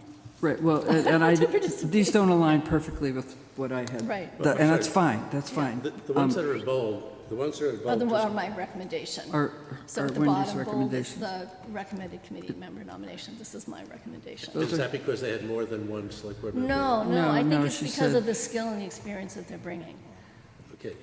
And I was not. It just happens to be. It just happens to have more than one. Yeah, Oh, it's okay, I'm it's just saying. coincidence.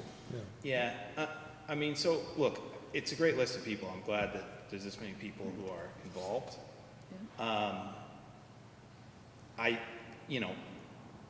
You probably won't be surprised to hear me say this, but I just, having the same people who have been on all the committees, going on another committee, and, sort of multiple folks who are kind of, covering the same types of things, I just think there's room for somebody who's sort of, got a different perspective, who's bringing in a different voice, a different generation, somebody who's got, you know, some new kind of thinking around, you know, how we're going to approach this whole thing. And so it's not a knock on any person who's been nominated, it's not a knock on any person that you're recommending. I just, when you look at sort of the whole balance of how we're trying to represent the entire town and represent a bunch of different sort of demographics and groups of people, I just feel like we could broaden the spectrum. Well, I You agree, need to remember that Erin is young, and I believe this is the first, well, she was on the MCI advisory board because I recruited her. It was the first committee she was on. So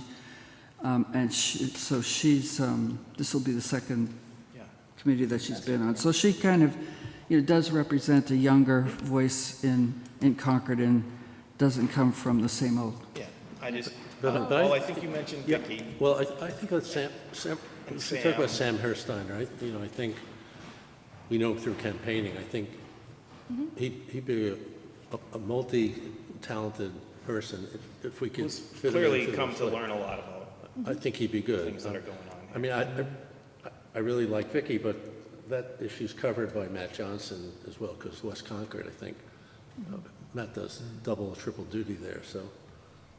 But I think Sam would be. I think Sam would be really great. As an addition or a replacement for somebody? Well, I haven't done counting here yet, so. So there's 6 here, so. There's six. There's 6. Yeah, and last week we decided that Wendy was going to serve for the select board. So that's 7. I think Sam would be great. I'm not going to pick out an individual who he would replace, but I think you've got a lot of housing covered here. And if you're also going to have an ex officio person or something, I mean, I just think, you know, it's just about balance and diversity. Who, in your, public engagement would be handled by John Boyd? Yeah, Well, no, and- he's got it, he and Aaron both were Yeah, did yeah. public Yeah, engagement. Yeah, I they agree. were 2 of the I 3 agree. people that were Yeah. involved in that. And, you know, despite a comment that we heard earlier, I think the public outreach for the MCI advisory board was actually very significant and did quite well. And so we were, you know, when I was thinking about recruiting from in that direction, I was really thinking about trying to very much pick up, hand over the stakeholder list, hand over the communication techniques, the website, all of that's flowing directly in. So there, you know, this is really one, you know, this is and the next phase of an important project that we started with visioning and now is moving into conceptual planning, and we'll have phases that go after that, you know, so there's something to be said for the specific experience of having worked on this, and we've obviously been talking about for a number of weeks the need to, you know, sort of slot this into an eventual roadmap that's represented by the work that the Land Use Working Group has done.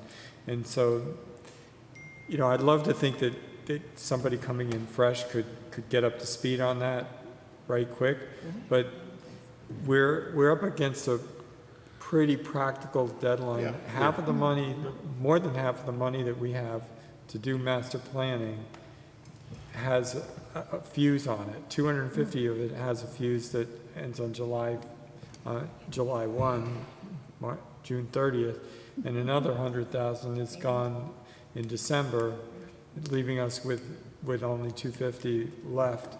So that, you know, that means that a quick start, especially if we want the significant portion of the public engagement of this to occur before people disappear for their summers, as they tend to do here in Concord, we need that schedule to hold. Yeah. And so I don't want the consultant day one to be in here saying, and where's the people I'm supposed to be working with here? Yeah.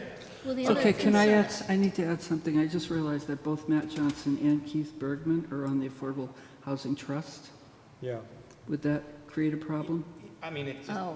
it just seems like I don't one of the think two, is he- you know, and No. having somebody like Yes, he Sam is. I'm is on the going to trust. I'm provide the vice chair of the just a trust. better Is he balance. the Housing Or having- Foundation? No, he's on the trust. Okay. And he's on the So Concord is Housing it because he's Foundation. on the Housing Foundation, he's, No. No, I mean, he's a I don't voting know member. how many people serve on the No, trust. no, no. that's what 7, we're I talking about. think. So what if we put Sam on instead of Matt? I don't, No, I think we need no, I wouldn't- I Matt wouldn't from a support zoning. that. We Yeah, I need think we someone need really Matt. strong on I think zoning, we need I'll Matt. just say. There's, I would You know, put Burton Flint on because think- Burton has experience with planning and he's It wasn't also a successful. young man, if you're interested in young. out of all those, well, one of the things that Matt brings to the table is of all these people, he's a person who's actually also walked a mile on the select board shoes. Who? Right. Matt. Matt. Right. You And know, he's which- also brought zoning which through is- town meeting. Yeah, So- and the planning board experience is what I think is. No, I want to keep most Matt. valuable. I'm definitely Yeah, there. so- But I'm just saying if there's a Wendy, conflict. I have kind of Yeah. a devil's advocate question here. We have 3 people from the former MCI advisory committee, and while you could argue that's appropriate, I'm just wondering if we diverse with somebody with those skills outside of that group? So I guess, you know what, I'd be open to it. You know what concerns me about it? What? Is that this is a very condensed amount of work, and so people have to be ready, up to speed, and get to work right away. And I think it's hard to do that. I told you it was a devil's bringing advocate somebody question. in. I just No, want no, to make no, sure. but I think it's hard. I mean, the timeline I should be agree done with by you, Wendy. December. I really do. Sam started from- I agree with you, and that's why I'm Okay. proposing, can I propose that we replace Keith with Burton? Wait, what, Keith? I'm worried Wait, about who? 2 Affordable Housing Trust members. I said Keith with Burton. If you said Keith, I know, so. Yeah, and I would propose that we replace Keith with Sam. No, Keith Burton, with Burton. Burton Flint. Burton. Keith with Burton. So Matt represents, okay, so John, sorry, Mary, just I'm to sorry. go back. You're saying replace Keith because there'd be 2 people on The- CMA. from the affordable And, hou- well, he's also on land use, right, but then, so you would replace him with, Burton Burton? Flint, because but- Burton Flint has planning board experience. oh, that's right, you know what, He he had the, does. he I did should've the put that thorough on there. redistricting. He shepherded that. I know it lost, but he learned a lot, and he is a young person, which we seem to Okay, want young people. So, Mary, on the land use group, it's a public meeting, but I'll be public. Right. Go ahead. Keith has been chomping at the bit to kind of try to understand and contribute to the MCI. And, you know, the land use group hasn't focused on housing? It actually has Well, focused on housing. I disagree with you. I think we Well, have it's focused based- on housing. Not housing on MCI, housing outs, you know, The land use working group focused on housing. not And that's housing on phase 2, MCI. right? Isn't that, yeah. This is MCI housing. Yeah, well, it wasn't supposed to focus on I know, MCI. I So know what are that. you saying? But, But there'll be other areas Yeah. where there's housing. okay. Wait, what do you Yeah. say? I'm The, sorry. the thing that, one of the things that Keith brings to the table, from my perspective, Yeah. is his experience as a town manager and town administrator is also pretty valuable when matters, you know, we know that there's a lot of, in the background, negotiating with the state and DCAM as a partner in this, that I think that his, you know, long experience in other communities, working with those same agencies is really pretty invaluable. Well, He's on the very land good. use working group, Yeah. Keith was very focused on housing. I know. And the other experiences that he had, he didn't seem to bring those to the table. He brought his housing perspective. So he's very, very, one of the reasons And- he's effective is that he's very, very focused on Yeah, housing. and we know that housing is one of the critical pillars here. Right. We're going to be engaged in a real negotiation as we, Yeah, but Mark, Well, this guys, committee is not it's- this committee aren't the negotiators. but We're the we, negotiators. the select board will be actually doing the negotiation, but the information that's developed here about, you know, that's going to inform what our options actually are. Yeah. And I think. And I- I think Well, if Matt it's can between really Keith handle and Matt Johnson. Between Matt and Dan and Keith, I just don't think you need all 3, that's all. I mean, it's not, nothing, no knock against any one of them at all. It's just All right. for balance. I'm inclined, I think we've talked around this, so I'm inclined to say, I would be willing to hear a motion for Well, when do you think Well, the selectmen, nominees. which one is it? So we, Well, I put this recommendation together. I know. Okay, well, But- given this conversation, I want to hear what you have to Well, say. so I do think that Keith, I didn't put this down here.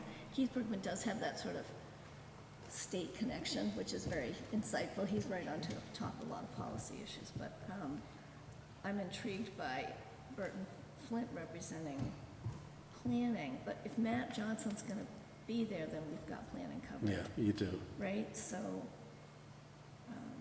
and Mary was concerned, I mean, which I would be too, having two members of the Affordable Housing Right. Trust, which is Matt Right. and Keith. So it does, I mean, it's about tough choices, I get it. Well, between Matt and Keith, it's clear to me that it should be Matt, given that he checks he checks 3 boxes. He's got Yeah. planning board experience, being the chair of the planning board. He has select board experience, being chair of the select Right. board. He advocates for housing. He's the one who brought the ADUs to town. yeah. He he lives near MCI, Yeah, I think and he's very tied into the West Concord Right. Village. So I I agree think with he's, that. I'm also hearing that Keith brings a lot to the table beyond the housing piece. But if we do have overlap in But we have housing overlap with housing, we representation, can't- So I'm going to suggest, I'm not going to quite make a motion yet, Mark, I know. I'm going to suggest we have agreement on John Boynton, Aaron Cusker, Dan Gainsborough, Matt Johnson, and Sven Weber. And then the decision would be what's the last role. say that again, Cameron? So, that we would have agreement on John Boynton, Yep, Aaron Cusker, Dan Gainsborough, yep, Matt Johnson, yep. and Sven Weber. I'm Which with- is I'm- 5. I'm good with that. So then it means Right. we're down to who's Okay. the last spot. I mean, if Right. just to narrow it down, like, okay, we're still debating. Yep. I think you heard Paul and I put forward Sam, and I think Mary, you've put forward Burton. Right. Mark and Wendy, where do you, hopefully one of those two, but And where one do more you thing, stand? one more thing about Burton, he could come up to speed right away. you know what, and I said, He's also on CPC. yeah, I do think. He was on CPC. He's so I- rolling off of CPC. He's rolling off. Yeah, He's on it right rolling now. off. Yeah. And so he's, He's terrific. I mean, he's terrific. He's he is very terrific. good, and he's very well-rounded in town issues that are going on. Sam's terrific from a different point of view. Yeah. They represent Well, different. he's So- well-poised, well-spoken. He is, he's a very great good. communicator. So Mark, it's 2 Yeah. to 2. Oh, that's Is good. that? Wow. He's quick Good roll. County roads. You know He's what I the was saying? negotiator. Wendy, hey, listen, it's 10:33. Go ahead, make it Okay. a second. I'm sorry, so Wendy, you were suggesting what? That if somebody else had to be, someone was going to be added, I would add Burton over Sam. If we were not. So Wendy and I are for Burton, Paul Right. and Cameron are for adding Sam, so it's down to you. Oh. Take your time. Let's get public. I was back on, I still think that, I'm not that concerned about 2 members of the Municipal Housing Trust, I would say that. Oh, really? And I think Keith's broad experience with so many things is really, really valuable. So, you know, I would hold on to him before I put either Burton or Sam on. So we're at an impasse. But, you know, I'm also sensitive to the fact that you 4 plus Dean need to work with this group. And, you know, so I was hoping that you were going to come to consensus on your own. Yeah, we didn't. It's close. Here, we need to get it, Yeah, we need to get it we done. need to get it done. Right. You're still the chair. Yeah, I'm still, I am. Well, I told you what my preference is, Oh, but. I have a suggestion. Yeah. Can Yeah, we but- have 1 member and 1 associate member? A non-voting member?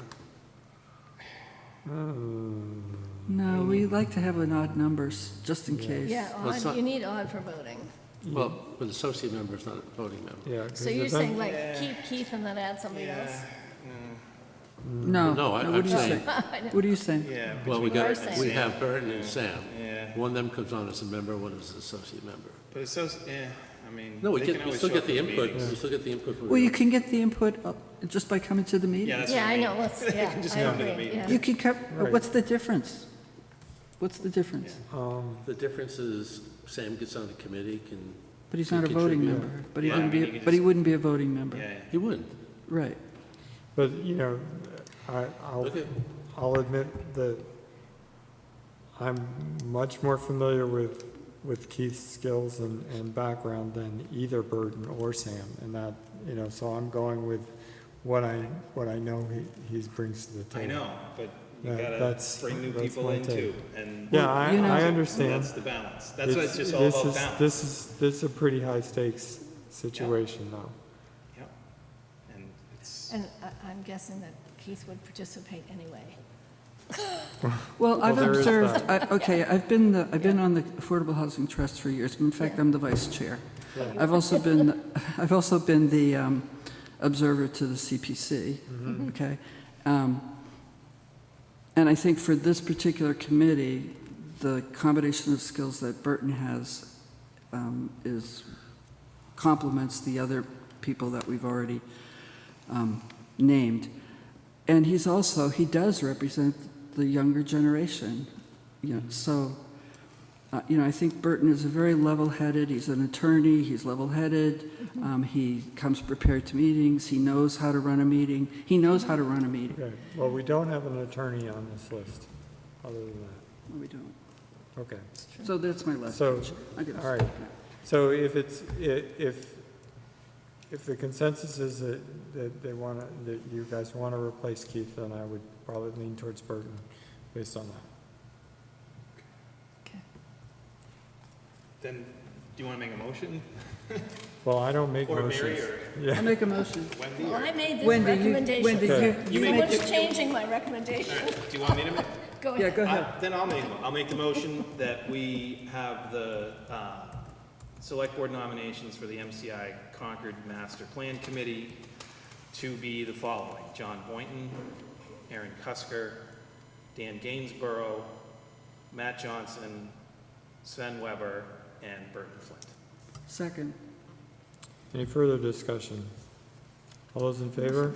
Aye. Aye. Okay, All right. thank you for that. We're, So one other, just a comment, our process requires people to submit their volunteer cards. So we should make an outreach and have them do that. all right. Who should do that? I can do that. Oh, you'll do that, great, I'll do thank that. you. And now, we do have a little bit more business. Oh, no. Yes, I know you I- can't, I yeah, know. Ian, you really can't, because you have to There's more speak. agenda? Yes, What? there is. We What? have to No. talk about What are we There's- going to do now? who's actually talking Oh, at if town we meeting. Good. Nobody's talking. What do we do? Actually, we can't do this on Tuesday, I'm sorry. Let's, Can't do- So- are we doing We have to do it this? So now. this Friday. is the town meeting business stuff. Okay, let's do that. Okay, so quick update. I'm going to summarize rather than read out a statement, which I will be happy to forward to you. I have been in contact with Henry Dane about the Article 31, which is the There's signs around town on this one. Memorial Committee. And what he has told me about that is the Board of the Concord 250 Corporation, proponent of Article 31, met on April 9th and unanimously voted not to move Article 31. This memo goes on to say, this does not mean that we do not think it important that the town proceed with this project as the finishing touch to the celebration of the 250th anniversary of the shot that was not only heard around the world, but also put our town on the map as a place where the first successful democratic revolution had its beginnings. Rather than asking town meeting to consider the article, Concord 250 would like to make its resources available in a cooperative effort to achieve this objective. How we do this will very much depend on whether the town or the remnants of the executive committee are able to come up, those are his words, not mine, I'm going to just make sure that we know, come up with a timely process and are the source of funding that seems likely to produce the desired result within a reasonable time. From our point of view, the, quote, desired result, end quote, would be a monument of modest proportions one located in proximity to existing memorial in Monument Square that included the list of known names of Concordians who died in military service during the 8 years of the Revolution, and 3, by reasonable period, we are thinking a year and not more than 18 months. We believe that all of these objectives are feasible, and that this is the most important piece of unfinished business from the 250th. So that's the memo from Henry.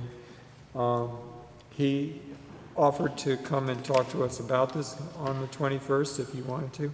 He was prognosticating that we wouldn't get out before midnight. I'm trying to prove him wrong. Do we have to talk on the 21st? Do I mean, we- he's not moving us, but we No, want we some could discussion. discuss Right, it. so we can do it later. Otherwise. What are we doing on the 21st? We're we're going to appointing. appoint the Got it, we're appointing. nominees. We Mark, just, could you circulate that, the Yeah. letter? yes, it would be good I'll to be get- happy to yeah. circulate Yeah, thank that. you. So we're And, appointing, um, okay, good. The other update briefly that we could discuss, and we probably would want to discuss on the 21st, is that Article 42, that's the composting article from the high school students.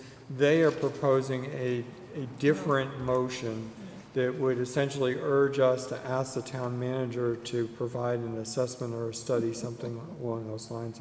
Like a cost-benefit analysis or something? Yeah, of the feasibility of creating a service. So they're urging us to ask for Got it. that. Study. So and they're going to offer that as a main motion, so it will not be moved in the form that it was listed here. So we might want to revisit our recommendation on that point. Yep. And so they would be prepared to come and talk to us about that. Okay. So, having said those two things, and no need for discussion on them, the final task that we need to accomplish tonight is to just review the town meeting articles. As I mentioned earlier, on Friday morning at 9 a.m., the moderators meeting where we request time to speak to articles, and let her know that we intend to speak to articles. So I just want to go down the list that you have in front of you. And if you definitely want to speak to something, then you would need to tell me how much time I need to ask the moderator for. Otherwise, we're going to assume that it's a don't speak unless spoken to situation. So, And Mark, it's usually like it's under 2 minutes that usually it's 1 minute or something like that. Yeah, So 1 or that 2 would be a minutes. statement if we feel necessary to reinforce our position or something like that.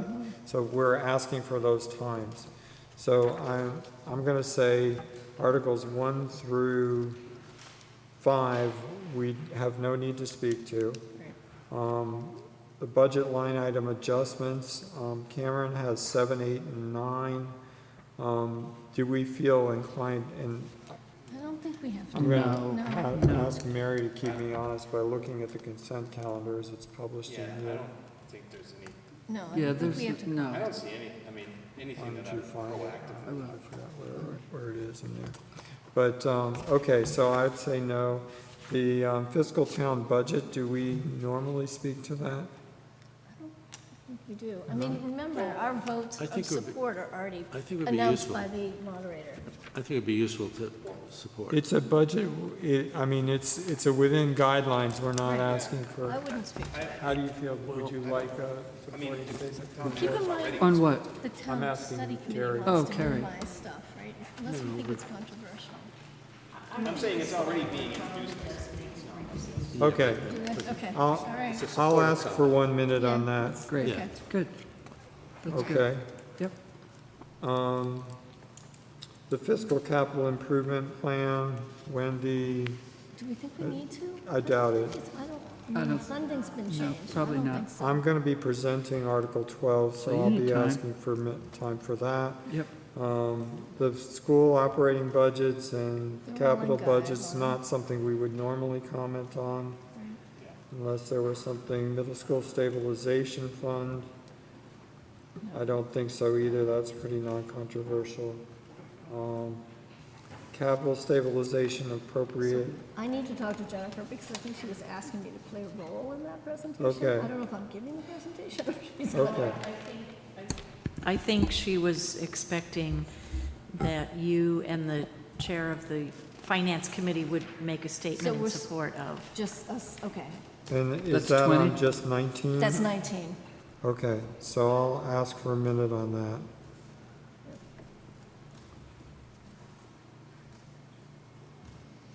And the appropriations, probably not. The OPEB trust expenses, probably not. I think those are on the consent. PFAS settlement. That's on the That's consent. on Consent. consent. Conservation Fund bylaw. Paul's presenting it, so. Yep, Paul, you're Yeah. presenting that? Yeah. Yep. Do you know how much time you need? You're actually Your on the list to standard be 5 at the minutes, night, right? at that meeting. Yeah. Do you know that? I mean, I could ask on your behalf, but you could also ask for yourself. I'll ask for myself. Okay. Be at least a half hour. No, Yeah. It's Paul. it's, It's I don't know, it's town probably 3 meeting to time. 5 minutes. I gotta figure it out. All right. I'll time myself. Okay, so that's 25, right? Paul asks. Okay. Yeah. That was 25. The CPC, I think that there are, Well, that one's, You think there's going to be an amendment from the floor? Yes. yes. There will. maybe, Well, maybe. Okay, I- you're talking about the same thing.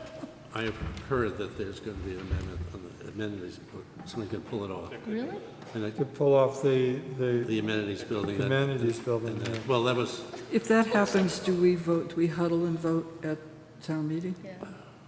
Yeah, or we could discuss what our position on that would be Maybe we should on Tuesday. on Tuesday. It could happen.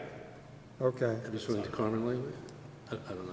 Okay, well, But in the main, you're tracking. It definitely could on, happen. I've on heard it's the- going to happen. on the main presentation of the CPC articles, I don't think we No. necessarily need time. No, we don't. And if there's an amendment, then we would make a comment on that. That's and right. Mary would represent us. That's right. Okay. Okay. Second set page, easements, no big deal. Betterments, again, I don't think we I don't need to think we need comment that. on that. No. Solar rooftop We bylaw, probably should because he's changing it, right? is Dean changing that? Is he? It's a policy. Yeah, I think he's actually changing it to a policy. Remember, that's. And remember, that's we actually had what- voted, It is And we- changed to a policy. And we That's- said we so would we voted support on it. that, okay. Well, so Public Works, that's what Public Works voted on too. Do we want to, I'm just When did you misremembering want when we time? voted. when did you No, I don't want think to? we need it. Okay. If he's already changed it, we supported it, All right, that's so Okay, fine. so we don't that's need time. fine. Okay. Just lose track. We just talked about 31. The zoning bylaws, any, Yes. The Thirty-four. one that, 34 might be. so there are some signs going up around town. that 34 say and no. I 36. think it's 34 and 36. It is 34 and 36. So I So think do we we should need to talk probably to leave those? I it think so. I here. will prepare myself for 34. okay, And I think we should. 1 And or 2 I was minutes. assuming 36. What about And by the way, no, Do and we're you, going do you to have do a the sense of wireless. 1 or 2 minutes? I don't know. I think that'll. I don't know if it's 1 or 2. What about 35? Do you think All that'll? right, I'm gonna ask for 2 minutes for Yeah, you. yes. Ask for 2, and I can Okay, Yes, skinny it down. yes to one. on the wireless. yes. Wendy will speak. What number is wireless? 35. 35, so you want 2 minutes too? Yeah. Okay, Okay. good.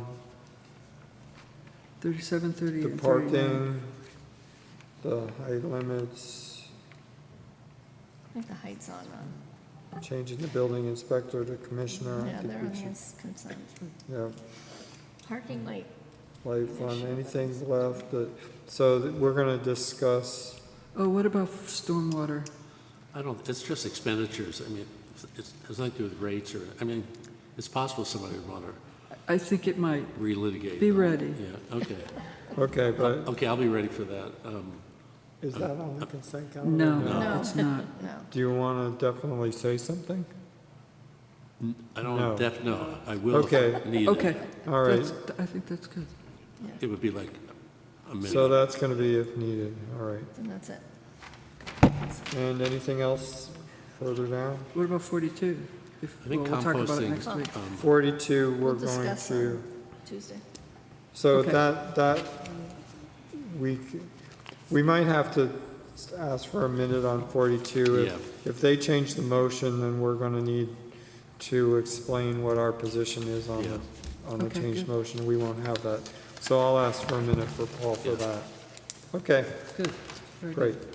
good. Did that. Anybody want to skip liaison reports? Yep. Okay. Oh, but you know what, we are gonna, on Tuesday, we're gonna have the tax relief evaluation task force make their report. Great. Okay. We're able to do that. So sorry, on Tuesday. Tuesday, the Tuesday, the 21st. 21st. Okay. 21st, yeah. That's going to be on our Yes. agenda in addition. You say tax relief? Tax relief Oh, great. evaluation Big task force. meeting. Okay. Okay. Yes. We will, It's not an issue. ready to talk tax relief. Anybody else have any comments? There's a hand up. Tracy. Tracy. Tracy, really? Okay, Tracy. Still there? What is it? Of course, she's gotta go. Maybe it's an old can. Okay, I apologize. Tracy Morano, Chair of the Regional School Committee. Thank you so much for your time tonight. The amenities building, I just wanted to let you know we are meeting tomorrow night. I've been in touch with the CPC chair and the town moderator. There's been an inquiry of someone that potentially wants to divide the question. So we will be discussing that, but we also have had some very good news from Senator Barrett's office. So if you'd like to hear about that, tomorrow's your night. And that's it. Thank you. Okay. Stand by to hear about that. Senator Barrett, the All money right. man. Thank you, Tracy. All right, with that, motion to adjourn. So moved. All those in favor, get up and leave. Bye. Good. Aye.